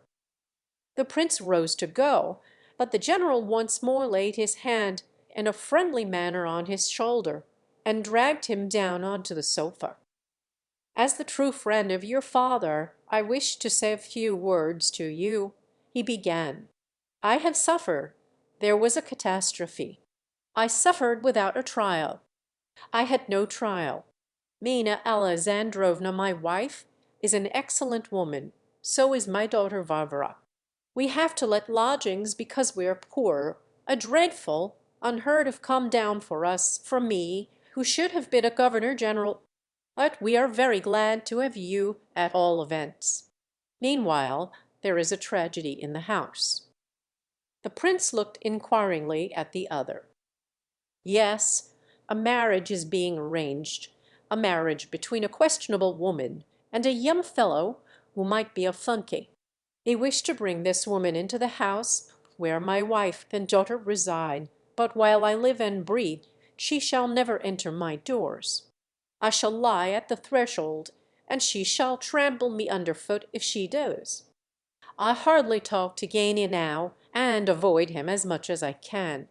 I warn you of this beforehand, but you cannot fail to observe it. But you are the son of my old friend, and I hope— Prince, be so kind as to come to me for a moment in the drawing-room," said Nina Alexandrovna herself, appearing at the door. "Imagine, my dear," cried the general, "it turns out that I have nursed the prince on my knee in the old days." His wife looked searchingly at him, and glanced at the prince, but said nothing. The prince rose and followed her. But hardly had they reached the drawing-room, and Nina Alexandrovna had begun to talk hurriedly, when in came the general. She immediately relapsed into silence. The master of the house may have observed this, but at all events he did not take any notice of it. He was in high good humor. "A son of my old friend, dear," he cried. "Surely you must remember Prince Nikolai Lvovitch. You saw him at Tver." "I don't remember any Nikolai Lvovitch. Was that your father?" she inquired of the prince. "Yes, but he died at Elizabethrad, not at Tver," said the prince, rather timidly. "So Pavlicheff told me." "No, Tver," insisted the general. "He removed just before his death. You were very small and cannot remember, and Pavlicheff, though an excellent fellow, may have made a mistake." "You knew Pavlicheff then?" "Oh, yes, a wonderful fellow. But I was present myself. I gave him my blessing." "My father was just about to be tried when he died," said the prince, "although I never knew of what he was accused." "He died in hospital. Oh! It was the Kolpakov business, and of course he would have been acquitted. Yes. Do you know that for a fact? Asked the prince, whose curiosity was aroused by the general's words. I should think so indeed, cried the latter. The court-martial came to no decision. It was a mysterious, an impossible business, one might say. Captain Larionov, commander of the company, had died. His command was handed over to the prince for the moment. Very well. This soldier Kolpakov stole some leather from one of his comrades, intending to sell it, and spent the money on drink. Well, the prince, you understand that what follows took place in the presence of the sergeant major and a corporal. The prince rated Kolpakov soundly and threatened to have him flogged. Well, Kolpakov went back to the barracks, lay down on a camp bedstead, and in a quarter of an hour was dead. You quite understand. It was, as I said, a strange, almost impossible affair. In due course Kolpakov was buried. The prince wrote his report. The deceased's name was removed from the roll. All as it should be, is it not? But exactly 3 months later, at the inspection of the brigade, the man Kolpakov was found in the 3rd Company of the 2nd Battalion of Infantry, Novozemlianskaya Division, just as if nothing had happened. What? Said the prince, much astonished. It did not occur. It's a mistake, said Nina Alexandrovna quickly, looking at the prince rather anxiously. Mon mari se trompe, she added, speaking in French. My dear, se trompe is easily said. Do you remember any case at all like it? Everybody was at their wits' end. I should be the first to say qu'on se trompe, but unfortunately I was an eyewitness, and was also on the commission of inquiry. Everything proved that it was really he, the very same soldier Kolpakov, who had been given the usual military funeral to the sound of the drum. It is, of course, a most curious case, nearly an impossible one. I recognize that, but— Father, your dinner is ready, said Varvara at this point, putting her head in at the door. Very glad. I'm particularly hungry. Yes, yes, a strange coincidence, almost a psychological. Your soup will be cold. Do come. Coming, coming, said the general. Son of my old friend, he was heard muttering as he went down the passage. You will have to excuse very much in my husband if you stay with us, said Nina Alexandrovna, but he will not disturb you often. He dines alone. Everyone has his little peculiarities, you know, and some people perhaps have more than those who are most pointed at and laughed at. One thing I must beg of you, if my husband applies to you for payment for board and lodging, tell him that you have already paid me. Of course anything paid by you to the general would be as fully settled as if paid to me, so far as you are concerned. But I wish it to be so, if you please, for convenience sake. What is it, Varia? Varia had quietly entered the room, and was holding out the portrait of Nastasia Philipovna to her mother. Nina Alexandrovna started, and examined the photograph intently, gazing at it long and sadly. At last she looked up inquiringly at Varia. "It's a present from herself to him," said Varia. "The question is to be finally decided this evening." "This evening," repeated her mother in a tone of despair, but softly, as though to herself. "Then it's all settled, of course, and there's no hope left to us." She has anticipated her answer by the present of her portrait. "Did he show it you himself?" she added in some surprise. "You know we have hardly spoken to each other for a whole month. Titsin told me all about it, and the photo was lying under the table, and I picked it up. Prince," asked Nina Alexandrovna, "I wanted to inquire whether you have known my son long. I think he said that you had only arrived today from somewhere." The prince gave a short narrative of what we have heard before, leaving out the greater part. The two ladies listened intently. "I did not ask about Gania out of curiosity," said the elder at last. "I wish to know how much you know about him, because he said just now that we need not stand on ceremony with you. What exactly does that mean?" At this moment Gania and Kitsin entered the room together, and Nina Alexandrovna immediately became silent again. The prince remained seated next to her, but Varia moved to the other end of the room. The portrait of Nastasia Philipovna remained lying as before on the work table. Gania observed it there, and with a frown of annoyance snatched it up and threw it across to his writing table, which stood at the other end of the room. "Is it today, Gania?" asked Nina Alexandrovna at last. "Is what today?" cried the former. Then, suddenly recollecting himself, he turned sharply on the prince. "Oh," he growled, "I see you are here. That explains it. Is it a disease or what, that you can't hold your tongue? Look here, understand once for all, Prince, I am to blame in this. Gania, no one else," said Titsin. Gania glanced inquiringly at the speaker. "It's better so, you know, Gania, especially as, from one point of view, the matter may be considered as settled," said Titsin. And sitting down a little way from the table, he began to study a paper covered with pencil writing.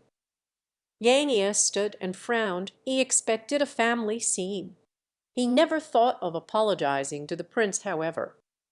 "If it's all settled, Gania, then, of course, Mr. Titsin is right," said Nina Alexandrovna. "Don't frown. You need not worry yourself, Gania. I shall ask you no questions. You need not tell me anything you don't like. I assure you I have quite submitted to your will." She said all this, knitting away the while as though perfectly calm and composed. Gania was surprised, but cautiously kept silence and looked at his mother, hoping that she would express herself more clearly. Nina Alexandrovna observed his cautiousness and added, with a bitter smile, "You are still suspicious, I see, and do not believe me. But you may be quite at your ease. There shall be no more tears, nor questions, not from my side, at all events. All I wish is that you may be happy, you know that. I have submitted to my fate, but my heart will always be with you, whether we remain united or whether we part. Of course I only answer for myself. You can hardly expect your sister—" "My sister again," cried Gania, looking at her with contempt and almost hate. "Look here, mother, I have already given you my word that I shall always respect you fully and absolutely, and so shall every one else in this house, be it who it may, who shall cross this threshold." Gania was so much relieved that he gazed at his mother almost affectionately. "I was not at all afraid for myself, Gania, as you know well. It was not for my own sake that I have been so anxious and worried all this time. They say it is all to be settled today. What is to be settled? She has promised to tell me tonight at her own house whether she consents or not," replied Gania. "We have been silent on this subject for 3 weeks," said his mother, "and it was better so. And now I will only ask you one question. How can she give her consent and make you a present of her portrait when you do not love her? How can such a practiced hand at—" "I was not going to express myself so. But how could you so blind her?" Nina Alexandrovna's question betrayed intense annoyance. Gania waited a moment, and then said, without taking the trouble to conceal the irony of his tone, "There you are, mother, you are always like that.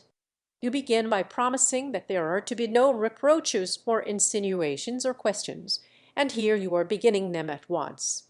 We had better drop the subject. We had, really. I shall never leave you, mother. Any other man would cut and run from such a sister as this." See how she is looking at me at this moment. Besides, how do you know that I am blinding Nastasia Philipovna? As for Varia, I don't care. She can do just as she pleases. There, that's quite enough." Hania's irritation increased with every word he uttered as he walked up and down the room. These conversations always touched the family sores before long. "I have said already, at the moment she comes in I go out, and I shall keep my word," remarked Varia. Out of obstinacy shouted Gania, "You haven't married, either, thanks to your obstinacy. Oh, you needn't frown at me, Varvara. You can go at once for all I care. I am sick enough of your company. What, you're going to leave us, are you too?" he cried, turning to the prince, who was rising from his chair. Hania's voice was full of the most uncontrolled and uncontrollable irritation. The prince turned at the door to say something, but perceiving in Genia's expression that there was but that one drop wanting to make the cup overflow, he changed his mind and left the room without a word. A few minutes later he was aware from the noisy voices in the drawing-room that the conversation had become more quarrelsome than ever after his departure.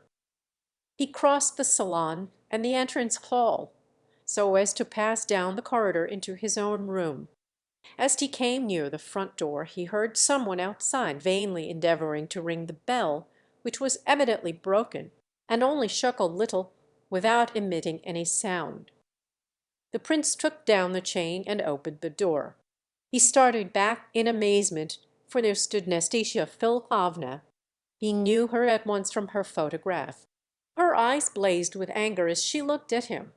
She quickly pushed by him into the hall, shouldering him out of her way, and said, furiously, as she threw off her fur cloak, "If you are too lazy to mend your bell, you should at least wait in the hall to let people in when they rattle the bell handle. There now, you've dropped my fur cloak, Jummy." Sure enough, the cloak was lying on the ground. Nastasia had thrown it off her towards the prince, expecting him to catch it, but the prince had missed it. "Now then, announce me, quick." The prince wanted to say something, but was so confused and astonished that he could not. However, he moved off towards the drawing-room with the cloak over his arm. "Now then, where are you taking my cloak to? Ha, ha, ha! Are you mad?" The prince turned and came back more confused than ever. When she burst out laughing, he smiled, but his tongue could not form a word as yet. At first, when he had opened the door and saw her standing before him, he had become as pale as death. But now the red blood had rushed back to his cheeks in a torrent. "Why, what an idiot it is!" cried Nastasia, stamping her foot with irritation. "Go on, too. Whom are you going to announce?" "Anastasia Philipovna," murmured the prince. "And how do you know that?" she asked him sharply. "I have never seen you before." "Go on, announce me. What's that noise?" "They are quarreling," said the prince, and entered the drawing-room, just as matters in there had almost reached a crisis.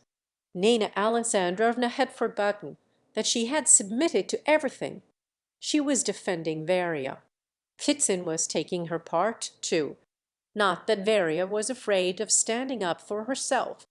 She was by no means that sort of a girl, but her brother was becoming ruder and more intolerable every moment. Her usual practice in such cases as the present was to say nothing but stare at him without taking her eyes off his face for an instant.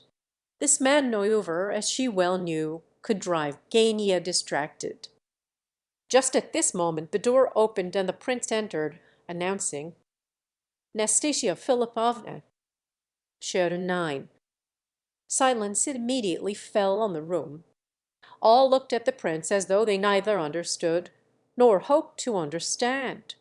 Gania was motionless with horror.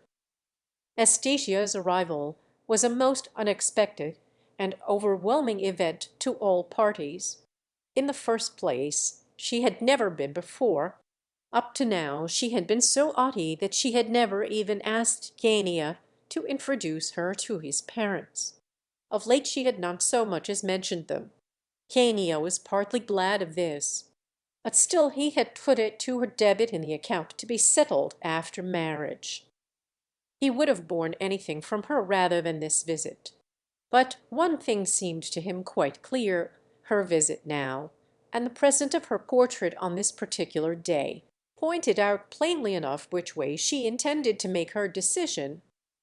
The incredulous amazement with which all regarded the prince did not last long, for Nastasia herself appeared at the door and passed in, pushing by the prince again. "At last I've stormed the citadel. Why do you tie up your bell?" she said merrily as she pressed Gania's hand, the latter having rushed up to her as soon as she made her appearance. "What are you looking so upset about? Introduce me, please." The bewildered Gania introduced her first to Varia, and both women, before shaking hands, exchanged looks of strange import. Nastasia, however, smiled amiably, but Varia did not try to look amiable, and kept her gloomy expression. She did not even vouchsafe the usual courteous smile of etiquette. Gania darted a terrible glance of wrath at her for this, but Nina Alexandrovna mended matters a little when Gania introduced her at last. Hardly, however, had the old lady begun about her highly gratified feelings, and so on, when Nastasia left her, and flounced into a chair by Gania's side in the corner by the window, and cried, "Where's your study? And where are the lodgers? You do take in lodgers, don't you?" Gania looked dreadfully put out, and tried to say something in reply, but Nastasia interrupted him. "Why, where are you going to squeeze lodgers in here? Don't you use a study? Does this sort of thing pay?" she added, turning to Nina Alexandrovna. "Well, it is troublesome, rather," said the latter, "but I suppose it will pay pretty well. We have only just begun, however." Again Nastasia Philipovna did not hear the sentence out. She glanced at Ania and cried, laughing, "What a face! My goodness, what a face you have on at this moment!" Indeed, Gania did not look in the least like himself. His bewilderment and his alarmed perplexity passed off, however, and his lips now twitched with rage as he continued to stare evilly at his laughing guest, while his countenance became absolutely livid. There was another witness who, though standing at the door motionless and bewildered himself, still managed to remark Gania's death-like pallor, and the dreadful change that had come over his face. This witness was the prince, who now advanced in alarm and muttered to Gania, "Drink some water, and don't look like that." It was clear that he came out with these words quite spontaneously, on the spur of the moment. But his speech was productive of much, for it appeared that all Gania's rage now overflowed upon the prince. He seized him by the shoulder and gazed with an intensity of loathing and revenge at him, but said nothing, as though his feelings were too strong to permit of words. General agitation prevailed. Nina Alexandrovna gave a little cry of anxiety. Ptitsin took a step forward in alarm. Kolya and Ferdishenko stood stock still at the door in amazement. Only Varia remained coolly watching the scene from under her eyelashes. She did not sit down, but stood by her mother with folded hands. However, Gania recollected himself almost immediately. He let go of the prince and burst out laughing. "Why, are you a doctor, prince, or what?" he asked, as naturally as possible. "I declare you quite frightened me.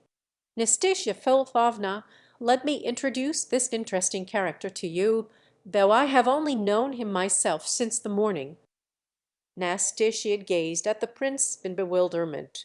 "Prince? A prince? Why, I took him for the footman just now, and sent him in to announce me.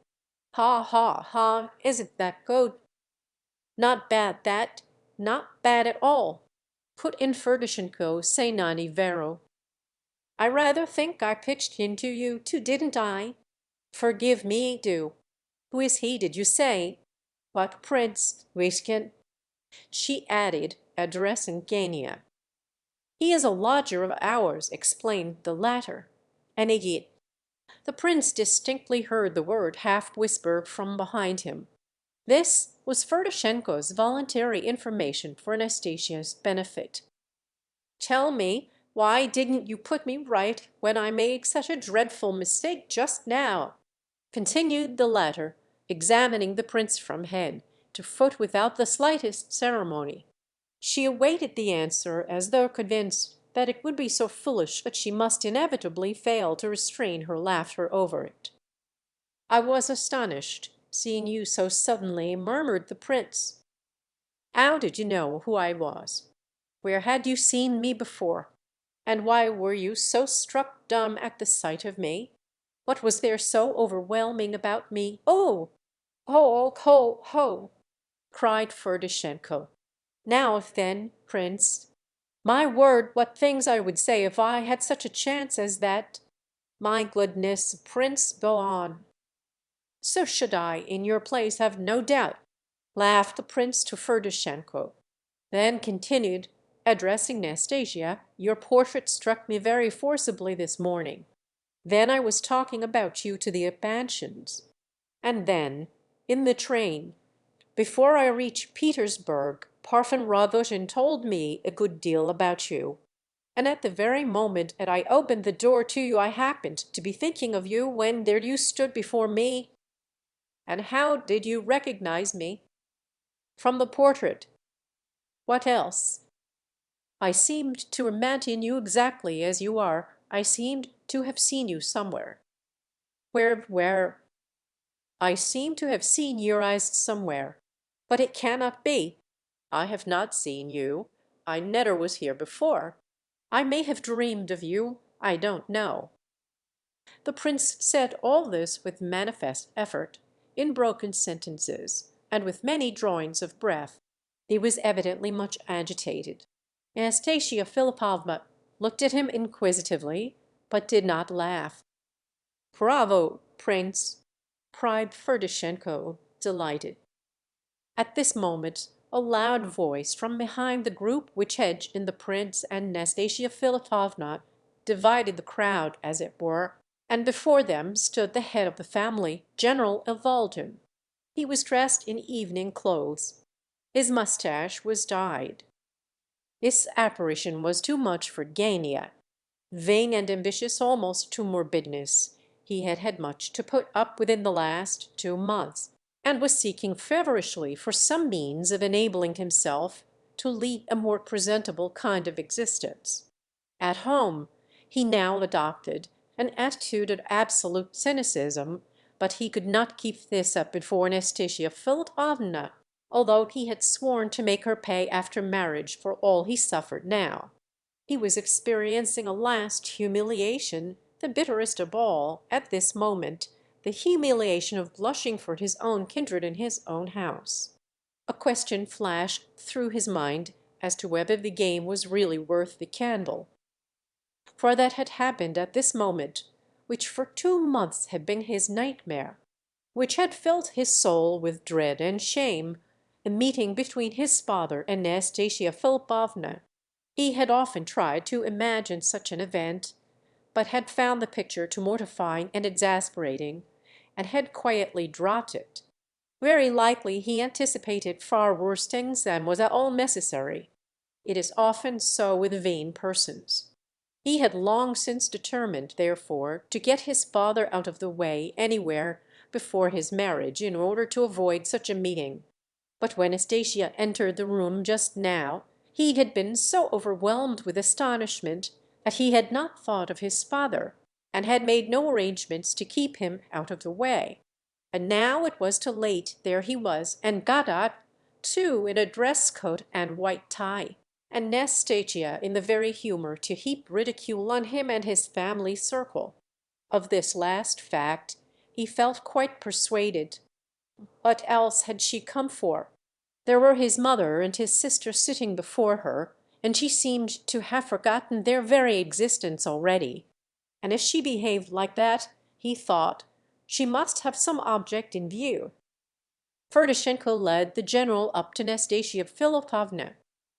"Ardalion Alexandrovitch Ivaltin," said the smiling general, with a low bow of great dignity, "an old soldier, unfortunate, and the father of this family, but happy in the hope of including in that family so exquisite."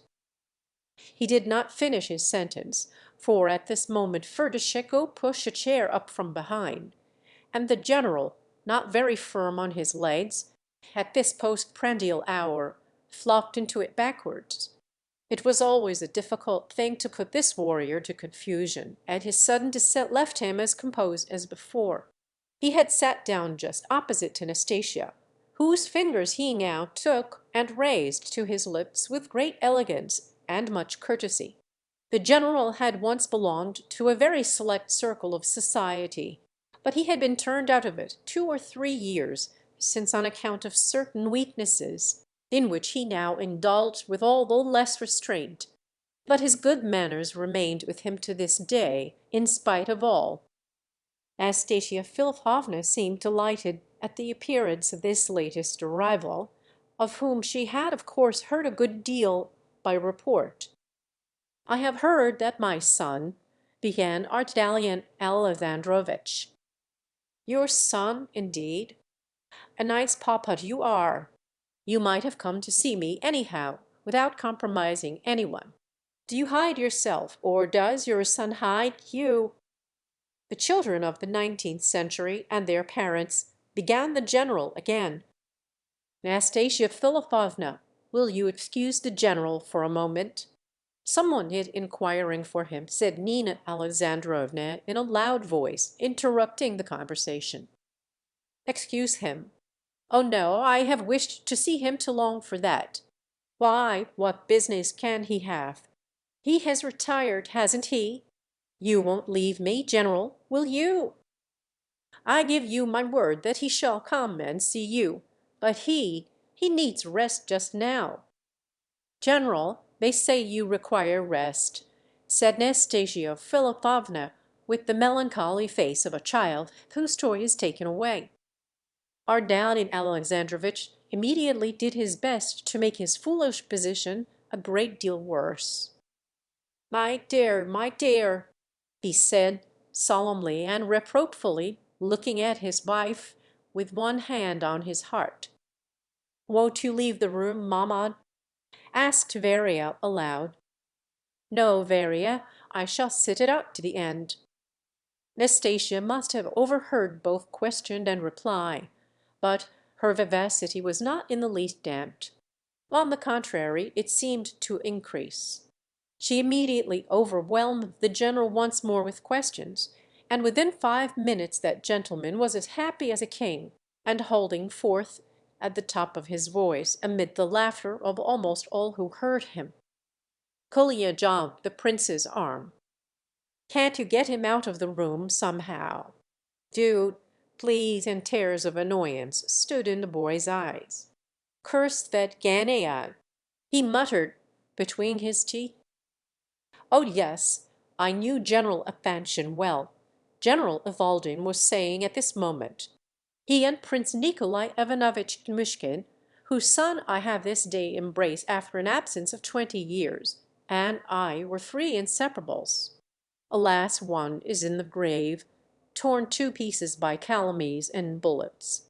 Another is now before you, still battling with calumnies and bullets," cried Nastasia.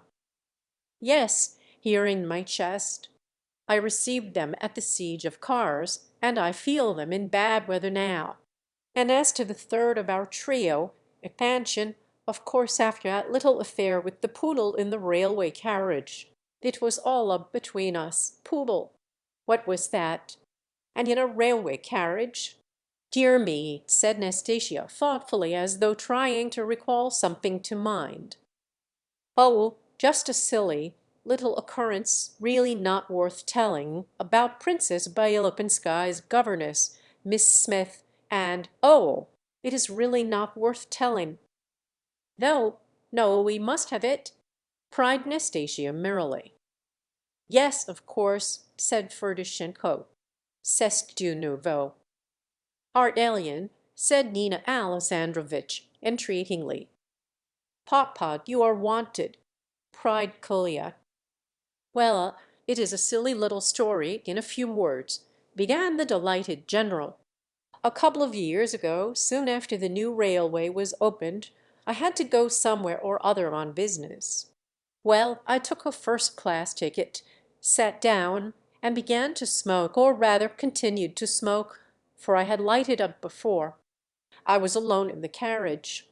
Smoking is not allowed, but is not prohibited either. It is half allowed, so to speak, winked at. I had the window open. Suddenly, just before the whistle, in came two ladies with a little poodle, and sat down opposite to me. Not bad-looking women.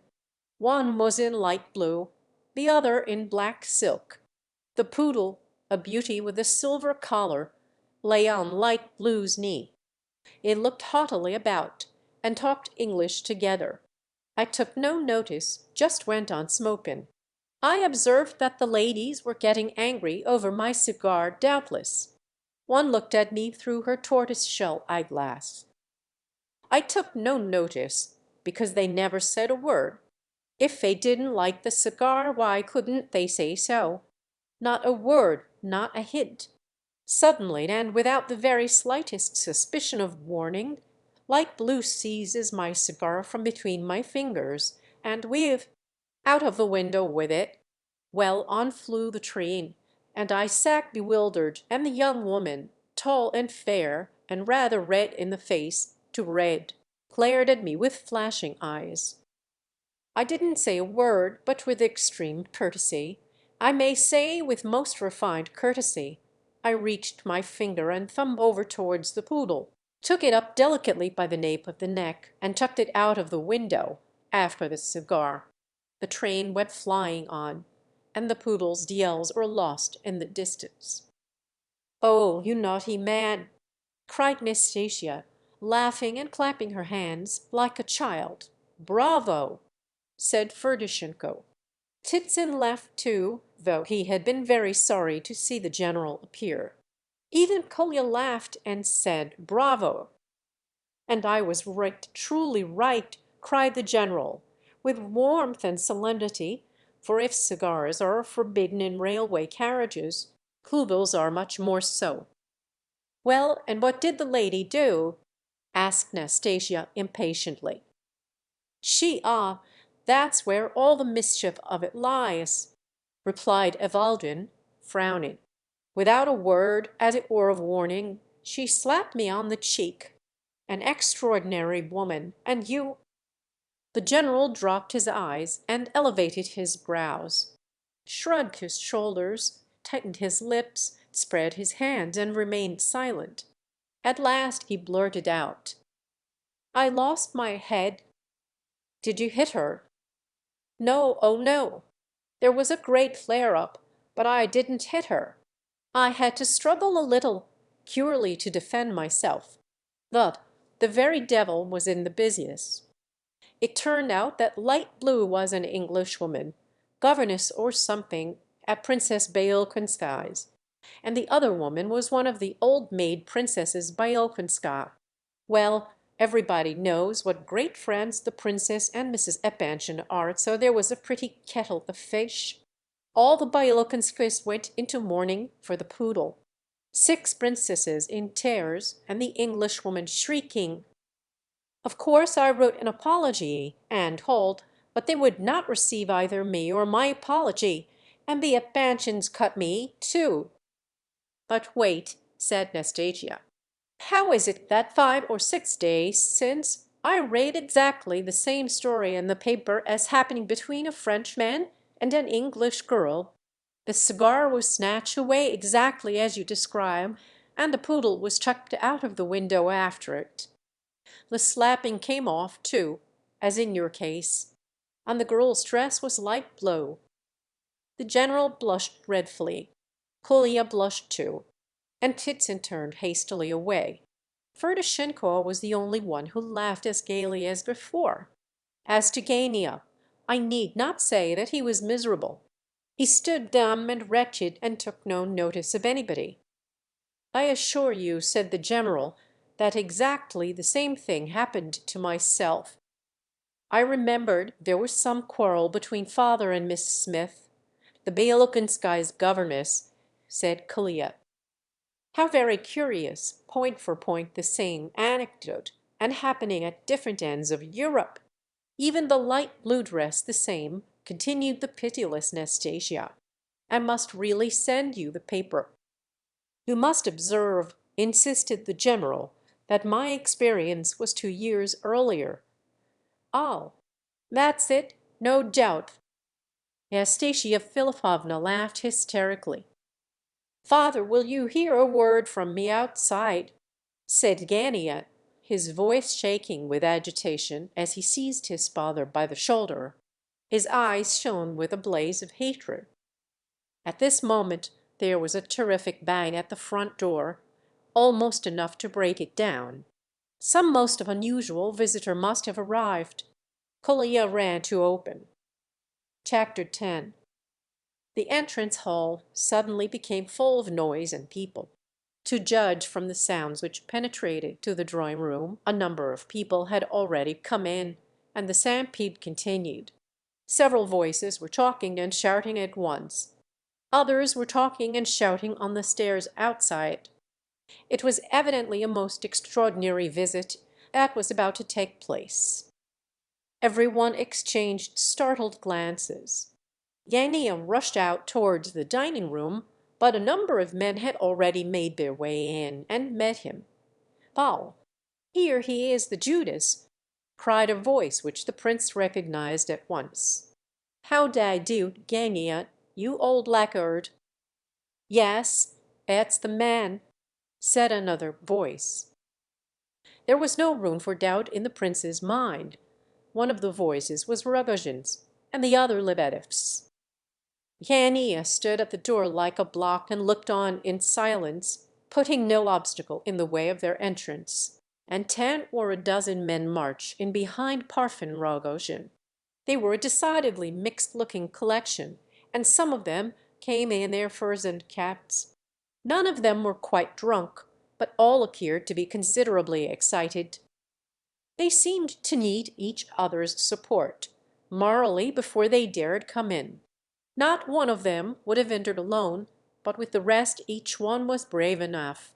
Even Rogojin entered rather cautiously at the head of his troop, but he was evidently preoccupied. He appeared to be gloomy and morose, and had clearly come with some end in view. All the rest were merely chorus, brought in to support the chief character. Besides Lebedeff there was the dandy Zaleshev, who came in without his coat and hat. 2 or 3 others followed his example. The rest were more uncouth. They included a couple of young merchants, a man in a greatcoat, a medical student, a little Pole, a small fat man who laughed continuously, and an enormously tall stout one who apparently put great faith in the strength of his fists. A couple of ladies of some sort put their heads in at the front door, but did not dare come any farther. Colia promptly banged the door in their faces and locked it. "Hallo, Gania, you blackguard! You didn't expect Rogojin, eh?" said the latter, entering the drawing room and stopping before Gania. But at this moment he saw, seated before him, Nastasia Philipovna. He had not dreamed of meeting her here, evidently, for her appearance produced a marvelous effect upon him. He grew pale, and his lips became actually blue. "I suppose it is true, then," he muttered to himself, and his face took on an expression of despair. "So that's the end of it. Now, you, sir, will you answer me or not?" He went on suddenly, gazing at Gania with ineffable malice. "Now then, you—" He panted, and could hardly speak for agitation. He advanced into the room mechanically, but perceiving Nina Alexandrovna and Varia, he became more or less embarrassed, in spite of his excitement. His followers entered after him, and all paused a moment at sight of the ladies. Of course their modesty was not fated to be long-lived, but for a moment they were abashed. Once let them begin to shout, however, and nothing on earth should disconcert them. "What, you here too, Prince?" said Ravagin, absently, but a little surprised all the same still in your gaiters, and he sighed and forgot the Prince next moment, and his wild eyes wandered over to Nastasia again, as though attracted in that direction by some magnetic force. Nastasia looked at the new arrivals with great curiosity. Gania recollected himself at last. "Excuse me, sirs," he said loudly, "but what does all this mean?" He glared at the advancing crowd generally, but addressed his remarks especially to their captain, Rogojin. "You are not in a stable, gentlemen, though you may think it. My mother and sister are present." "Yes, I see your mother and sister," muttered Rogojin through his teeth, and Lebedeff seemed to feel himself called upon to second this statement. "At all events, I must request you to step into the salon," said Gania, his rage rising quite out of proportion to his words, "and then I shall inquire." "But he doesn't know me," said Rogojin, showing his teeth disagreeably. "He doesn't recognize Ravagin." He did not move an inch, however. "I have met you somewhere, I believe, but—" "Met me somewhere? Pooh! Why, it's only 3 months since I lost 200 roubles of my father's money to you at cards. The old fellow died before he found out. Titsin knows all about it. Why, I've only to pull out a 3 rouble note and show it to you, and you'd crawl on your hands and knees to the other end of the town for it. That's the sort of man you are. Why, I've come now, at this moment, to buy you up. Oh, you needn't think that because I wear these boots I have no money. I have lots of money, my beauty, enough to buy up you and all yours together. So I shall, if I like to. I'll buy you up, I will," he yelled, apparently growing more and more intoxicated and excited. "Oh, Nastasia Philipovna, don't turn me out. Say one word, do. Are you going to marry this man or not?" Radotin asked his question like a lost soul appealing to some divinity, with the reckless daring of one appointed to die, who has nothing to lose. He awaited the reply in deadly anxiety. Nastasia Philipovna gazed at him with a haughty, ironical expression of face. But when she glanced at Nina Alexandrovna and Daria, and from them to Gania, she changed her tone all of a sudden. "Certainly not. What are you thinking of? What could have induced you to ask such a question?" She replied quietly and seriously, and even apparently with some astonishment. "No, no!" shouted Rogojin, almost out of his mind with joy. "You're not going to, after all? And they told me, oh, Nastasia Philipovna, they said you had promised to marry him, as if you could do it. Him, pooh! I don't mind saying it to every one. I'd buy him off for 100 roubles, any day, foo! Give him 1,000, or 3 if he likes, poor devil, and he'd cut and run the day before his wedding, and leave his bride to me. Wouldn't you, Gania, you blackguard? You'd take 3,000, wouldn't you? Here's the money. Look, I've come on purpose to pay you off and get your receipt formally. I said I'd buy you up, and so I will." "Get out of this, you drunken beast!" cried Gania, who was red and white by turns. Rabojin's troop, who were only waiting for an excuse, set up a howl at this. Lebedeff stepped forward and whispered something in Parfen's ear. "You are right, Clark," said the latter. "You are right, Titsy spirit, you are right. Nastasia Philipovna," he added, looking at her like some lunatic, harmless generally, but suddenly wound up to a pitch of audacity. Here are 18,000 roubles, and you shall have more." Here he threw a packet of banknotes tied up in white paper on the table before her, not daring to say all he wished to say. "No, no, no," muttered Lebedeff, clutching at his arm. He was clearly aghast at the largeness of this sum, and thought a far smaller amount should have been tried first. "No, you fool, you don't know whom you are dealing with, and it appears I am a fool too," said Parfen, trembling beneath the flashing glance of Nastasia. "Oh, curse it all! What a fool I was to listen to you!" he added, with profound melancholy. Nastasia Philipovna, observing his woebegone expression, suddenly burst out laughing. 18,000 roubles for me? Why, you declare yourself a fool at once," she said with imputed familiarity, as she rose from the sofa and prepared to go. Yenium watched the whole scene with a sinking of the heart. 40,000, then 40,000 roubles instead of 18. Tixin and another have promised to find me 40,000 roubles by 7 o'clock tonight. 40,000 roubles, paid down on the nail. The scene was growing more and more disgraceful, but Nastasia Philipovna continued to laugh and did not go away. Nina Alexandrovna and Varia had both risen from their places and were waiting, in silent horror, to see what would happen. Varia's eyes were all ablaze with anger. But this scene had a different effect on Nina Alexandrovna.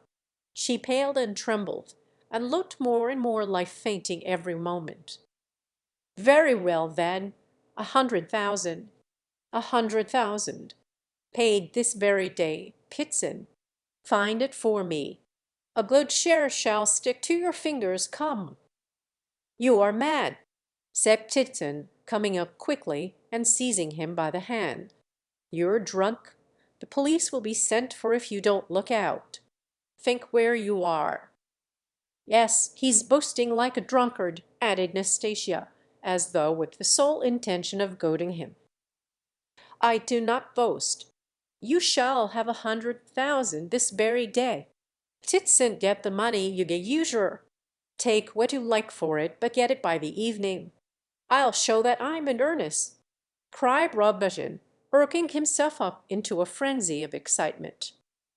"Come, come, what's all this?" cried General Evolgin, suddenly and angrily, coming close up to Rogojin. The unexpectedness of this sally on the part of the hitherto silent old man caused some laughter among the intruders. "Hallo, what's this now?" laughed Rogojin. "You come along with me, old fellow. You shall have as much to drink as you like." "Oh, it's too horrible!" cried poor Kolya, sobbing with shame and annoyance. "Surely there must be someone among all of you here who will turn this shameless creature out of the room," cried Varia, suddenly. She was shaking and trembling with rage. "That's me, I suppose. I'm the shameless creature," cried Nastasia Philipovna with amused indifference. "Dear me, and I came, like a fool as I am, to invite them over to my house for the evening. Look how your sister treats me, Gavrila Ardalionovitch." For some moments Gania stood as if stunned or struck by lightning after his sister's speech. But seeing that Nastasia Philipovna was really about to leave the room this time, he sprang at Varia and seized her by the arm like a madman. "What have you done?" he hissed, glaring at her as though he would like to annihilate her on the spot. He was quite beside himself, and could hardly articulate his words for rage. "What have I done? Where are you dragging me to? Do you wish me to beg pardon of this creature, because she has come here to insult our mother and disgrace the whole household, you low, base wretch?" cried Varia, looking back at her brother with proud defiance. A few moments passed as they stood there face to face, Genia still holding her wrist tightly. Varia struggled once, twice to get free, then could restrain herself no longer and spat in his face. "Here's a pearl for you!" cried Nastasia Philipovna. "Mr. Ptitsin, I congratulate you on your choice." Gania lost his head. Forgetful of everything, he aimed a blow at Varia, which would inevitably have laid her low, but suddenly another hand caught his. Between him and Varia stood the prince. "Enough, enough!" said the latter with insistence, but all of a tremble with excitement. "Are you going to cross my path forever, damn you?" cried Gania, and loosening his hold on Varia, he slapped the prince's face with all his force. Exclamations of horror arose on all sides. The prince grew pale as death. He gazed into Gania's eyes with a strange, wild, reproachful look. His lips trembled and vainly endeavored to form some words. Then his mouth twisted into an incongruous smile. "Very well, never mind about me. But I shall not allow you to strike her," he said at last, quietly. Then, suddenly, he could bear it no longer, and covering his face with his hands, turned to the wall and murmured in broken accents, "Oh, how ashamed you will be of this afterwards!" Gania certainly did look dreadfully abashed.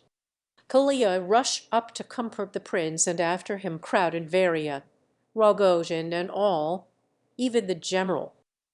It's nothing," said the prince, and again he wore the smile which was so inconsistent with the circumstances. "Yes, he will be ashamed," cried Rogojin. "You will be properly ashamed of yourself for having injured such a sheep." He could not find a better word.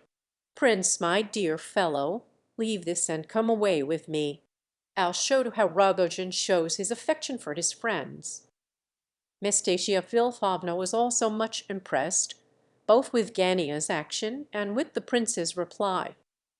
Her usually thoughtful, paled face, which all this while had been so little in harmony with the jests and laughter which she had seemed to put on for the occasion, was now evidently agitated by new feelings, though she tried to conceal the fact and to look as though she were as ready as ever for jesting and irony. "I really think I must have seen him somewhere," she murmured seriously enough. "Oh, aren't you ashamed of yourself? Aren't you ashamed? Are you really the sort of woman you are trying to represent yourself to be? Is it possible?" The prince was now addressing Nastasia in a tone of reproach, which evidently came from his very heart. Nastasia Philipovna looked surprised, and smiled, but evidently concealed something beneath her smile, and with some confusion and a glance at Gania she left the room. However, she had not reached the outer hall when she turned round, walked quickly up to Nina Alexandrovna, seized her hand, and lifted it to her lips. He guessed quite right. "I am not that sort of woman," she whispered hurriedly, flushing red all over. Then she turned again and left the room so quickly that no one could imagine what she had come back for. All they saw was that she said something to Nina Alexandrovna in a hurried whisper, and seemed to kiss her hand. Varia, however, both saw and heard all, and watched Nastasia out of the room with an expression of wonder. Gania recollected himself in time to rush after her in order to show her out, but she had gone. He followed her to the stairs. "Don't come with me," she cried. "Au revoir till the evening, do you hear? Au revoir." He returned thoughtful and confused. The riddle lay heavier than ever on his soul. He was troubled about the prince, too, and so bewildered that he did not even observe Rogojin's rowdy band crowd past him and step on his toes at the door as they went out. They were all talking at once. Rogojin went ahead of the others, talking to Ptitsin, and apparently insisting vehemently upon something very important. "You've lost the game, Gania," he cried as he passed the latter. Gania gazed after him uneasily. but said nothing. Chapter 11. The prince now left the room and shut himself up in his own chamber. Colia followed him almost at once, anxious to do what he could to console him. The poor boy seemed to be already so attached to him that he could hardly leave him. "You were quite right to go away," he said. "The row will rage there worse than ever now. And it's like this every day with us, and all through that Nastasia Philipovna. You have so many sources of trouble here, Polya," said the prince. "Yes, indeed, and it is all our own fault. But I have a great friend who is much worse off even than we are. Would you like to know him?" "Yes, very much." "Is he one of your schoolfellows?" "Well, not exactly. I will tell you all about him some day. What do you think of Nastasia Philipovna? She is dutiful, isn't she? I had never seen her before, though I had a great wish to do so. She fascinated me. I could forgive Gania if he were to marry her for love, but for money, oh dear, that is horrible. Yes, your brother does not attract me much. I am not surprised at that, after what you. But I do hate that way of looking at things. Because some fool, or a rogue pretending to be a fool, strikes a man, that man is to be dishonored for his whole life, unless he wipes up a disgrace with blood, or makes his assailant beg forgiveness on his knees. I think that so very absurd and tyrannical. Lermontov's bal masque is based on that idea, a stupid and unnatural one, in my opinion. But he was hardly more than a child when he wrote it. I like your sister very much. Did you see how she spat in Ganier's face? Varia is afraid of no one. But you did not follow her example, and yet I am sure it was not through cowardice. Here she comes. Speak of a wolf and you see his tail. I felt sure that she would come. She is very generous, though of course she has her faults." Varia pounced upon her brother.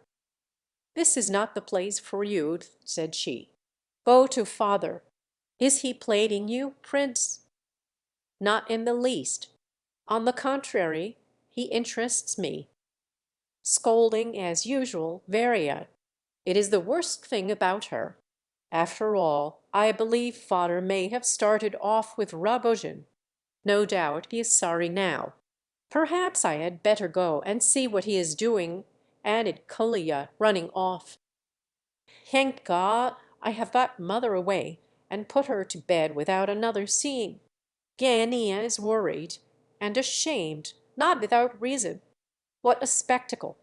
I have come to thank you once more, prince, and to ask you if you knew Nastasia Philipovna before." "No, I have never known her." "Then what did you mean when you said straight out to her that she was not really like that? You guessed right, I fancy. It is quite possible she was not herself at the moment, though I cannot fathom her meaning. Evidently she meant to hurt and insult us. I have heard curious tales about her before now, but if she came to invite us to her house, why did she behave so to my mother? Tzitzin knows her very well. He says he could not understand her today. With Rogojin, too. No one with a spark of self-respect could have talked like that in the house of her. Mother is extremely vexed on your account, too." "That is nothing," said the prince, waving his hand. "But how meek she was when you spoke to her, meek! What do you mean?" "You told her it was a shame for her to behave so, and her manner changed at once. She was like another person. You have some influence over her, prince," added Varia, smiling a little. The door opened at this point, and in came Gania most unexpectedly. He was not in the least disconcerted to see Varia there, but he stood a moment at the door, and then approached the prince quietly. "Prince," he said, with feeling, "I was a blackguard. Forgive me." His face gave evidence of suffering. The prince was considerably amazed, and did not reply at once. "Oh, come, forgive me," Gania insisted, rather impatiently. "If you like, I'll kiss your hand. There." The prince was touched. He took Gania's hands and embraced him heartily, while each kissed the other. "I never thought you were like that," said Mushkin, drawing a deep breath. "I thought you weren't capable of what?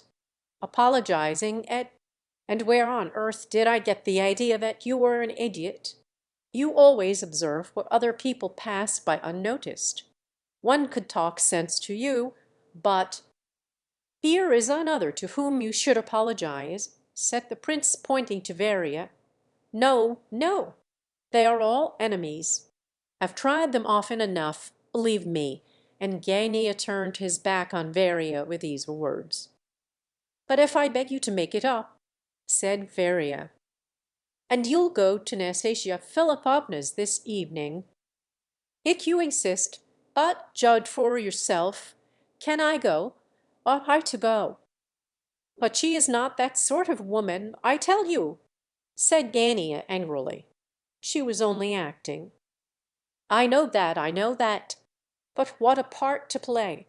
And think what she must take you for, Gania. I know she kissed mother's hand, and all that, but she laughed at you, all the same. All this is not good enough for 75,000 roubles, my dear boy.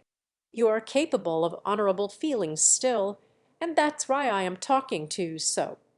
Oh, to take care what you are doing! Don't you know to yourself that it will end badly, Gania?" So saying, and in a state of violent agitation, Varia left the room. They are all like that," said Gania, laughing, "just as if I do not know all about it much better than they do." He sat down with these words, evidently intending to prolong his visit. "If you know it so well," said the prince a little timidly, "why do you choose all this worry for the sake of the 75,000, which, you confess, does not cover it?" "I didn't mean that," said Gania. "But while we are upon the subject, let me hear your opinion. Is all this worry worth 75,000 or not?" "Certainly not." "Of course. And it would be a disgrace to marry so, eh?" "A great disgrace."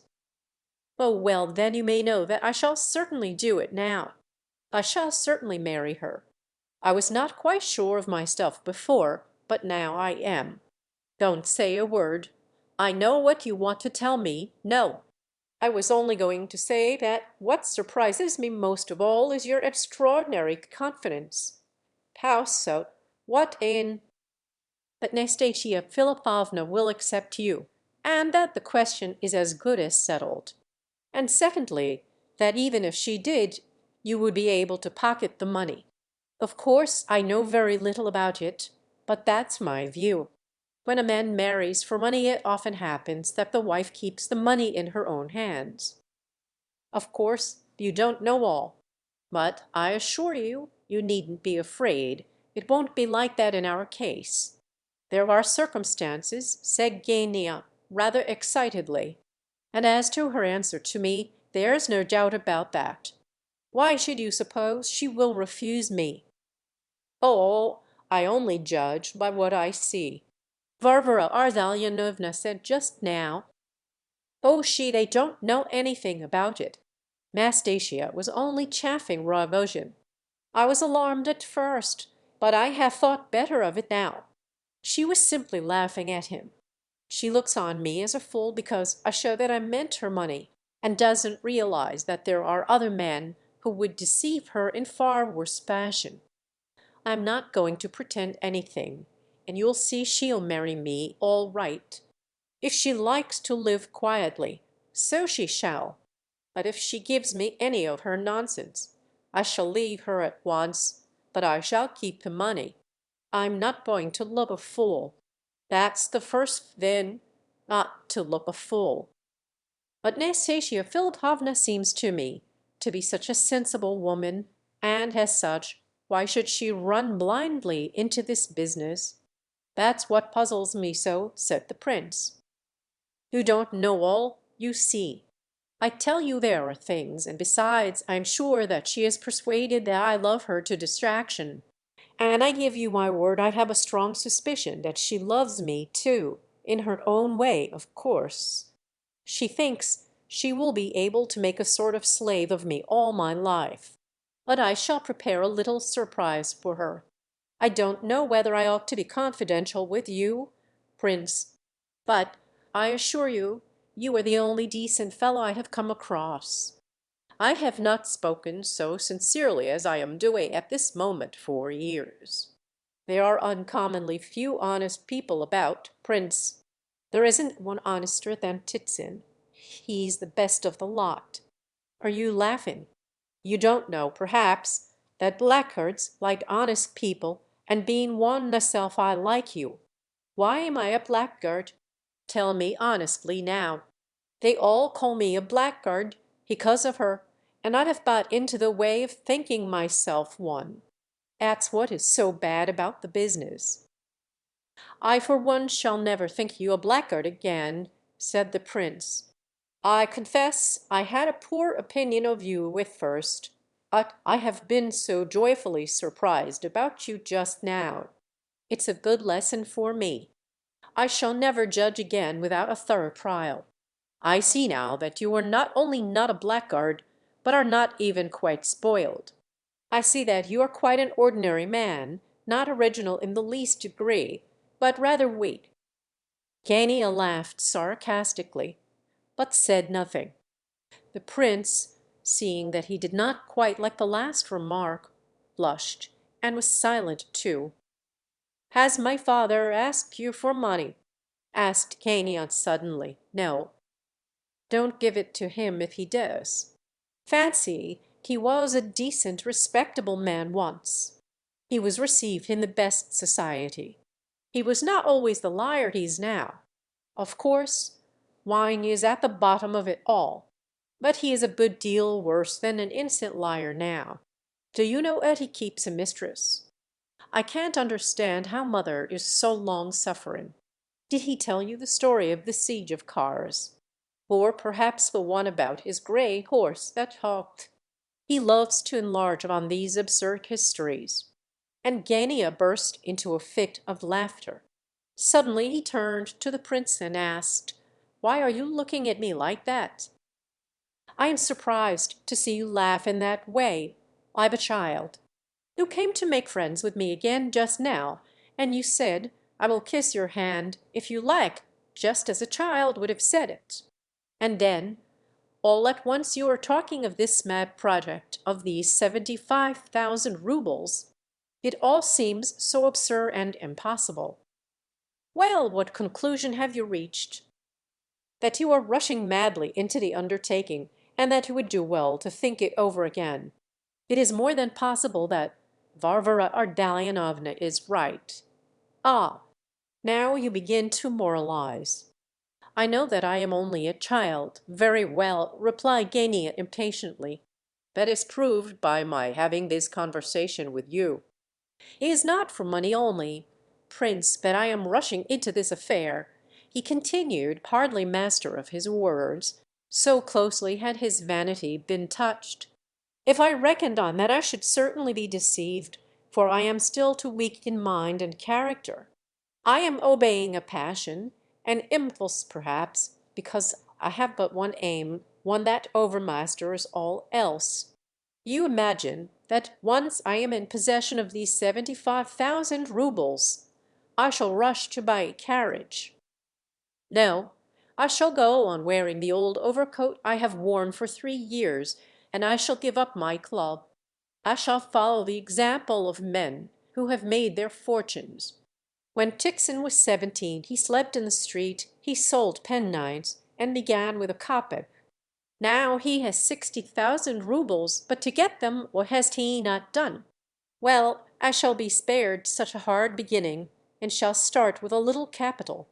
In 15 years people will say, 'Look, Bats Ivaldin, the king of the Jews.' You say that I have no originality.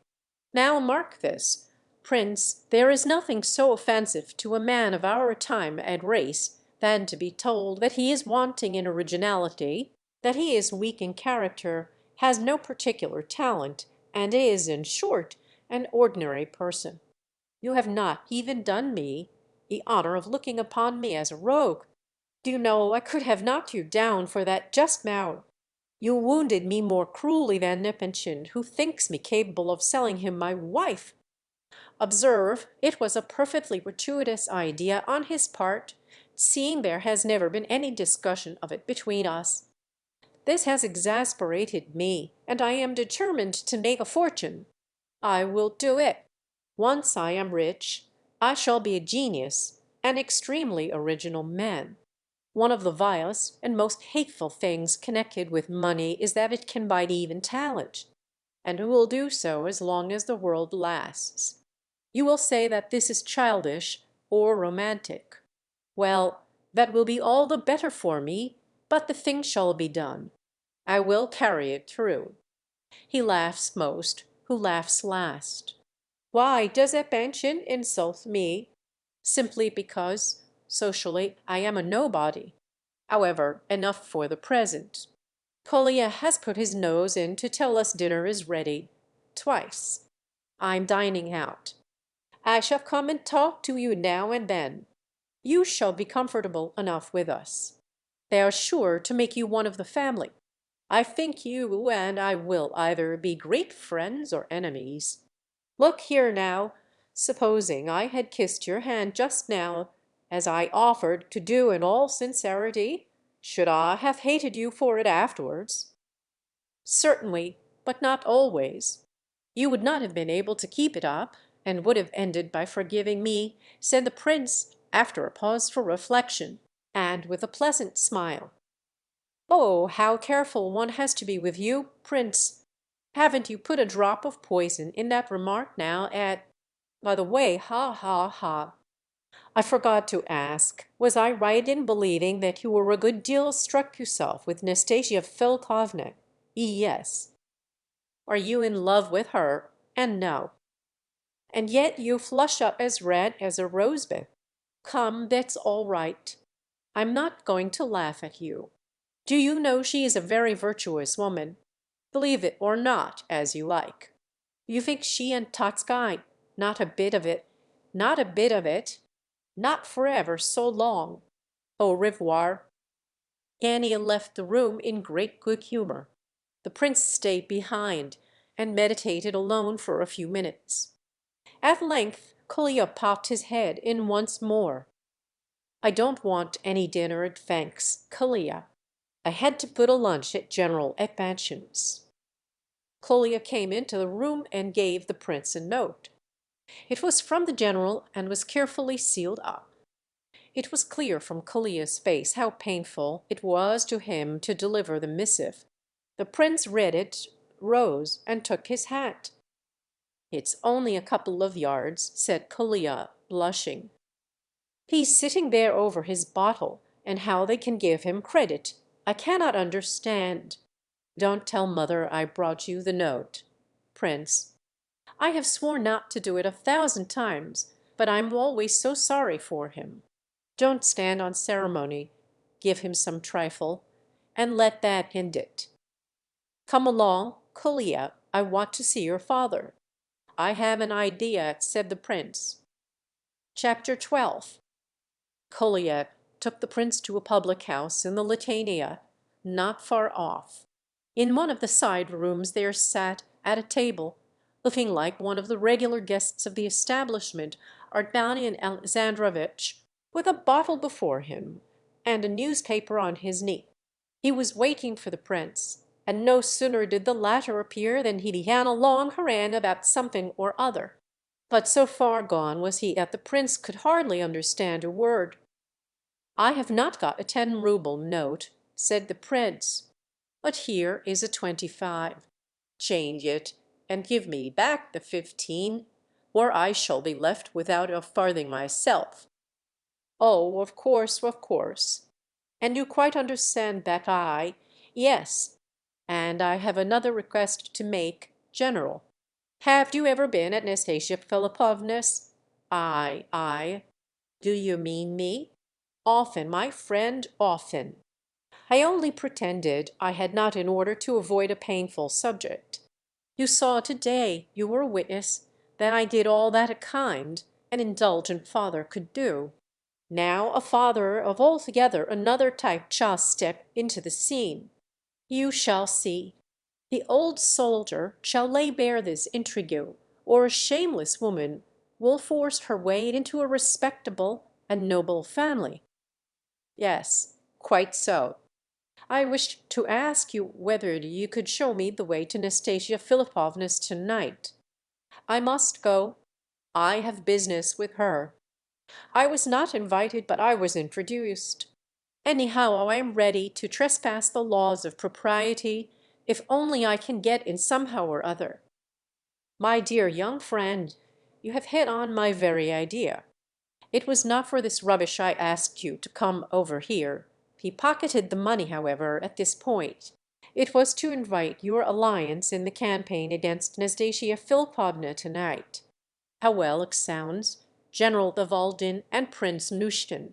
That'll fetch her, I think, capital. We'll go at 9. There's time yet. Where does she live? Oh, a long way off, near the great theatre, just in the square there. It won't be a large party. The general sat on and on. He had ordered a fresh bottle when the prince arrived. This took him an hour to drink, and then he had another and another, during the consumption of which he told pretty nearly the whole story of his life. The prince was in despair. He felt that though he had but applied to this miserable old drunkard because he saw no other way of getting to Nastasia Philipovna's, yet he had been very wrong to put the slightest confidence in such a man. At last he rose and declared that he would wait no longer. The general rose too, drank the last drops that he could squeeze out of the bottle, and staggered into the street. Mushkin began to despair. He could not imagine how he had been so foolish as to trust this man. He only wanted one thing, and that was to get to Nastasia Philipovna's, even at the cost of a certain amount of impropriety. But now the scandal threatened to be more than he had bargained for. By this time Ardalion Alexandrovitch was quite intoxicated, and he kept his companion, listening while he discoursed eloquently and pathetically on subjects of all kinds, interspersed with torrents of recrimination against the members of his family. He insisted that all his troubles were caused by their bad conduct, and time alone would put an end to them. At last they reached the Litania. The thaw increased steadily. A warm, unhealthy wind blew through the streets. Vehicles splashed through the mud, and the iron shoes of horses and mules rang on the paving stones. Crowds of melancholy people plodded wearily along the footpaths, with here and there a drunken man among them. "Do you see those brightly lighted windows?" said the general. "Many of my old comrades in arms live about here, and I, who served longer and suffered more than any of them, am walking on foot to the house of a woman of rather questionable reputation. A man, look you, who has 13 bullets on his breast. You don't believe it? Well, I can assure you it was entirely on my account that Pyragov telegraphed to Paris and left Sebastopol at the greatest risk during siege. Neletin, the Tuileries surgeon, demanded a safe conduct, in the name of science, into the besieged city in order to attend my wounds. The government knows all about it. That's the Abolgin with 13 bullets in him. That's how they speak of me. Do you see that house, Prince? One of my old friends lives on the first floor with his large family. In this and 5 other houses, 3 overlooking Nevsky, 2 in the Morskaya, are all that remain of my personal friends. Nina Alexandrovna gave them up long ago, but I keep in touch with them still. I may say I find refreshment in this little coterie, in thus meeting my old acquaintances and subordinates, who worship me still, in spite of all. General Sokolovitch, by the way, I have not called on him lately, or seen Anna Fedorovna. You know, my dear prince, when a person does not receive company himself, he gives up going to other people's houses involuntarily. And yet, well, you look as if you didn't believe me. Well, now, why should I not present the son of my old friend and companion to this delightful family, General Evolgin and Prince Mushkin? You will see a lovely girl. What am I saying? A lovely girl? No, indeed, too free. Ornaments of this city and of society. Beauty, education, culture, the woman question, poetry, and everything. Added to which is the fact that each one will have a dot of at least 80,000 roubles. No bad thing yet. In a word, I absolutely must introduce you to them. It is a duty, an obligation. General Evolgin and Prince Mishkin, tableau at once. Ow! You must have forgotten, began the prince. No, I have forgotten nothing. Come. This is the house, up this magnificent staircase. I am surprised not to see the porter, but it is a holiday, and the man has gone off. Drunken fool! Why, have they not got rid of him? Sokolovitch owes all the happiness he has had in the service and in his private life to me, and me alone. But here we are. The prince followed quietly, making no further objection for fear of irritating the old man. At the same time he fervently hoped that General Sokolovitch and his family would fade away like a mirage in the desert, so that the visitors could escape by merely returning downstairs. But to his horror he saw that General Evolgin was quite familiar with the house, and really seemed to have friends there. At every step he named some topographical or biographical detail that left nothing to be desired on the score of accuracy. When they arrived at last on the first floor, and the general turned to ring the bell to the right, the prince decided to run away. The curious incident stopped him momentarily. "You have made a mistake, General," said he. "A name on the door is Kulikov, and you were going to see General Sokolovitch." Kulikov. Kulikov means nothing. This is Sokolovitch's flat, and I am ringing at his door. What do I care for Kulikov? Here comes someone to open. In fact, the door opened directly, and the footman informed the visitors that the family were all away. "What a pity! What a pity! It's just my luck," repeated Ardalion Alexandrovitch over and over again in regretful tones. "When your master and mistress return, my man, tell them that General Evolgin and Prince Mushkin desired to present themselves, and that they were extremely sorry, excessively grieved." Just then another person belonging to the household was seen at the back of the hall. It was a woman of some 40 years, dressed in sombre colors, probably a housekeeper or a governess. Hearing the names, she came forward with a look of suspicion on her face. "Marie Alexandrovna is not at home," said she, staring hard at the general. "She has gone to her mother's with Alexandra Mikhailovna. Alexandra Mikhailovna out, too. How disappointing! Would you believe it, I am always so unfortunate. May I most respectfully ask you to present my compliments to Alexandra Mikhailovna, and remind her, tell her that with my whole heart I wish for her what she wished for herself on Thursday evening while she was listening to Chopin's Ballade. She will remember. I wish it with all sincerity. General Evolgin and Prince Mushkin." The woman's face changed. She lost her suspicious expression.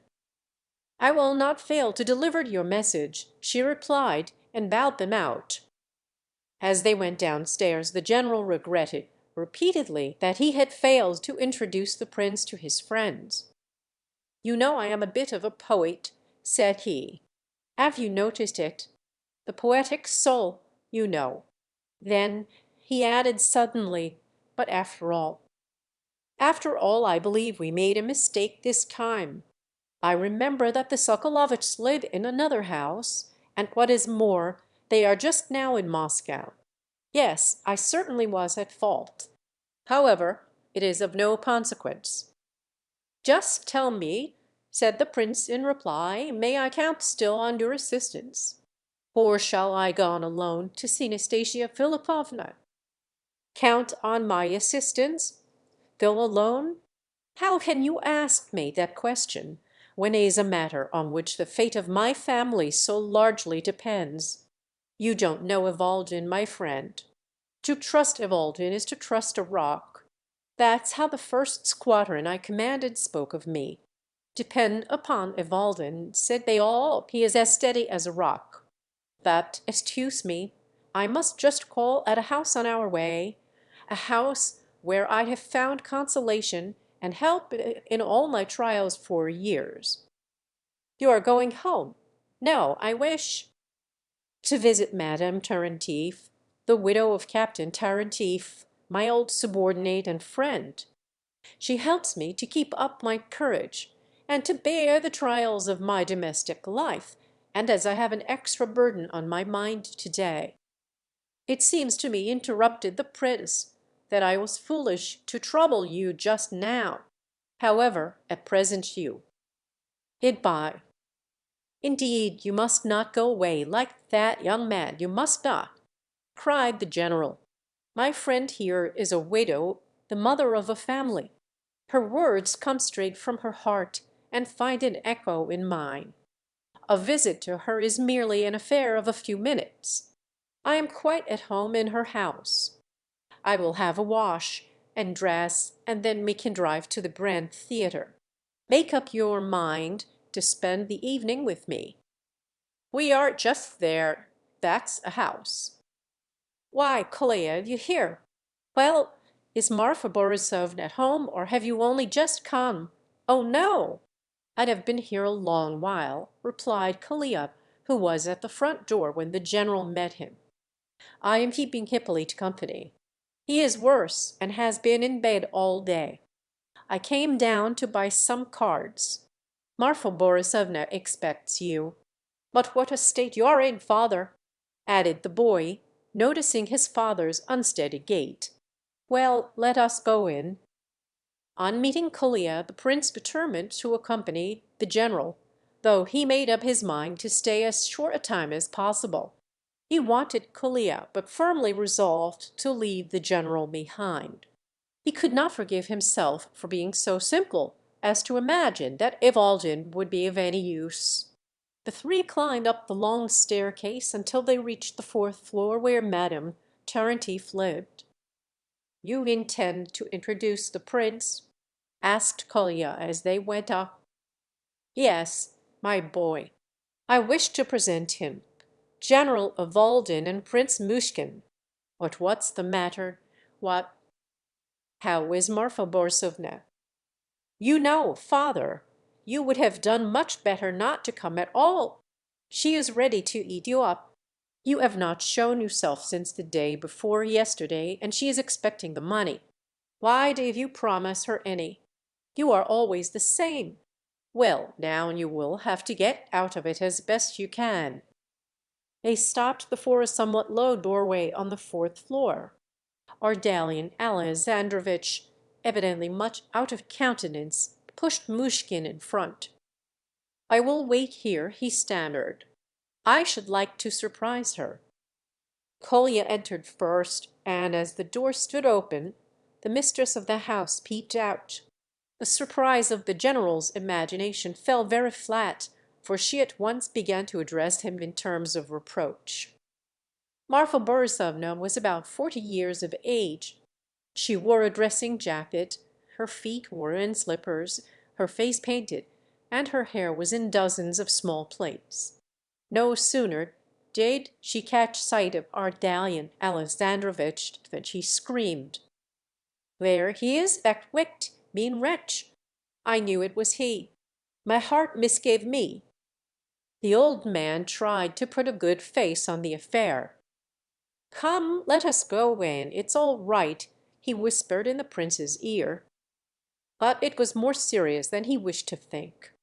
As soon as the visitors had crossed the low dark hall and entered the narrow reception room, furnished with half a dozen cane chairs and two small card tables, Madame Terentif, in the shrill tones habitual to her, continued her stream of invectives. "Are you not ashamed? Are you not ashamed? You barbarian! You tyrant! You have robbed me of all I possessed. You have sucked my bones to the marrow. How long shall I be your victim? Shameless, dishonorable man! Marfa Borisovna, Marfa Borisovna, here is." The Prince Mushkin, General de Walden and Prince Mushkin, stammered the disconcerted old man. "Would you believe," said the mistress of the house, suddenly addressing the prince, "would you believe that that man has not even spared my orphan children? He has stolen everything I possessed, sold everything, pawned everything. He has left me nothing, nothing. What am I to do with your IOUs, you cunning, unscrupulous rogue? Answer, devourer. Answer, heart of stone. How shall I feed my orphans? With what shall I nourish them? And now he has come, he is drunk. He can scarcely stand. How, oh how, have I offended the Almighty that he should bring this curse upon me? Answer, you worthless villain, answer." But this was too much for the general. "Here are 25 roubles, Marfa Borisovna. It is all that I can give. And I owed even these to the prince's generosity, my noble friend. I have been cruelly deceived. Such is life now. Excuse me, I am very weak," he continued, standing in the center of the room and bowing to all sides. "I am faint. Excuse me, Lenotchka. A cushion, my dear." Lenotchka, a little girl of 8, ran to fetch the cushion at once and placed it on the rickety old sofa. The general meant to have said much more, but as soon as he had stretched himself out, he turned his face to the wall and slept the sleep of the just. With a grave and ceremonious air, Marfa Borisovna motioned the prince to a chair at one of the card tables. She seated herself opposite, leaned her right cheek on her hand, and sat in silence, her eyes fixed on Mushkin, now and again sighing deeply. The 3 children, 2 little girls and a boy, Lenotchka being the eldest, came and leaned on the table and also stared steadily at him. Presently Colia appeared from the adjoining room. "I am very glad indeed to have met you here, Colia," said the prince. "Can you do something for me? I must see Nastasia Philipovna, and I asked Ardalian Alexandrovitch just now to take me to her house, but he has gone to sleep, as you see. Will you show me the way, for I do not know the street? I have the address, though. It is close to the Grand Theatre. Nastasia Philipovna. She does not live there, and to tell you the truth, my father has never been to her house. It is strange that you should have depended on him. She lies near Latimer Street, at the 5 Corners, and it is quite close by. Will you go directly? It is just 9:30. I will show you the way with pleasure." Colia and the prince went off together. Alas! The latter had no money to pay for a cab, so they were obliged to walk. "I should have liked to have taken you to see Hippolyte," said Colia. "He is the eldest son of the lady you met just now, and was in the next room. He is ill, and has been in bed all day. But he is rather strange, and extremely sensitive, and I thought he might be upset considering the circumstances in which you came. Somehow it touches me less, as it concerns my father, while it is his mother. That, of course, makes a great difference. What is a terrible disgrace to a woman does not disgrace a man, at least not in the same way. Perhaps public opinion is wrong in condemning one sex and excusing the other. Hippolyte is an extremely clever boy, but so prejudiced. He is really a slave to his opinions. Do say he is consumptive. Yes, It really would be happier for him to die young. If I were in his place, I should certainly long for death. He is unhappy about his brother and sisters, the children you saw. If it were possible, if we only had a little money, we should leave our respective families and live together in a little apartment of our own. It is our dream. But do you know, when I was talking over a year fare with him, he was angry and said that anyone who did not call out a man who had given him a blow was a coward. He is very irritable today, and I left off arguing the matter with him. So Nastasia Philipovna has invited you to go and see her. To tell the truth, she has not. And how do you come to be going there? Cried Kalia, so much astonished that he stopped short in the middle of the pavement. And and are you going to her at home in that costume? I don't know, really, whether I shall be allowed in at all. If she will receive me, so much the better. If not, the matter is ended. As to my clothes, what can I do? Are you going there for some particular reason, or only as a way of getting into her society and that of her friends? No, I have really an object in going. That is, I am going on business it is difficult to explain, but— Well, whether you go on business or not is your affair. I do not want to know. The only important thing, in my eyes, is that you should not be going there simply for the pleasure of spending your evening in such company. Cocottes, generals, usurers. If that were the case, I should despise and laugh at you. There are terribly few honest people here, and hardly any whom one can respect, although people put on airs, Beria especially. Have you noticed, Prince, how many adventurers there are nowadays? Especially here in our dear Russia. How it has happened I never can understand. There used to be a certain amount of solidity in all things, but now what happens? Everything is exposed to the public gaze, veils are thrown back, every wound is probed by careless fingers.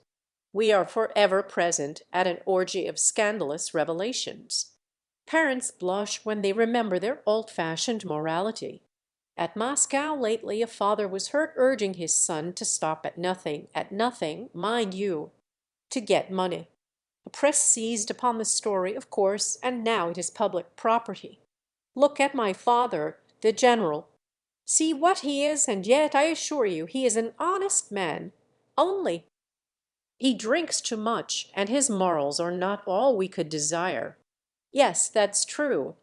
I pity him, to tell the truth, but I dare not say so, because everybody would laugh at me, but I do pity him. And who are the really clever men, after all?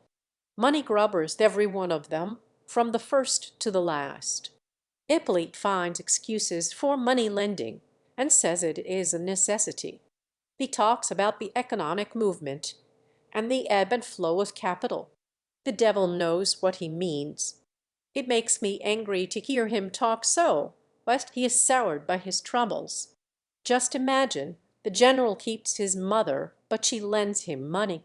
She lends it for a week or 10 days at very high interest. Isn't it disgusting? And then, you would hardly believe it, but my mother, Nina Alexandrovna, helps Hippolyte in all sorts of ways, sends him money and clothes. She even goes as far as helping the children, through Hippolyte, because their mother cares nothing about them, and Daria does the same. Well, just now you said there were no honest nor good people about, that there were only money grubbers, and here they are quite close at hand.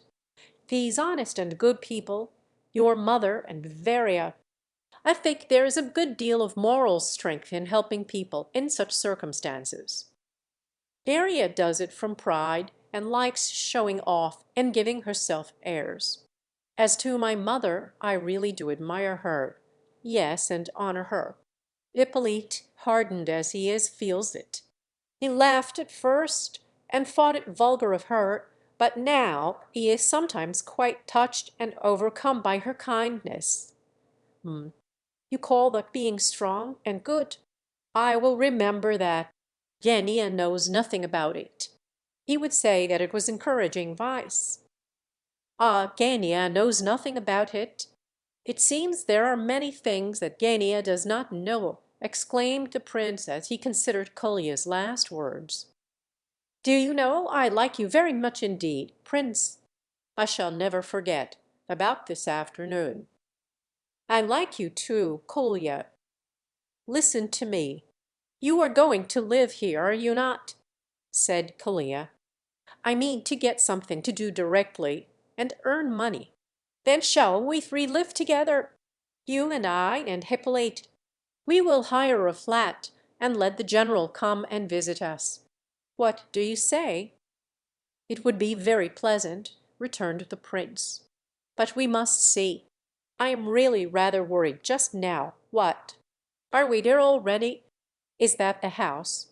What a long flight of steps! And there's a porter. Well, Kolya, I don't know what will come of it all. The prince seemed quite distracted for the moment. You must tell me all about it tomorrow. Don't be afraid. I wish you success. We agree so entirely that I can do so, although I do not understand why you are here. Goodbye, cried Kolya excitedly. Now I will rush back and tell Hippolyte all about our plans and proposals. But as to your getting in, don't be in the least afraid. You will see her. She is so original about everything. It's the first floor. The porter will show you. Chapter 13.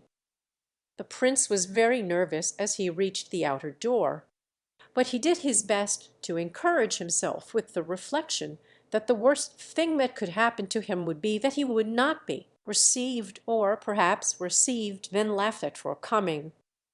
But there was another question which terrified him considerably, and that was, what was he going to do when he did get in?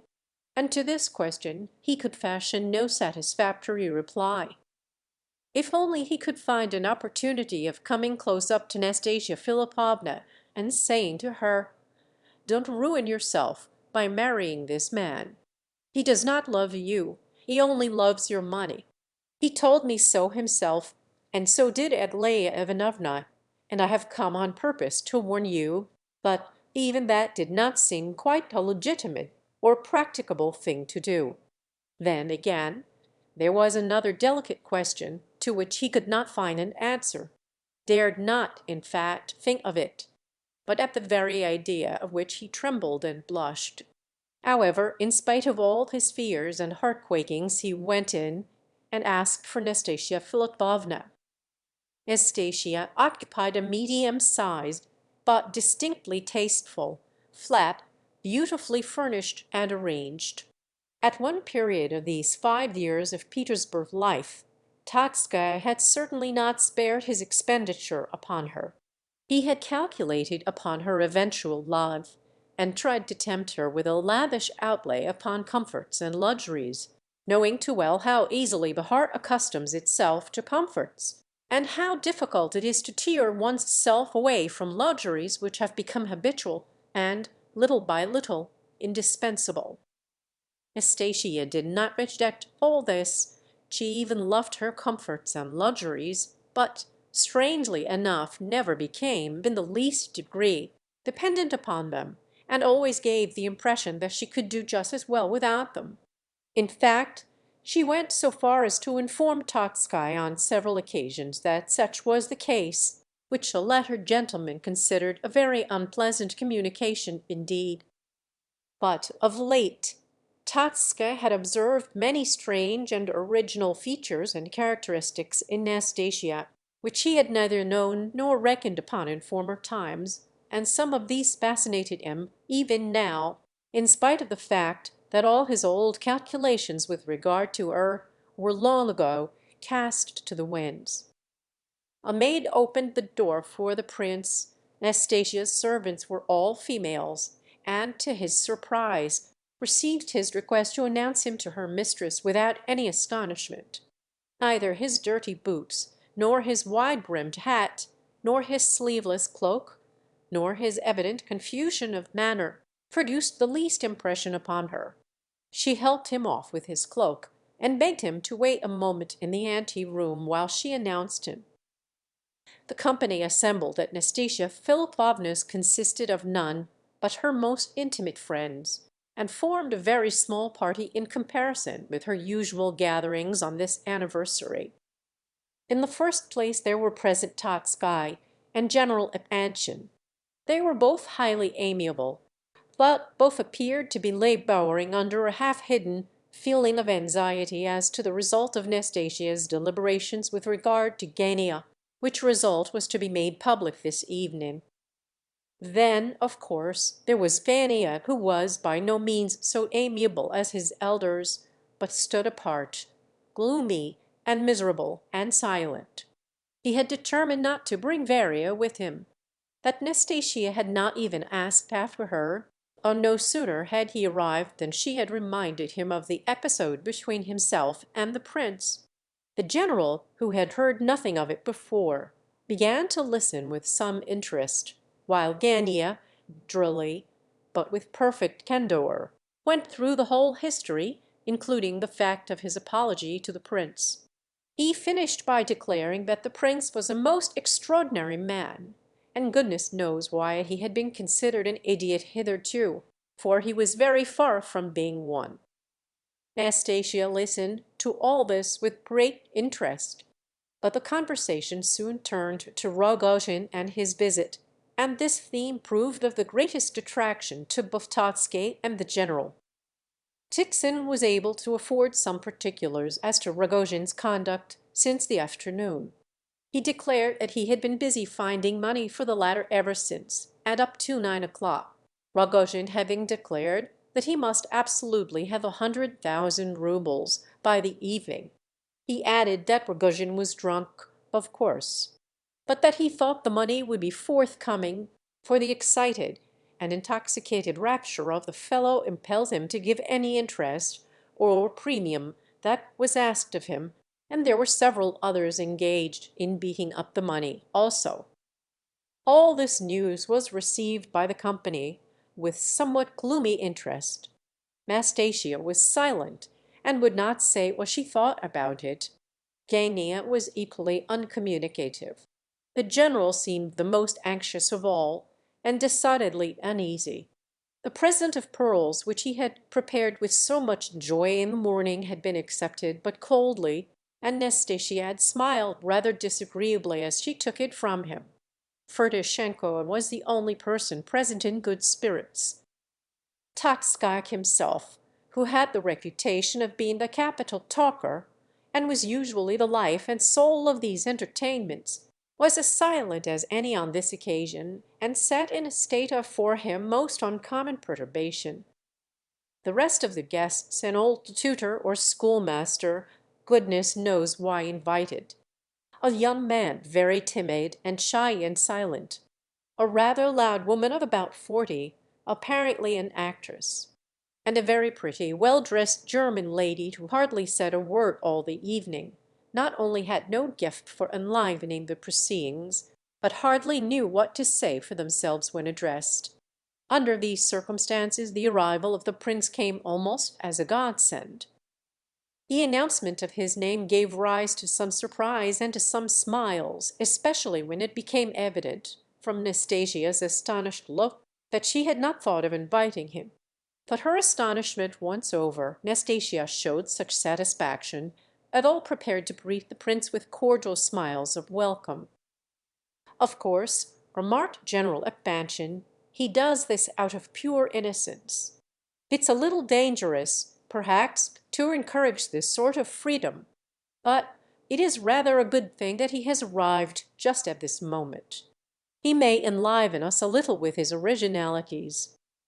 Especially as he asked himself, said Ferdishenko. "What's that got to do with it?" asked the general, who loathed Ferdishenko. "Why, he must pay toll for his entrance," explained the latter. Prince Mushkin is not Ferdishenko," said the general impatiently. This worthy gentleman could never quite reconcile himself to the idea of meeting Ferdishenko in society, and on an equal footing. "O General, spare Ferdishenko," replied the other, smiling. "I have special privileges." "What do you mean by special privileges?" "Once before I had the honor of stating them to the company. I will repeat the explanation today for your Excellency's benefit. You see, Excellency, all the world is witty and clever except myself. I am neither. As a kind of compensation, I am allowed to tell the truth, for it is a well-known fact that only stupid people tell the truth. Added to this, I am a spiteful man just because I am not clever. If I am offended or injured, I bear quite patiently until the man injuring me meets with some misfortune. Then I remember and take my revenge. I return the injury sevenfold, as Ivan Petrovitch Titson says. Of course, he never does so himself. Excellency, no doubt you recollect Kryllov's fable, The Lion and the Ass? Well now, that you and I. That fable was written precisely for us. You seem to be talking nonsense again, Ferdishenko, growled the general. What is the matter, Excellency? I know how to keep my place. When I said just now that we, you and I, were the lion and the ass of Kryllov's fable, of course it is understood that I take the role of the ass. Your Excellency is the lion of which the fable remarks. A mighty lion, terror of the woods, was shorn of his great prowess by old age. And I, your Excellency, am the ass. I am of your opinion on that last point, said Ivan Fedorovitch, with ill-concealed irritation. All this was no doubt extremely coarse, and moreover it was premeditated. But after all Ferdishenko had persuaded everyone to accept him as a buffoon. If I am admitted and tolerated here, he had said one day, it is simply because I talk in this way. How can any one possibly receive such a man as I am? I quite understand. Now, could I, a Ferdishenko, be allowed to sit shoulder to shoulder with a clever man like Afanasy Ivanovitch? There is one explanation, only one. I am given the position because it is so entirely inconceivable. But these vulgarities seemed to please Nastasia Philipovna, although too often they were both rude and offensive. Those who wished to go to her house were forced to put up with Ferdishenko. Possibly the latter was not mistaken in imagining that he was received simply in order to annoy Toxpy, who disliked him extremely. Lenya also was often made the butt of the jester's sarcasms, who used this method of keeping in Nastasia Philipovna's good graces. "The prince will begin by singing us a fashionable ditty," remarked Ferdishenko, and looked at the mistress of the house to see what she would say. "I don't think so, Ferdishenko." "Please be quiet," answered Nastasia Philipovna dryly. If he is to be under special patronage, I withdraw my clause." But Nastasia Philipovna had now risen and advanced to meet the prince. "I was so sorry to have forgotten to ask you to come when I saw you," she said, "and I am delighted to be able to thank you personally now, and to express my pleasure at your resolution." So saying, she gazed into his eyes, longing to see whether she could make any guess as to the explanation of his motive in coming to her house. The prince would very likely have made some reply to her kind words, that he was so dazzled by her appearance that he could not speak. Nastasia noticed this with satisfaction. She was in full dress this evening, and her appearance was certainly calculated to impress all beholders. She took his hand and led him towards her other guests. But just before they reached the drawing-room door, the prince stopped her, and hurriedly and in great agitation whispered to her, "You are altogether perfection. Even your pallor and thinness are perfect. One could not wish you otherwise. I did so wish to come and see you. Forgive me, please." "Don't apologize," said Nastasia, laughing. You spoil the whole originality of the thing. I think what they say about you must be true, that you are so original. So you think me perfection. Do you? Yes. Well, you may be a good reader of riddles, but you are wrong there. At all events, I'll remind you of this tonight." Nastasia had introduced the prince to her guests, to most of whom he was already known. Totska immediately made some amiable remark. All seemed to brighten up at once, and the conversation became general. Nastasia made the prince sit down next to herself. "Dear me, there is nothing so very curious about the prince dropping in, after all," remarked Ferdishenko. "It's quite a clear case," said the hitherto silent Gania. "I have watched the prince almost all day, ever since the moment when he first saw Astasia Philipovna's portrait at General Epfanshin's. I remember thinking at the time what I am now pretty sure of, and what, I may say in passing, the prince confessed to myself." Gagniac said all this perfectly seriously, and without the slightest appearance of joking. Indeed, he seemed strangely gloomy.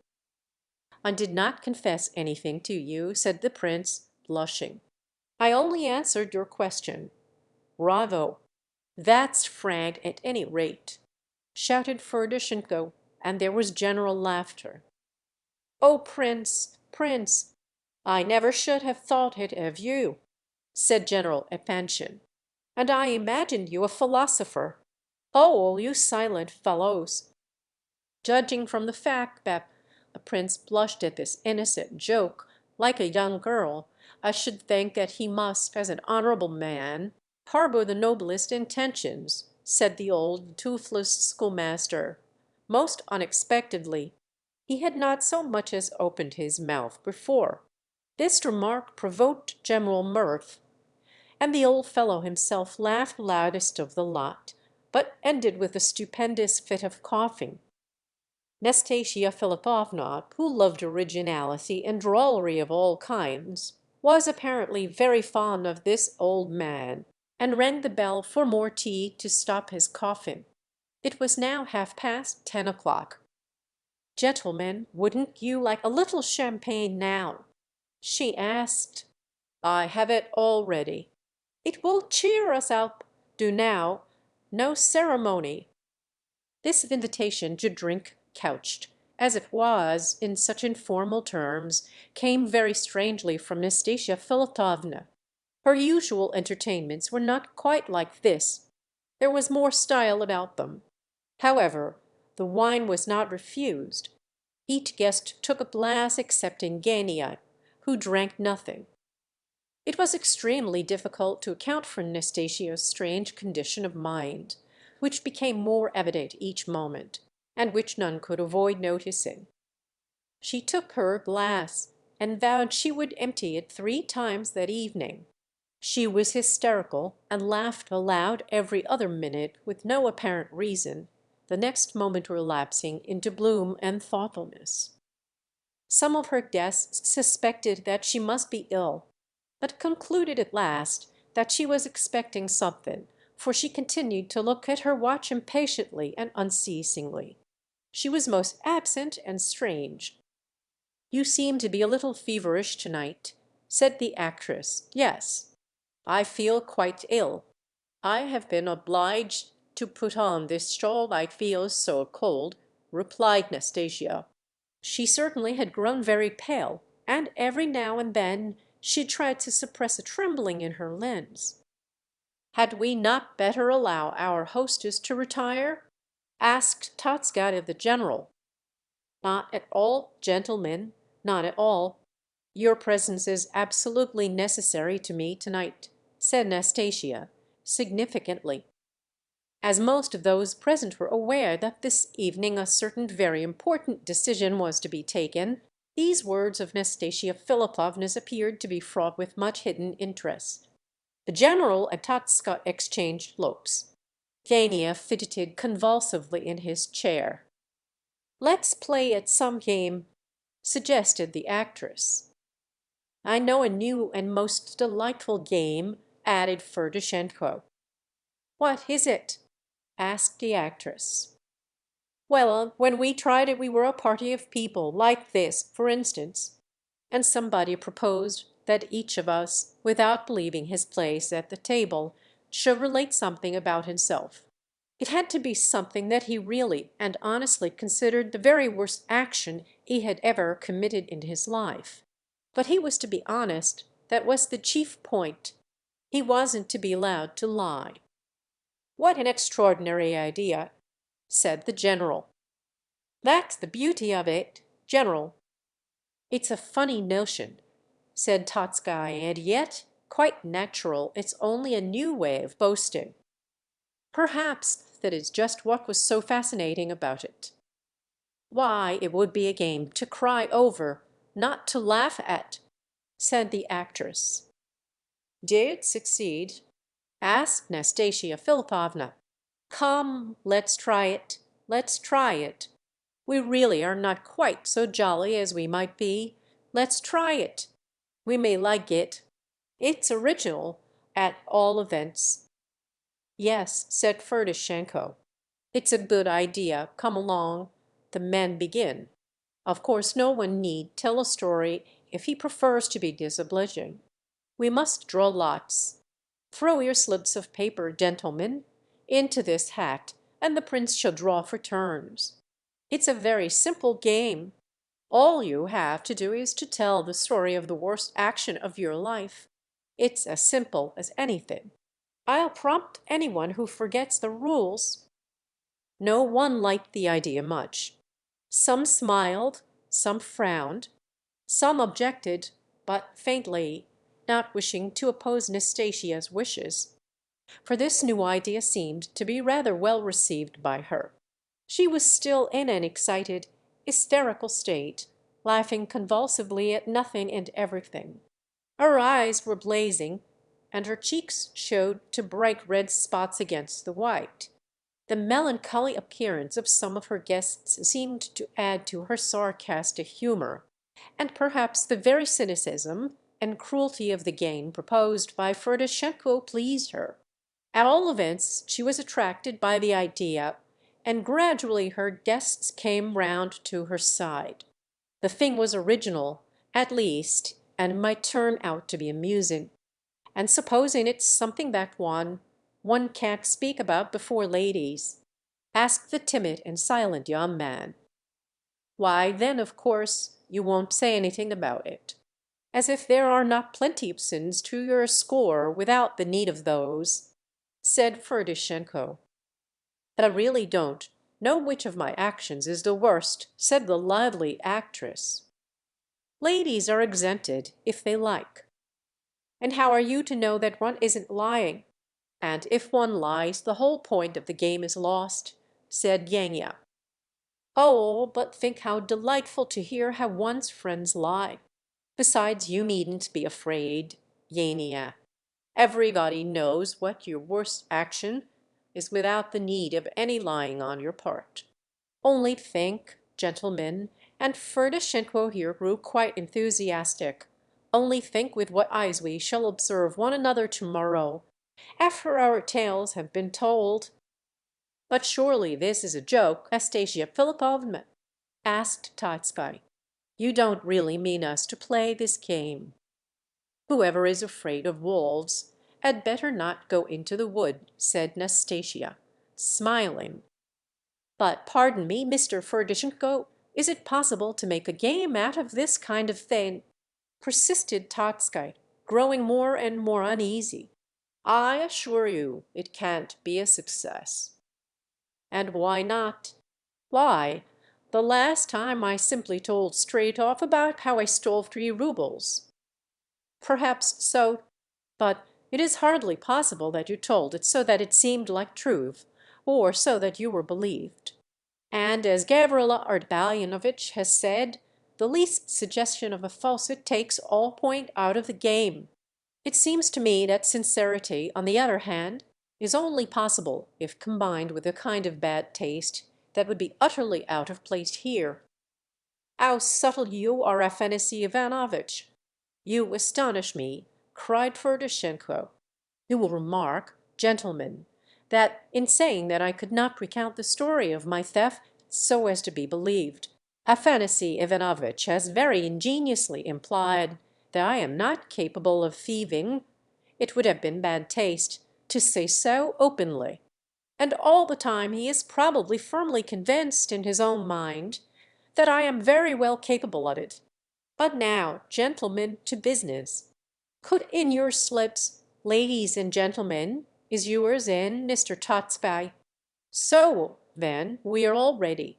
Now, Prince, draw, please." The Prince silently put his hand into the hat and drew the names. Ferdishenko was first, then Ptitsin, then the General, Patsky next, his own fifth, and Gania, and so on. The ladies did not draw. "Oh dear, oh dear!" cried Ferdishenko. "I did so hope the Prince would come out first, and then the General.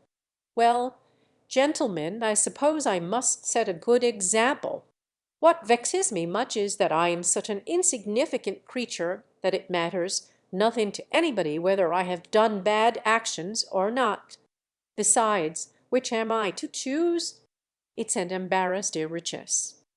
Shall I tell how I became a thief on one occasion only, to convince Afanasy Ivanovitch that it is possible to steal without being a thief?" "Do go on, Ferdishenko, and don't make unnecessary preface, or you'll never finish," said Nastasia Philipovna. All observed how irritable and cross she had become since her last burst of laughter. But none the less obstinately did she stick to her absurd whim about this new game. Totski sat looking miserable enough. The General lingered over his champagne, and seemed to be thinking of some story for the time when his turn should come. Chapter 14. "I have no wit, Nastasia Philipovna," began Ferdishenko, "and therefore I talk too much, perhaps. Were I as witty now as Mr. Taxpitt or the General, I should probably have sat silent all the evening as they have. Now, Prince, what do you think? Are there not far more thieves than honest men in this world? Don't you think we may say there does not exist a single person so honest that he has never stolen anything whatever in his life?" "What a silly idea," said the actress. "Of course it is not the case. I have never stolen anything, for one." Very well, Darya Alexeyevna. You have not stolen anything. Agreed. But how about the Prince now? Look how he is blushing." "I think you are partially right, but you exaggerate," said the Prince, who had certainly blushed up of a sudden for some reason or other. "Ferdishenko, either tell us your story or be quiet, and mind your own business. You exhaust all patience," cuttingly and irritably remarked Nastasia Philipovna. "Immediately, immediately. As for my story, gentlemen, it is too stupid and absurd to tell you. I assure you I am not a thief, and yet I have stolen. I cannot explain why. It was at Semyon Ivanovitch Yashenka's country house, one Sunday. He had a dinner party. After dinner the men sat at the table over their wine. It struck me to ask the daughter of the house to play something on the piano. So I passed through the corner room to join the ladies. In that room, on Maria Ivanovna's writing table, I observed a 3-ruble note. She must have taken it out for some purpose and left it lying there. There was no one about. I took up the note and put it in my pocket. Why, I can't say.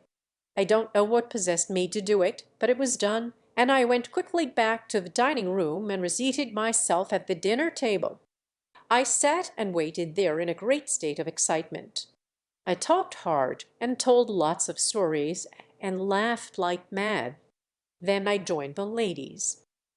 In half an hour or so the loss was discovered, and the servants were being put under examination. Darya, the housemaid, was suspected. I exhibited the greatest interest and sympathy, and I remember that poor Darya quite lost her head, and that I began assuring her, before every one, that I would guarantee her forgiveness on the part of her mistress if she would confess her guilt. They all stared at the girl, and I remember a wonderful attraction in the reflection that here was I sermonizing away, with the money in my own pocket all the while. I went and spent the 3 rubles that very evening at a restaurant. I went in and asked for a bottle of Lafite and drank it up. I wanted to be rid of the money. I did not feel much remorse either then or afterwards. But I would not repeat the performance, believe it or not as you please. There, that's all. Only, of course, that's not nearly your worst action, said the actress with evident dislike in her face. That was a psychological phenomenon, not an action, remarked Toxby. And what about the maid? Asked Nastasia Philipovna with undisguised contempt. Oh, she was turned out next day, of course. It's a very strict household. There. And you allowed it? I should think so, rather. I was not going to return and confess next day, laughed Ferdishenko, who seemed a little surprised at the disagreeable impression which his story had made on all parties. How mean you were, said Nastasia. Bah! You wish to hear a man tell of his worst actions, and you expect the story to come out goody-goody. One's worst actions always are mean. We shall see what the general has to say for himself now. All is not gold that glitters, you know. And because a man keeps his carriage, he need not be specially virtuous. I assure you, all sorts of people keep carriages. And by what means? In a word, Ferdishenko was very angry and rapidly forgetting himself. His whole face was drawn with passion. Strange as it may appear, he had expected much better success for his story. These little errors of taste on Ferdishenko's part occurred very frequently. Nastasia trembled with rage and looked fixedly at him, whereupon he relapsed into alarmed silence. He realized that he had gone a little too far. "Had we not better end this game?" asked Totskay. "It's my turn, but I plead exemption," said Titsin. "You don't care to oblige us?" asked Nastasia. "I cannot, I assure you. I confess I do not understand how anyone can play this game." "Then, General, it's your turn," continued Nastasia Philipovna, "and if you refuse, the whole game will fall through, which will disappoint me very much, for I was looking forward to relating a certain page of my own life. I am only waiting for you and Afanasy Ivanovitch to have your turns, for I require the support of your example," she added, smiling. "Oh, if you put it in that way," cried the general, excitedly, "I'm ready to tell the whole story of my life. But I must confess that I prepared a little story in anticipation of my turn."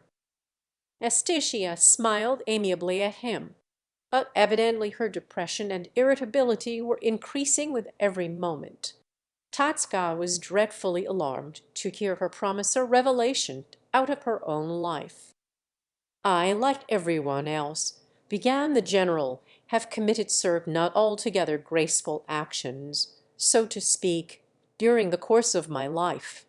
But the strangest thing of all in my case is, that I should consider the little anecdote which I am now about to give you as a confession of the worst of my bad actions. It is 35 years since it all happened, and yet I cannot to this very day recall the circumstances without, as it were, a sudden pang at the heart. It was a silly affair. I was an ensign at the time. You know ensigns, their blood is boiling water, their circumstances generally penurious. Well, I had a servant, Nikifor, who used to do everything for me in my quarters, economized and managed for me, and even laid hands on anything he could find belonging to other people, in order to augment our household goods. But a faithful, honest fellow all the same. I was strict, but just by nature. At that time we were stationed in a small town. I was quartered at an old widow's house, a lieutenant's widow of 80 years of age. She lived in a wretched little wooden house, and had not even a servant, so poor was she. Her relations had all died off. Her husband was dead and buried 40 years since, and a niece who had lived with her and bullied her up to 3 years ago was dead too, so that she was quite alone. Well, I was precious dull with her, especially as she was so childish that there was nothing to be got out of her. Eventually she stole a fowl of mine. The business is a mystery to this day, but it could have been no one but herself. I requested to be quartered somewhere else, and was shifted to the other end of the town, to the house of a merchant with a large family, and a long beard, as I remember him. Nicephor and I were delighted to go, but the old lady was not pleased at our departure. Well, a day or two afterwards, when I returned from drill, Nicephor says to me, "We oughtn't to have left our tureen with the old lady. I've nothing to serve the soup in." I asked how it came about that the tureen had been left. Nicephor explained that the old lady refused to give it up because, she said, we had broken her bowl, and she must have our tureen in place of it. She had declared that I had so arranged the matter with herself. This baseness on her part of course aroused my young blood to fever heat. I jumped up and away I flew. I arrived at the old woman's house beside myself. She was sitting in a corner all alone, leaning her face on her hand. I fell on her like a clap of thunder. "You old wretch!" I yelled, and all that sort of thing, in real Russian style. Well, when I began cursing at her, a strange thing happened. I looked at her, and she stared back with her eyes starting out of her head, but she did not say a word. She seemed to sway about as she sat, and looked at me in the strangest way. Well, I soon stopped swearing and looked closer at her, asked her questions, but not a word could I get out of her. The flies were buzzing about the room, and only this sound broke the silence. The sun was setting outside. I didn't know what to make of it, so I went away. Before I reached home I was met and summoned to the Maiders, so that it was some while before I actually got there.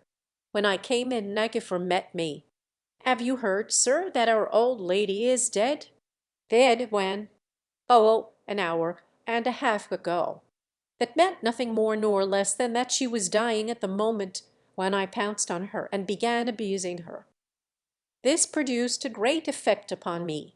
I used to dream of the poor old woman at nights.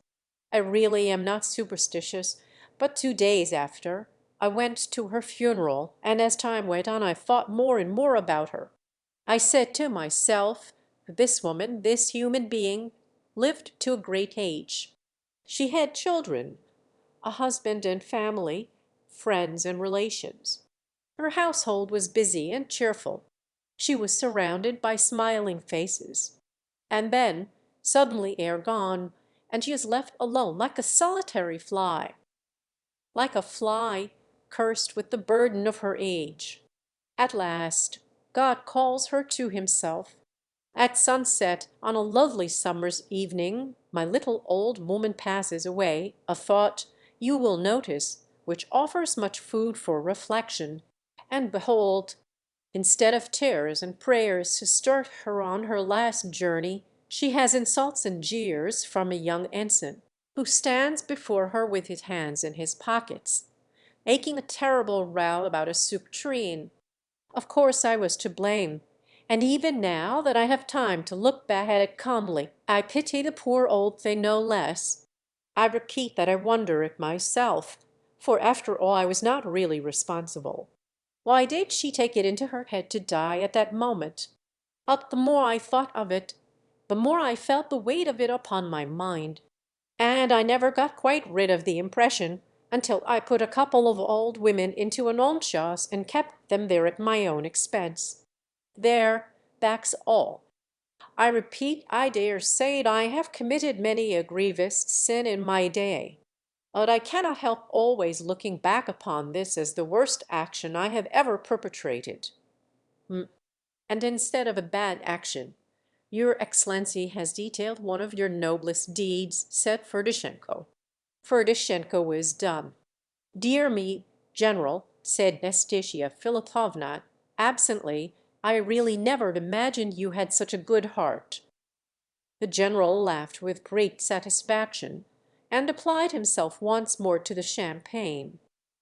It was now Patska's turn, and his story was awaited with great curiosity, while all eyes turned on Nastasia Philipovna, as though anticipating that his revelation must be connected somehow with her. Nastasia, during the whole of his story, pulled at the lace trimming of her sleeve, and never once glanced at the speaker. Totspy was a handsome man, rather stout, with a very polite, indignified manner. He was always well dressed, and his linen was exquisite. He had plump white hands, and wore a magnificent diamond ring on one finger. "What simplifies the duty before me considerably, in my opinion," he began, "is that I am bound to recall and relate the very worst action of my life. In such circumstances there can, of course, be no doubt. One's conscience very soon informs one what is the proper narrative to tell. I admit that among the many silly and thoughtless actions of my life, the memory of one comes prominently forward and reminds me that it lay long like a stone on my heart. Some 20 years since I paid a visit to Platon Ordyntsevsk at his country house. He had just been elected marshal of the nobility, and had come there with his young wife for the winter holidays. And Feza Alastievna's birthday came off just then, too, and there were two balls arranged. At that time Dumasville's beautiful work, A Lay Dame o' Camelius, a novel which I consider imperishable, had just come into fashion. In the provinces all the ladies were in raptures over it, those who had read it at least. Camellias were all the fashion. Every one inquired for them, everybody wanted them. And a grand lot of camellias are to be got in a country town, as you all know, and to balls to provide for. Poor Peter Volhovskoy was desperately in love with Feza Alexeyevna. I don't know whether there was anything. I don't know whether he could possibly have indulged in any hope. The poor fellow was beside himself to get her a bouquet of camellias. Countess Tsatsvig and Sophia Bespalova, as everyone knew, were coming with white camellia bouquets. And Faso wished for red ones, for effect. Well, her husband Platon was driven desperate to find some, and the day before the ball Aunt Fesse's rival snapped up the only red camellias to be had in the place from under Platon's nose, and Platon, wretched man, was done for. Now, if Peter had only been able to step in at this moment with a red bouquet, his little hopes might have made gigantic strides. A woman's gratitude under such circumstances would have been boundless, but it was practically an impossibility. The night before the ball I met Peter, looking radiant. "What is it?" I asked. "I've found them, Eureka! No." Where?" "At Ekchaisk, a little town 15 miles off. There's a rich old merchant who keeps a lot of canaries, has no children, and he and his wife are devoted to flowers. He's got some camellias. And what if he won't let you have them? I'll go on my knees and implore till I get them.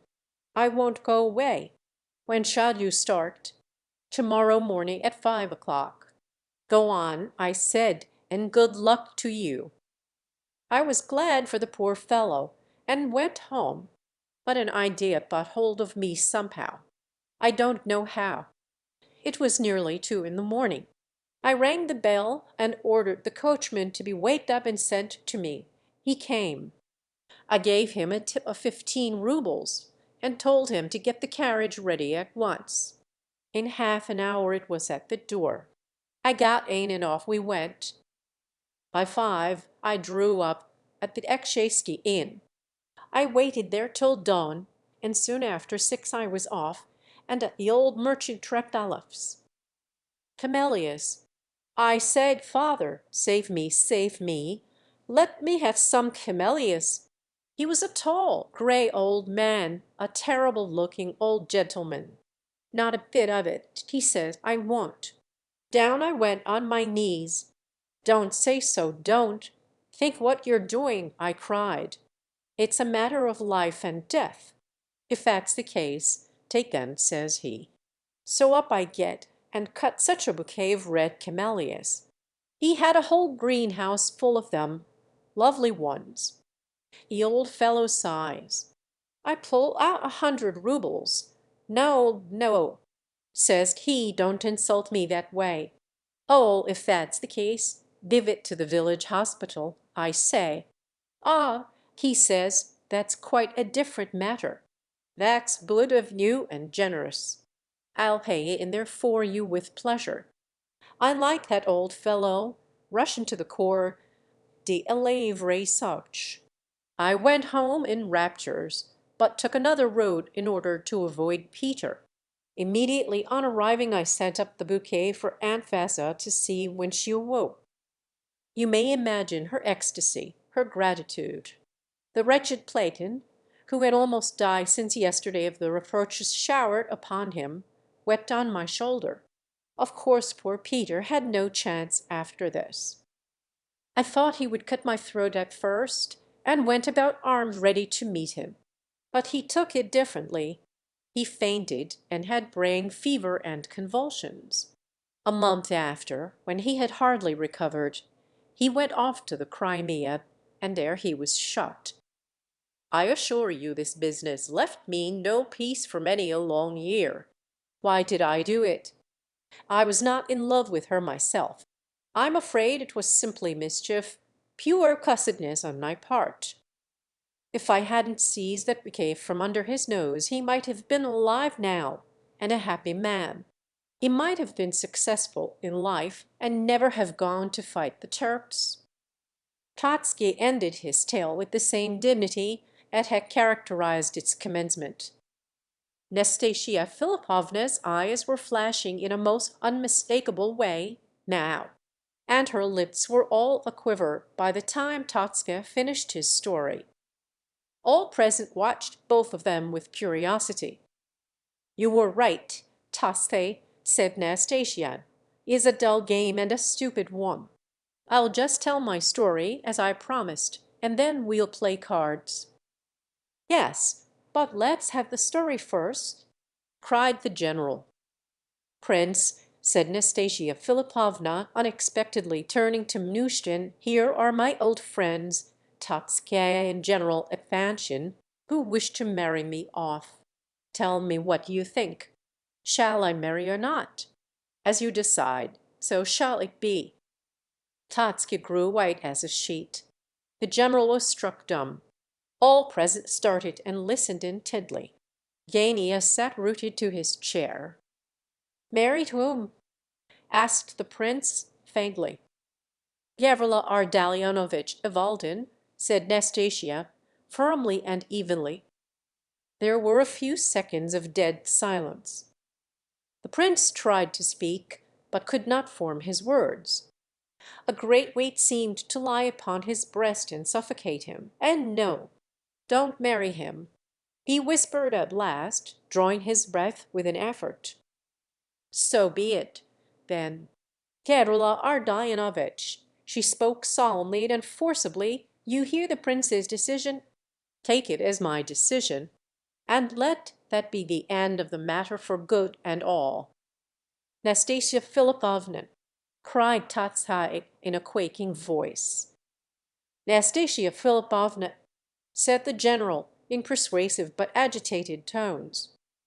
Everyone in the room fidgeted in their places, and waited to see what was coming next.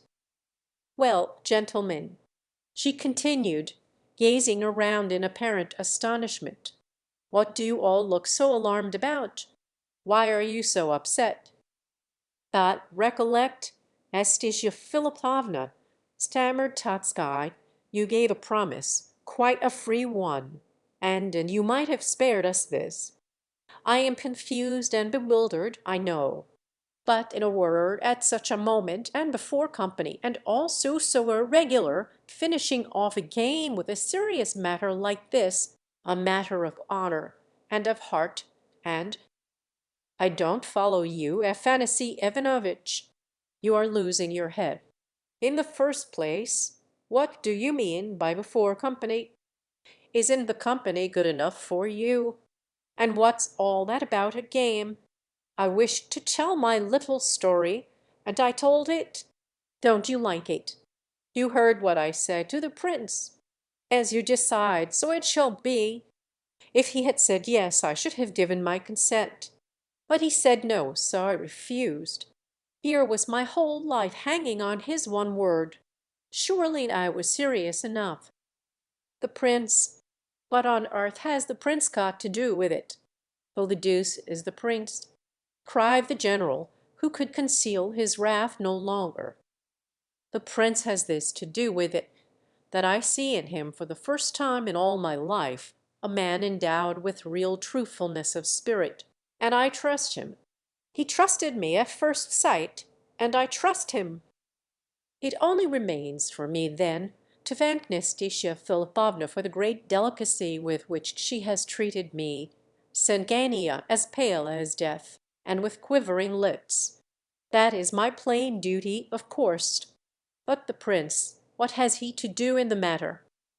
I see what you are driving at, said Nastasia Philipovna. You imply that the prince is after the 75,000 roubles. I quite understand you. Mr. Totsky, I forgot to say, take your 75,000 roubles, I don't want them. I let you go free for nothing. Take your freedom. You must need it. 9 years and 3 months captivity is enough for anybody. Tomorrow I shall start afresh. Today I am a free agent for the first time in my life. General, you must take your pearls back, to give them to your wife. Here they are. Tomorrow I shall leave this flat altogether, and then there'll be no more of these pleasant little social gatherings, ladies and gentlemen. So saying, she scornfully rose from her seat as though to depart. Nastasia Philipovna, Nastasia Philipovna. The words burst involuntarily from every mouth. All present started up in bewildered excitement. All surrounded her. All had listened uneasily to her wild, disconnected sentences. All felt that something had happened, something had gone very far wrong indeed, but no one could make head or tail of the matter. At this moment there was a furious ring at the bell, and a great knock at the door, exactly similar to the one which had startled the company at Gania's house in the afternoon. Ah! Here's the climax at last, at 12:30, cried Nastasia Philipovna. Sit down, gentlemen, I beg you. Something is about to happen. So saying, she reseated herself.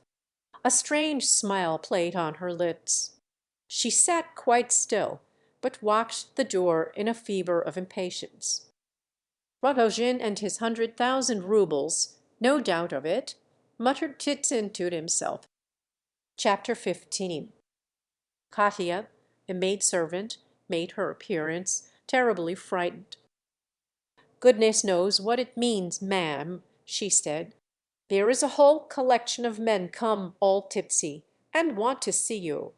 They say that it's Rogojin, and she knows all about it. It's all right, Katia, let them all in at once." "Surely not all, ma'am. They seem so disorderly. It's dreadful to see them." "Yes, all, Katia, all, every one of them. Let them in, or they'll come in whether you like or no. Listen. What a noise they are making! Perhaps you are offended, gentlemen, that I should receive such guests in your presence.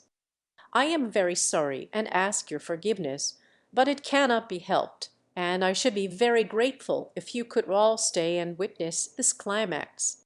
However, just as you please, of course." The guests exchanged glances. They were annoyed and bewildered by the episode. That it was clear enough that all this had been prearranged and expected by Nastasia Philipovna, and that there was no use in trying to stop her now, for she was little short of insane. Besides, they were naturally inquisitive to see what was to happen. There was nobody who would be likely to feel much alarm.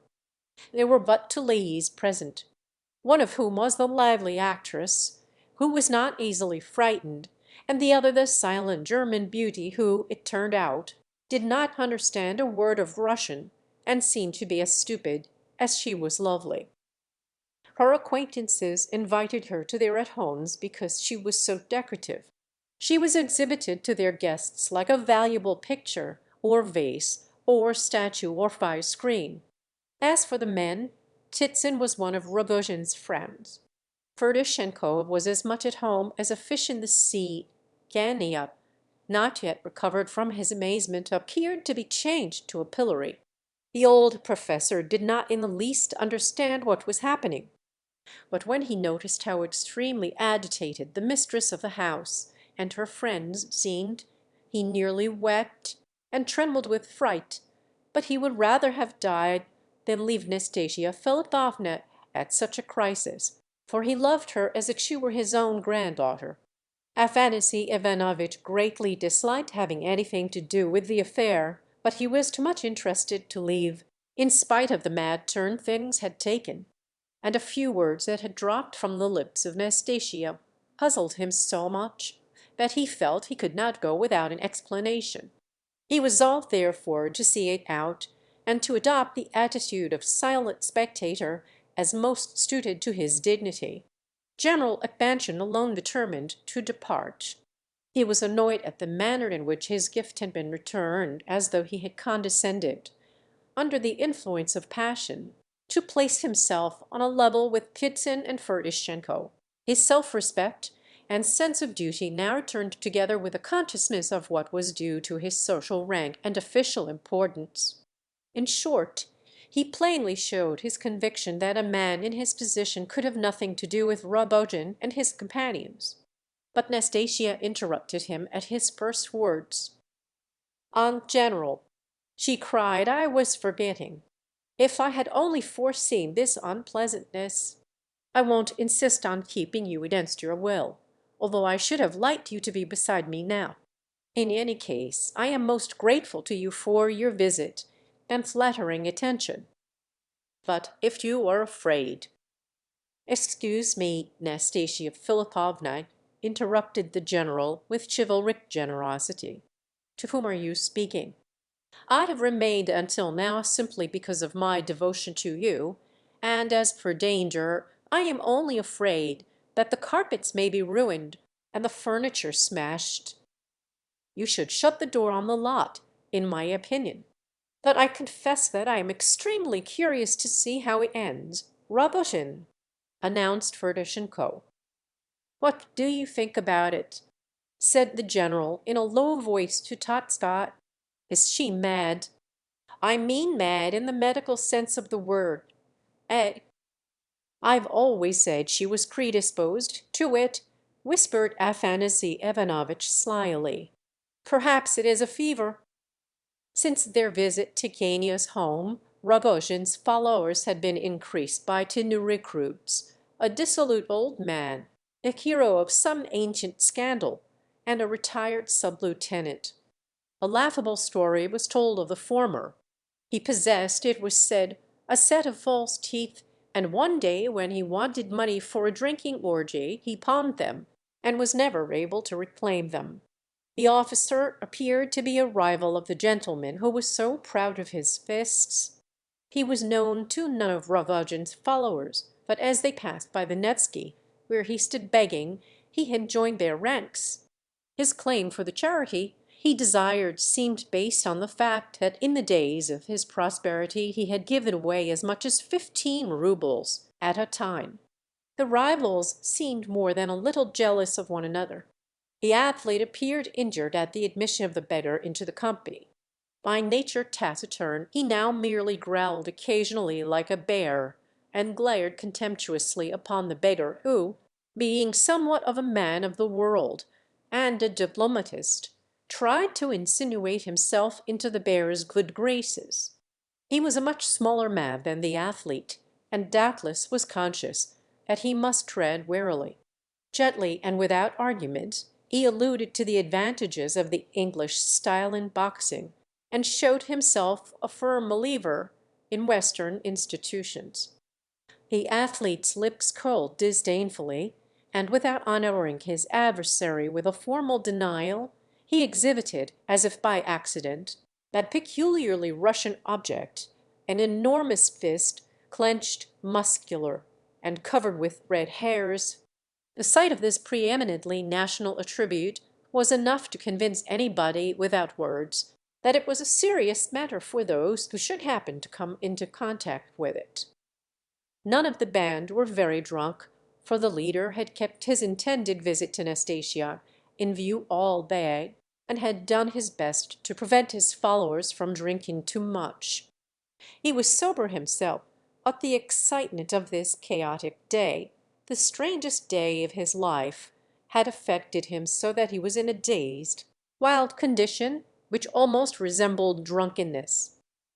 He had kept but one idea before him all day, and for that he had worked in an agony of anxiety and a fever of suspense.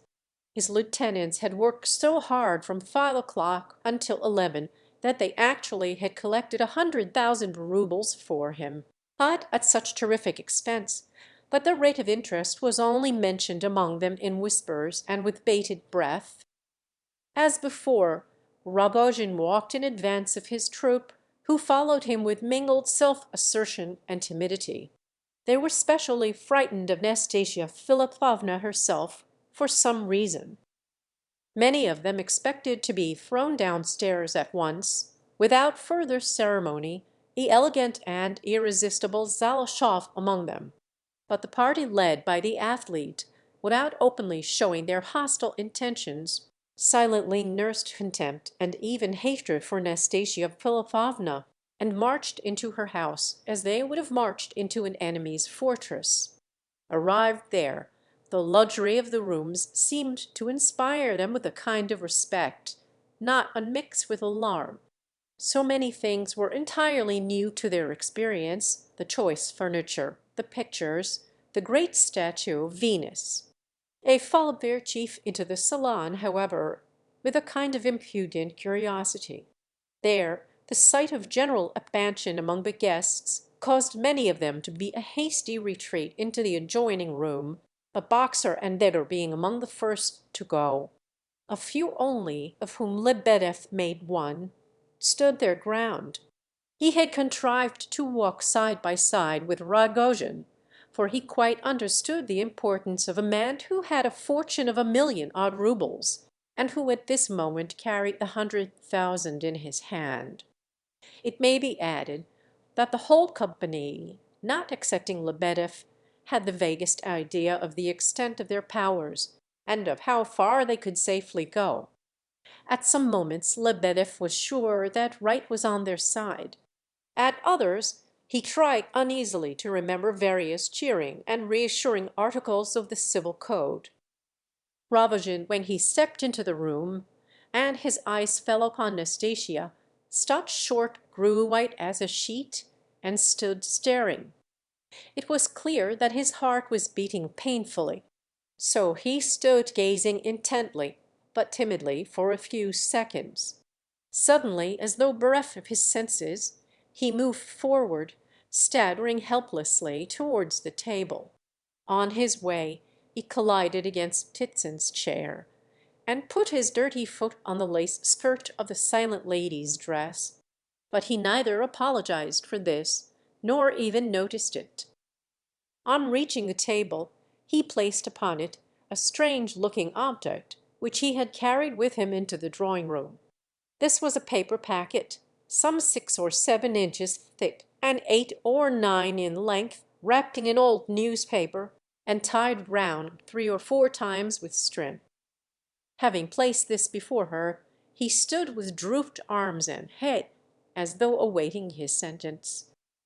His costume was the same as it had been in the morning, except for a new silk handkerchief round his neck, bright green and red, fastened with a huge diamond pin and an enormous diamond ring on his dirty forefinger.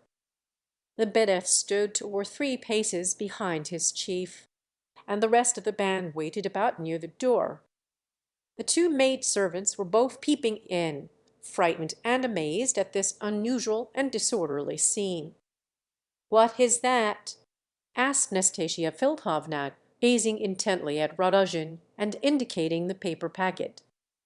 100,000, replied the latter, almost in a whisper. "Oh, so he kept his word. There's a man for you. Well, sit down, please, take that chair. I shall have something to say to you presently. Who are all these with you?" "The same party." "Let them come in and sit down. There's room on that sofa. There are some chairs, and there is another sofa. Well, why don't they sit down?" Sure enough, some of the brave fellows entirely lost their heads at this point, and retreated into the next room. Others, however, took the hint and sat down, as far as they could from the table, however, feeling braver in proportion to their distance from Mestasia. Rogojin took the chair offered him, but he did not sit long. He soon stood up again, and did not reseat himself. Little by little he began to look around him, and discern the other guests. Seeing Gania, he smiled venomously and muttered to himself, "Look at that." He gazed at Tatzke and the general with no apparent confusion, and with very little curiosity. But when he observed that the prince was seated beside Nastasia Philipovna, he could not take his eyes off him for a long while, and was clearly amazed. He could not account for the prince's presence there. It was not in the least surprising that Rogojin should be, at this time, in a more or less delirious condition, for not to speak of the excitements of the day, he had spent the night before in the train, and had not slept more than a wink for 48 hours. "This, gentlemen, is 100,000 roubles," said Nastasia Philipovna, addressing the company in general, "here in this dirty parcel. This afternoon Rogojin yelled, like a madman, that he would bring me 100,000 in the evening, and I have been waiting for him all the while. He was bargaining for me, you know. First he offered me 18,000. Then he rose to 40, and then to 100,000. And he has kept his word, see. My goodness, how white he is! All this happened this afternoon at Gania's. I had gone to pay his mother a visit, my future family, you know. And his sister said to my very face, 'Surely somebody will turn this shameless creature out.' After which she spat in her brother Gania's face, a girl of character, that—" "Nastasia Philipovna," began the general reproachfully. He was beginning to put his own interpretation on the affair. "Well, what, general? Not quite good form, eh? Oh, nonsense! Here have I been sitting in my box at the French theatre for the last 5 years like a statue of inaccessible virtue, and kept out of the way of all admirers, like a silly little idiot. Now there's this man who comes and pays down his 100,000 on the table, before you all, in spite of my 5 years of innocence and proud virtue, and I dare be sworn he has his sledge outside waiting to carry me off. He values me at 100,000. I see you are still angry with me, Gania. Why, surely you never really wished to take me into your family. Me, Rogojin's mistress. What did the prince say just now?" "I never said you were Rogojin's mistress. You are not," said the prince in trembling accents. "Nastasia Philipovna, dear soul," cried the actress impatiently, "do become dear. If it annoys you so, all this, do go away and rest. Of course you would never go with this wretched fellow in spite of his 100,000 roubles. Take his money and kick him out of the house. That's the way to treat him and the likes of him. Upon my word, if it were my business, I'd soon clear them all out." The actress was a kind-hearted woman, and highly impressionable. She was very angry now. "Don't be cross, Darya Alexeyevna," laughed Nastasia. "I was not angry when I spoke. I wasn't reproaching Gania. I don't know how it was that I ever could have indulged the whim of entering an honest family like his. I saw his mother and kissed her hand, too. I came and stirred up all that fuss, Gania, this afternoon on purpose to see how much you could swallow. You surprised me, my friend. You did indeed. Surely you could not marry a woman who accepts pearls like those you knew the general was going to give me on the very eve of her marriage. And Rogojin, why, in your own house and before your own brother and sister, he bargained with me. Yet you could come here and expect to be betrothed to me before you left the house. You almost brought your sister, too. Surely what Rogojin said about you is not really true, that you would crawl all the way to the other end of the town, on hands and knees, for 3 rubles. Yes, he would, said Rogojin quietly, but with an air of absolute conviction. And he receives a good salary, I'm told. Well, what should you get but disgrace and misery if you took a wife you hated into your family, for I know very well that you do hate me. No, no. I believe now that a man like you would murder anyone for money, sharpen a razor, and come up behind his best friend and cut his throat like a sheep. I've read of such people. Every one seems money mad nowadays. No, no. I may be shameless, but you are far worse. I don't say a word about that other. Nastasia Philipovna, is this really you? You, once so refined and delicate of speech. Oh, what a tongue! What dreadful things you are saying!" cried the general, wringing his hands in real grief. "I am intoxicated, General. I am having a day out. You know it's my birthday. I have long looked forward to this happy occasion. Darya Alexeyevna, you see that nosegay man, that Monsieur Opimelius sitting there laughing at us." "I am not laughing, Estasia Philipovna. I am only listening with all my attention," said Totskai, with dignity. "Well, why have I worried him for 5 years and never let him go free? Is he worth it? He is only just what he ought to be, nothing particular. He thinks I am to blame, too. He gave me my education, kept me like a countess. Money, my word! But a lot of money he spent over me. And he tried to find me an honest husband first, and then this Ganiat. Here. And what do you think? All these 5 years I did not live with him, and yet I took his money, and considered I was quite justified. You say, take the 100,000 and kick that man out. It is true, it is an abominable business, as you say. I might have married long ago, not Gania, oh, no, but that would have been abominable too. Would you believe it, I had some thoughts of marrying Tatskai 4 years ago. I meant mischief, I confess, but I could have had him, I give you my word. He asked me himself. But I thought, no, it's not worth while to take such advantage of him. No, I had better go on to the streets, or accept Rogojin, or become a washerwoman or something, for I have nothing of my own, you know. I shall go away and leave everything behind. To the last rag he shall have it all back. And who would take me without anything? Ask Gania there whether he would. Why, even Ferdishenko wouldn't have me. No, Ferdishenko would not. He is a candid fellow, Nastasia Philipovna, said that worthy. But the prince would. You sit here making complaints, but just look at the prince. I've been observing him for a long while. Nastasia Philipovna looked keenly round at the prince. Is that true? She asked. Quite true, whispered the prince. You'll take me as I am with nothing. I will, Nastasia Philipovna. Here's a pretty business, cried the general. However, it might have been expected of him. The prince continued to regard Nastasia with a sorrowful, but intent and piercing gaze. "Here's another alternative from me," said Nastasia, turning once more to the actress. "And he does it out of pure kindness of heart. I know him. I've found a benefactor.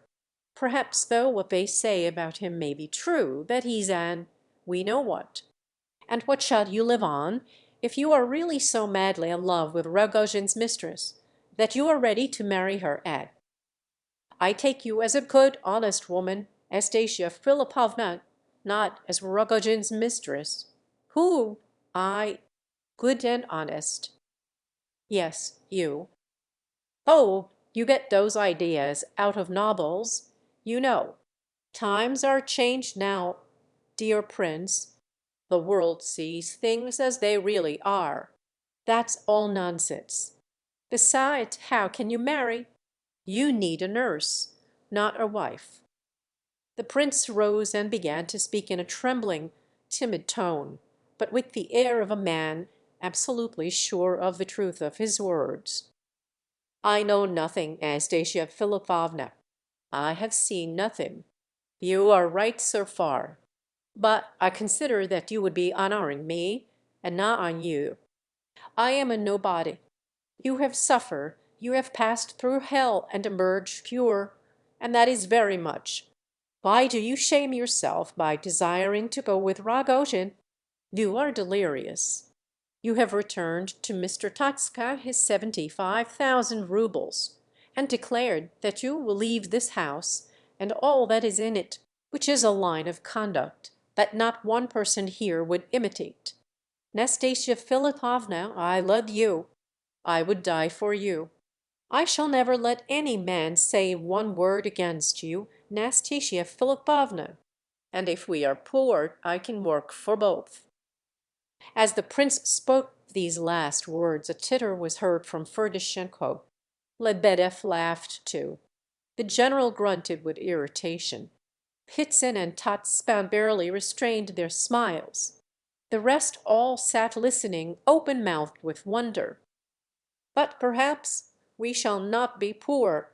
We may be very rich, Nastasia Philipovna," continued the prince in the same timid, quivering tones. "I don't know for certain, and I am sorry to say I haven't had an opportunity of finding out all day. But I received a letter from Moscow, while I was in Switzerland, from a Mr. Salaskin, and he acquaints me with the fact that I am entitled to a very large inheritance. This letter—" The prince pulled a letter out of his pocket. "Is he raving?" said the general. "Are we really in a madhouse?" There was silence for a moment. Then Ptitsin spoke. "I think you said, Prince, that your letter was from Salaskin. Salaskin is a very eminent man, indeed, in his own world. He is a wonderfully clever solicitor, and if he really tells you this, I think you may be pretty sure that he is right. It so happens, luckily, that I know his handwriting, for I have lately had business with him. If you would allow me to see it, I should perhaps be able to tell you." The prince held out the letter silently, but with a shaking hand. What?" said the general, much agitated. "What's all this? Is he really heir to anything?" All present concentrated their attention upon Ptitsin, reading the prince's letter. The general curiosity had received a new fillip. Ferdishenko could not sit still. Rogojin fixed his eyes first on the prince, and then on Ptitsin, and then back again. He was extremely agitated. Lebedeff could not stand it. He crept up and read over Ptitsin's shoulder with the air of a naughty boy who expects a box on the ear every moment for his indiscretion. Chitter 16. "It's good business," said Ptitsin at last, folding the letter and handing it back to the prince. "You will receive, without the slightest trouble, by the last will and testament of your aunt, a very large sum of money indeed." "Impossible!"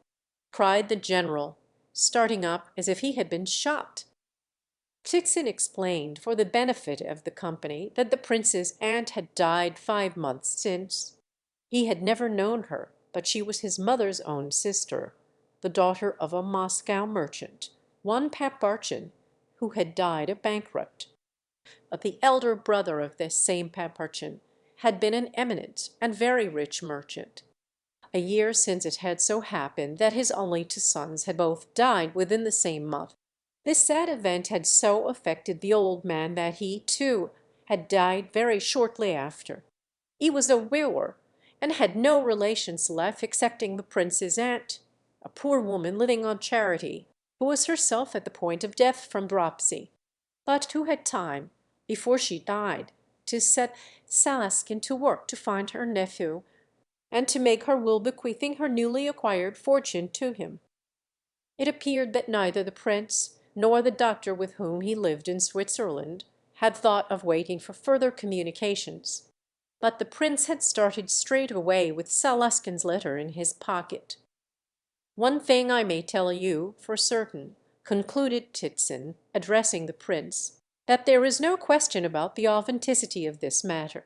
Anything that Salaskin writes you as regards your unquestionable right to this inheritance, you may look upon as so much money in your pocket. I congratulate you, prince. You may receive 1,500,000 of roubles, perhaps more. I don't know. All I do know is that Paparchin was a very rich merchant indeed. Hurrah!" cried Lebedeff in a drunken voice. "Hurrah for the last of the Muishkins. My good me, and I gave him 25 roubles this morning as though he were a beggar," blurted out the general, half senseless with amazement. "Well, I congratulate you, I congratulate you." And the general rose from his seat and solemnly embraced the prince. All came forward with congratulations, even those of Rogojin's party, who had retreated into the next room, now crept softly back to look on. For the moment even Nastasia Philipovna was forgotten. But gradually the consciousness crept back into the minds of each one present that the prince had just made her an offer of marriage. The situation had, therefore, become 3 times as fantastic as before. Totski sat and shrugged his shoulders, bewildered. He was the only guest left sitting at this time. The others had thronged round the table in disorder, and were all talking at once. It was generally agreed, afterwards, in recalling that evening, that from this moment Nastasia Philipovna seemed entirely to lose her senses. She continued to sit still in her place, looking around at her guests with a strange, bewildered expression, as though she were trying to collect her thoughts and could not. Then she suddenly turned to the prince and glared at him with frowning brows. But this only lasted 1 moment. Perhaps it suddenly struck her that all this was a jest, but his face seemed to reassure her. She reflected and smiled again, vaguely. "So I am really a princess," she whispered to herself ironically, and glancing accidentally at Darya Alexeyevna's face, she burst out laughing. "Ha, ha, ha!" she cried. "This is an unexpected climax after all. I didn't expect this. What are you all standing up for? Gentlemen, sit down. Congratulate me and the prince. Ferdishenko, just step out and order some more champagne, will you? Katya, Poshat," she added suddenly, seeing the servants at the door, "come here. I'm going to be married. Did you hear? To the prince. He has 1,500,000 of roubles. He is Prince Mushkin, and has asked me to marry him. Here, prince, come and sit by me. And here comes the wine. Now then, ladies and gentlemen, where are your congratulations? Hurrah!" cried a number of voices. A rush was made for the wine by Rogojin's followers, though, even among them, there seemed some sort of realization that the situation had changed. Rogojin stood and looked on with an incredulous smile, screwing up one side of his mouth. "Prince, my dear fellow, do remember what you are about," said the general, approaching Nushin and pulling him by the coat sleeve. Nastasia Philipovna overheard the remark and burst out laughing. "No, no, General," she cried. "You had better look out. I am the princess now, you know. The prince won't let you insult me. Afanasy Ivanovitch, why don't you congratulate me? I shall be able to sit at table with your new wife. Now, aha! You see what I gain by marrying a prince. 1.5 million and a prince, and an idiot into the bargain, they say. What better could I wish for? Life is only just about to commence for me in earnest. Rogojin, you are a little too late. Away with your paper parcel. I'm going to marry the prince. I'm richer than you are now." But Rogojin understood how things were tending at last. An inexpressibly painful expression came over his face. He wrung his hands. The groan made its way up from the depths of his soul. "Surrender her, for God's sake," he said to the prince. All around burst out laughing. "What? Surrender her to you?"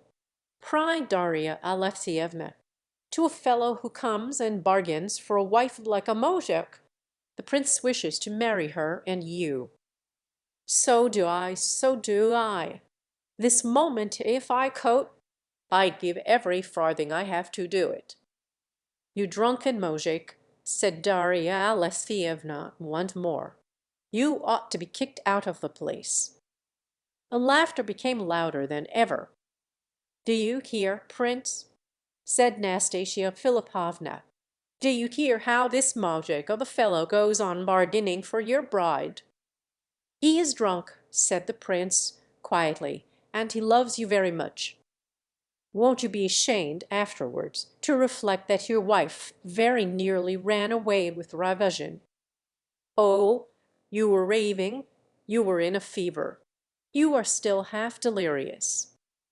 And won't you be ashamed when they tell you afterwards that your wife lived at Tatskaya's expense so many years? No, I shall not be ashamed of that.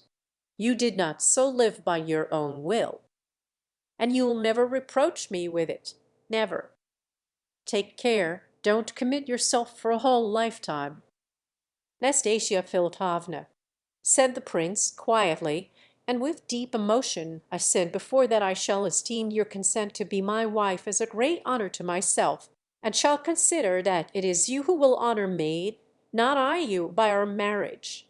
You laugh at these words, and others around us laugh as well. I heard them. Very likely I expressed myself funnily, and I may have looked funny, but for all that I believe I understand where honor lies, and what I said was but the literal truth. You were about to ruin yourself just now, irrevocably. You would never have forgiven yourself for so doing afterwards. And yet you are absolutely blameless. It is impossible that your life should be altogether ruined at your age. What matter that Rogojin came bargaining here, and that Gavrila Ardalionovitch would have deceived you if he could? Why do you continually remind us of these facts? I assure you once more that very few could find it in them to act as you have acted this day. As for your wish to go with Rogojin, that was simply the idea of a delirious and suffering brain. You are still quite feverish. You ought to be in bed, not here. You know quite well that if you had gone with Rogojin, you would have become a washerwoman next day, rather than stay with him. You are proud, Nastasia Philipovna, and perhaps you have really suffered so much that you imagine yourself to be a desperately guilty woman. You require a great deal of petting and looking after, Nastasia Philipovna, and I will do this. I saw your portrait this morning, and it seemed quite a familiar face to me. It seemed to me that the portrait face was calling to me for help. I shall respect you all my life, Nastasia Philipovna," concluded the prince, as though suddenly recollecting himself, and blushing to think of the sort of company before whom he had said all this. Titsin bowed his head and looked at the ground, overcome by a mixture of feelings. Totska muttered to himself. He may be an idiot, but he knows that flattery is the best road to success here. The prince observed Gania's eyes flashing at him, as though they would gladly annihilate him then and there. "That's a kind-hearted man, if you like," said Darya Alexeyevna, whose wrath was quickly evaporating. "A refined man, but lost," murmured the general. Totski took his hat and rose to go. He and the general exchanged glances, making a private arrangement, thereby, to leave the house together. "Thank you, prince.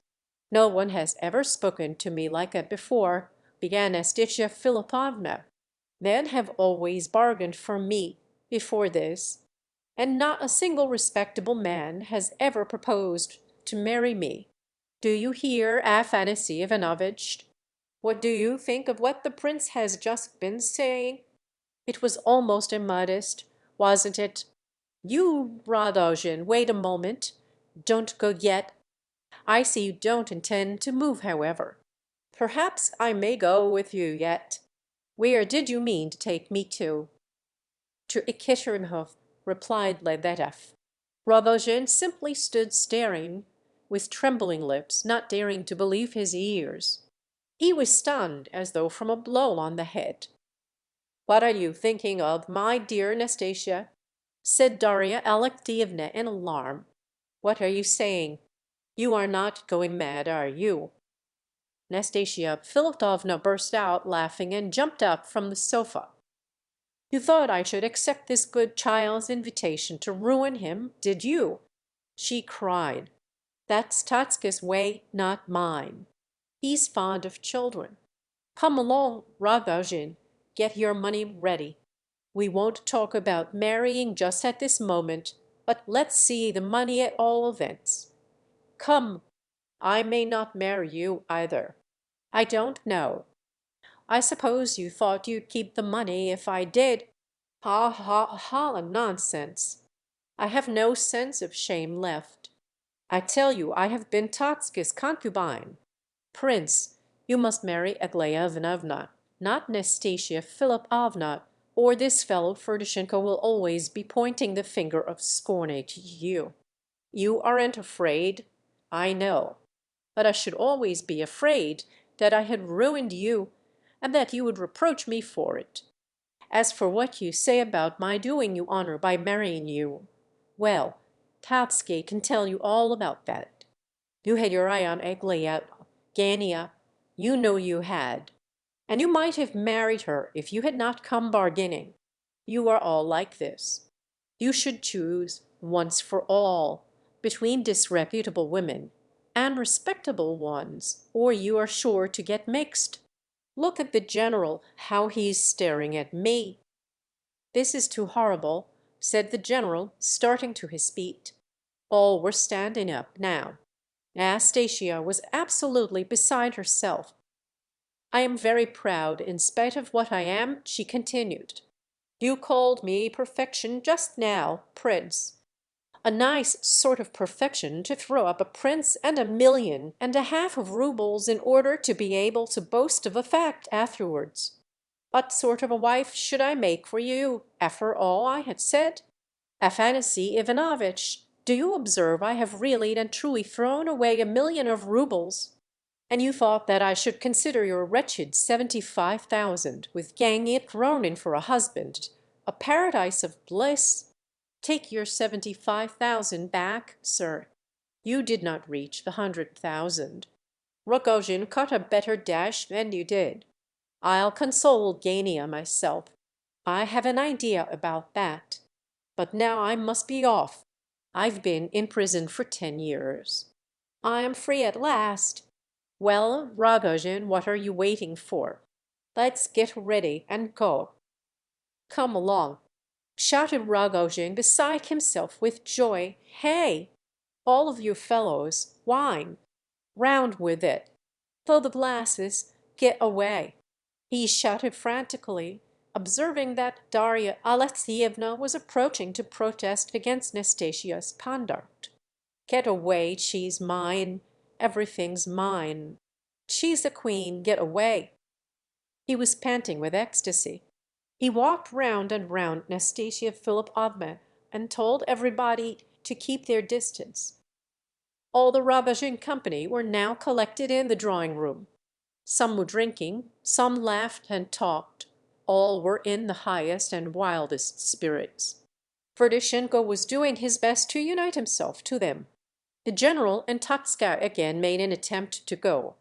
Gania stood hat in hand ready to go, but seemed to be unable to tear his eyes away from the scene before him.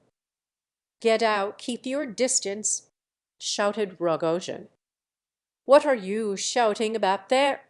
cried Nastasia. "I'm not yours yet. I may kick you out for all you know. I haven't taken your money yet. There it all is on the table. Here, give me over that packet. Is there 100,000 roubles in that one packet? Phew! What abominable stuff it looks! Oh! Nonsense, Darya Alexeyevna. You surely did not expect me to ruin him," indicating the prince. "Fancy him nursing me! Why, he needs a nurse himself. The general there will be his nurse now. You'll see. Here, prince, look here. Your bride is accepting money. What a disreputable woman she must be! And you wished to marry her. What are you crying about? Is it a bitter dose? Never mind, you shall laugh yet. Trust to time." In spite of these words, there were two large tears rolling down Nastasia's own cheeks. "It's far better to think twice of it now than afterwards. Oh, you mustn't cry like that. There's Katya crying, too. What is it, Katya, dear? I shall leave you and pshaw a lot of things. I've laid them out for you already. But good-bye, now. I made an honest girl like you serve a low woman like myself. It's better so, prince, it is indeed. You'd begin to despise me afterwards. We should never be happy. Oh, you needn't swear, prince, I shan't believe you, you know. How foolish it would be, too. No, no. We'd better say good-bye and part friends. I am a bit of a dreamer myself, and I used to dream of you once. Very often during those 5 years down at his estate, I used to dream and think, and I always imagined just such a good, honest, foolish fellow as you, one who should come and say to me, 'You are an innocent woman, Nastasia Philipovna, and I adore you.' I dreamt of you often. I used to think so much down there that I nearly went mad. And then this fellow here would come down. He would stay a couple of months out of the 12, and disgrace and insult and deprave me, and then go. So that I longed to drown myself in the pond 1,000 times over. But I did not dare do it. I hadn't the heart, and now, well, are you ready, Rogojin?"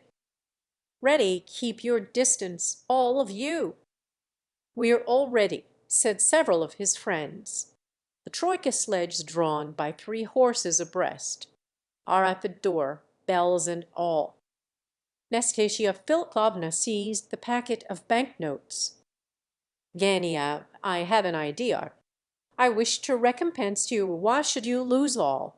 Rogojin, would he crawl for 3 roubles as far as the Vassili Ostrov? Oh, wouldn't he just? Well, look here, Gania. I wish to look into your heart once more, for the last time. You've worried me for the last 3 months. Now is my turn. Do you see this packet? It contains 100,000 roubles. Now I'm going to throw it into the fire here, before all these witnesses. As soon as the fire catches hold of it, you put your hands into the fire and pick it out, without gloves, you know. You must have bare hands, and you must turn your sleeves up. Pull it out, by saying, and it's all yours. You may burn your fingers a little, of course. But then it's 100,000 roubles. Remember, it won't take you long to lay hold of it and snatch it out. I shall so much admire you if you put your hands into the fire for my money. All here present may be witnesses that the whole packet of money is yours if you get it out. If you don't get it out, it shall burn. I will let no one else come. Away, get away, all of you, it's my money. Rogojin has bought me with it. Is it my money, Rogojin? Yes, my queen. It's their own money, my joy. Get away then, all of you. I shall do as I like with my own. Don't meddle. Ferdishenko, make up the fire, quick. Nastasia Philipovna, I can't. My hands won't obey me, said Ferdishenko, astounded and helpless with bewilderment. Nonsense, cried Nastasia Philipovna, seizing the poker and raking a couple of logs together. No sooner did a tongue of flame burst out than she threw the packet of notes upon it. Every one gasped. Some even crossed themselves. She's mad, was the cry. Oughtn't we to secure her? Asked the general of Tizin in a whisper. Or shall we send for the authorities? Why, she's mad, isn't she, eh? And no, I hardly think she is actually mad, whispered Tizin, who was as white as his handkerchief, and trembling like a leaf. He could not take his eyes off the smouldering packet. She's mad, surely, isn't she? The general appealed to Totskoi. I told you she wasn't an ordinary woman, replied the latter, who was as pale as anyone. Oh, but positively, 100,000 roubles. Goodness gracious! Good heavens! Came from all quarters of the room. All now crowded round the fire and thronged to see what was going on. Every one lamented and gave vent to exclamations of horror and woe. Some jumped up on chairs in order to get a better view. Darya Alexeyevna ran into the next room and whispered excitedly to Katya and Pasha. The beautiful German disappeared altogether. My lady, my sovereign, lamented Lebedev, falling on his knees before Nastasia Philipovna and stretching out his hands towards the fire. It's 100,000 roubles. It is indeed. I packed it up myself. I saw the money. My queen, let me get into the fire after it. Say the word. I'll put my whole brave head into the fire for it. I have a poor lame wife and 13 children. My father died of starvation last week. Nastasia Philipovna. The wretched little man wept and groaned and crawled towards the fire. Away, out of the way, cried Nastasia. Make room, all of you. Gania, what are you standing there for? Don't stand on ceremony. Put in your hand. There's your whole happiness smouldering away. Look quick. But Gania had borne too much that day, and especially this evening, and he was not prepared for this last, quite unexpected trial. The crowd parted on each side of him, and he was left face to face with Nastasia Philipovna, 3 paces from her. She stood by the fire and waited, with her intent gaze fixed upon him. Gania stood before her in his evening clothes, holding his white gloves and hat in his hand, speechless and motionless, with arms folded and eyes fixed on the fire. A silly, meaningless smile played on his white, death-like lips. He could not take his eyes off the smouldering packet. But it appeared that something new had come to birth in his soul, as though he were vowing to himself that he would bear this trial.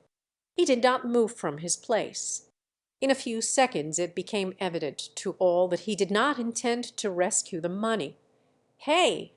Look at it, it'll burn in another minute or 2, cried Nastasia Philipovna. You'll hang yourself afterwards. Do you know, if it does? I'm not joking. The fire, choked between a couple of smouldering pieces of wood, had died down for the first few moments after the packet was thrown upon it. But a little tongue of fire now began to lick the paper from below, and soon, gathering courage, mounted the sides of the parcel, and prick around it.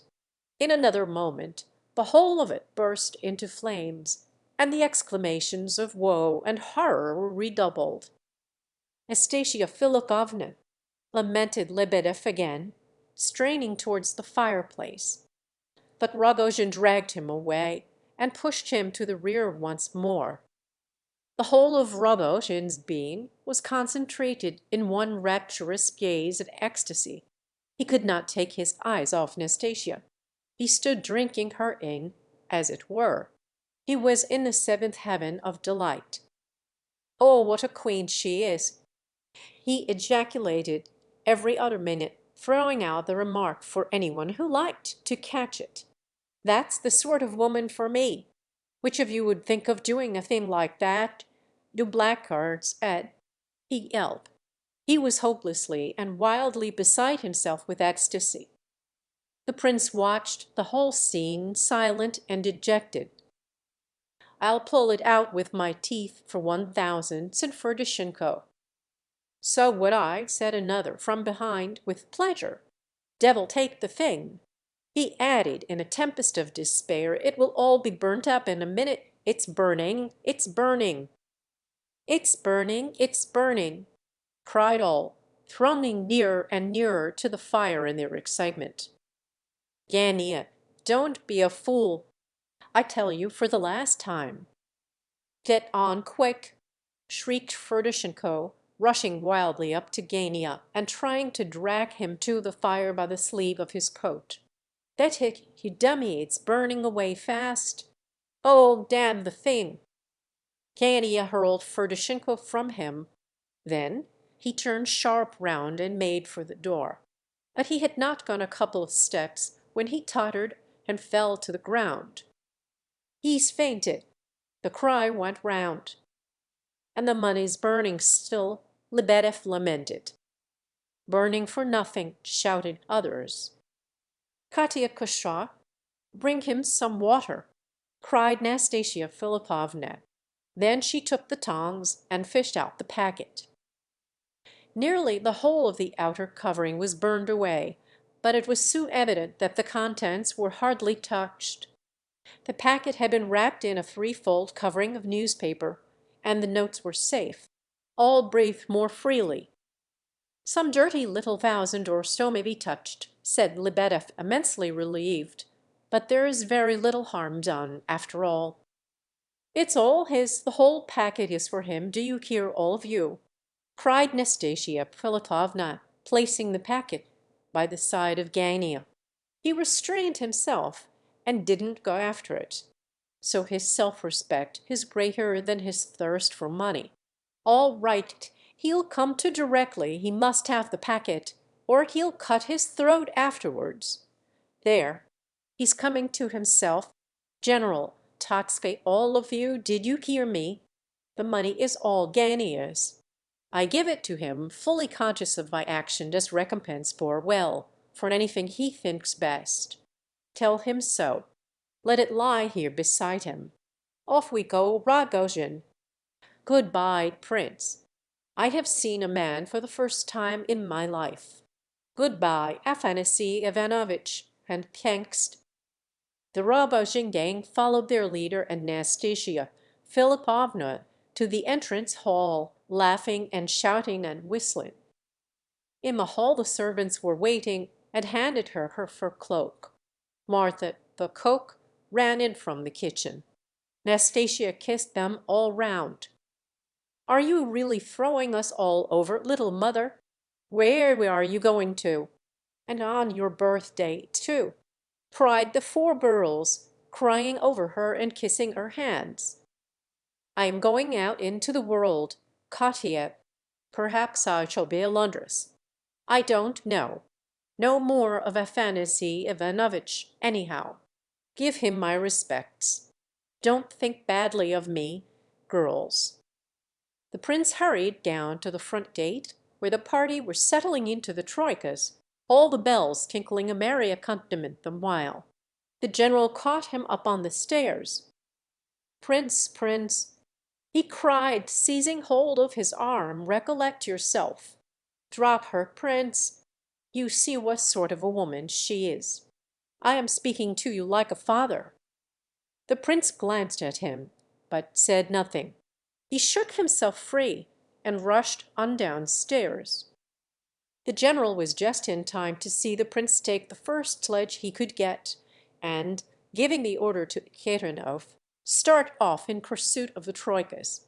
Then the general's fine grey horse dragged that worthy home, with some new thoughts and some new hopes and calculations developing in his brain, and with the pearls in his pocket, for he had not forgotten to bring them along with him, being a man of business. Amid his new thoughts and ideas there came, once or twice, the image of Nastasia Philipovna. The general sighed. "I'm sorry, really sorry," he muttered. "She's a ruined woman. Mad, mad. However, the prince is not for Nastasia Philipovna now. Perhaps it's as well." Two more of Nastasia's guests, who walked a short distance together, indulged in high moral sentiments of a similar nature. "Do you know, Tatskai, this is all very like what they say goes on among the Japanese," said Ptitsin. "The offended party there, they say, marches off to his insulter and says to him, 'You insulted me, so I have come to rip myself open before your eyes.' And with these words he does actually rip his stomach open before his enemy, and considers, doubtless, that he is having all possible and necessary satisfaction and revenge. There are strange characters in the world, sir, and you think there was something of this sort here, do you? Dear me, a very remarkable comparison, you know. But you must have observed, my dear Ptitsin, that I did all I possibly could. I could do no more than I did. And you must admit that there are some rare qualities in this woman. I felt I could not speak in that bedlam, or I should have been tempted to cry out, when she reproached me, that she herself was my best justification. Such a woman could make anyone forget all reason, everything. Even that moujik, Rogojin, you saw, brought her 100,000 roubles. Of course, all that happened tonight was ephemeral, fantastic, unseemly, yet it lacked neither color nor originality. My God, what might not have been made of such a character combined with such beauty? Yet in spite of all efforts, in spite of all education, even all those gifts are wasted. She is an uncut diamond. I have often said so." And Afanasy Ivanovitch heaved a deep sigh. End of part one. You have listened to The Idiot by Fyodor Dostoevsky.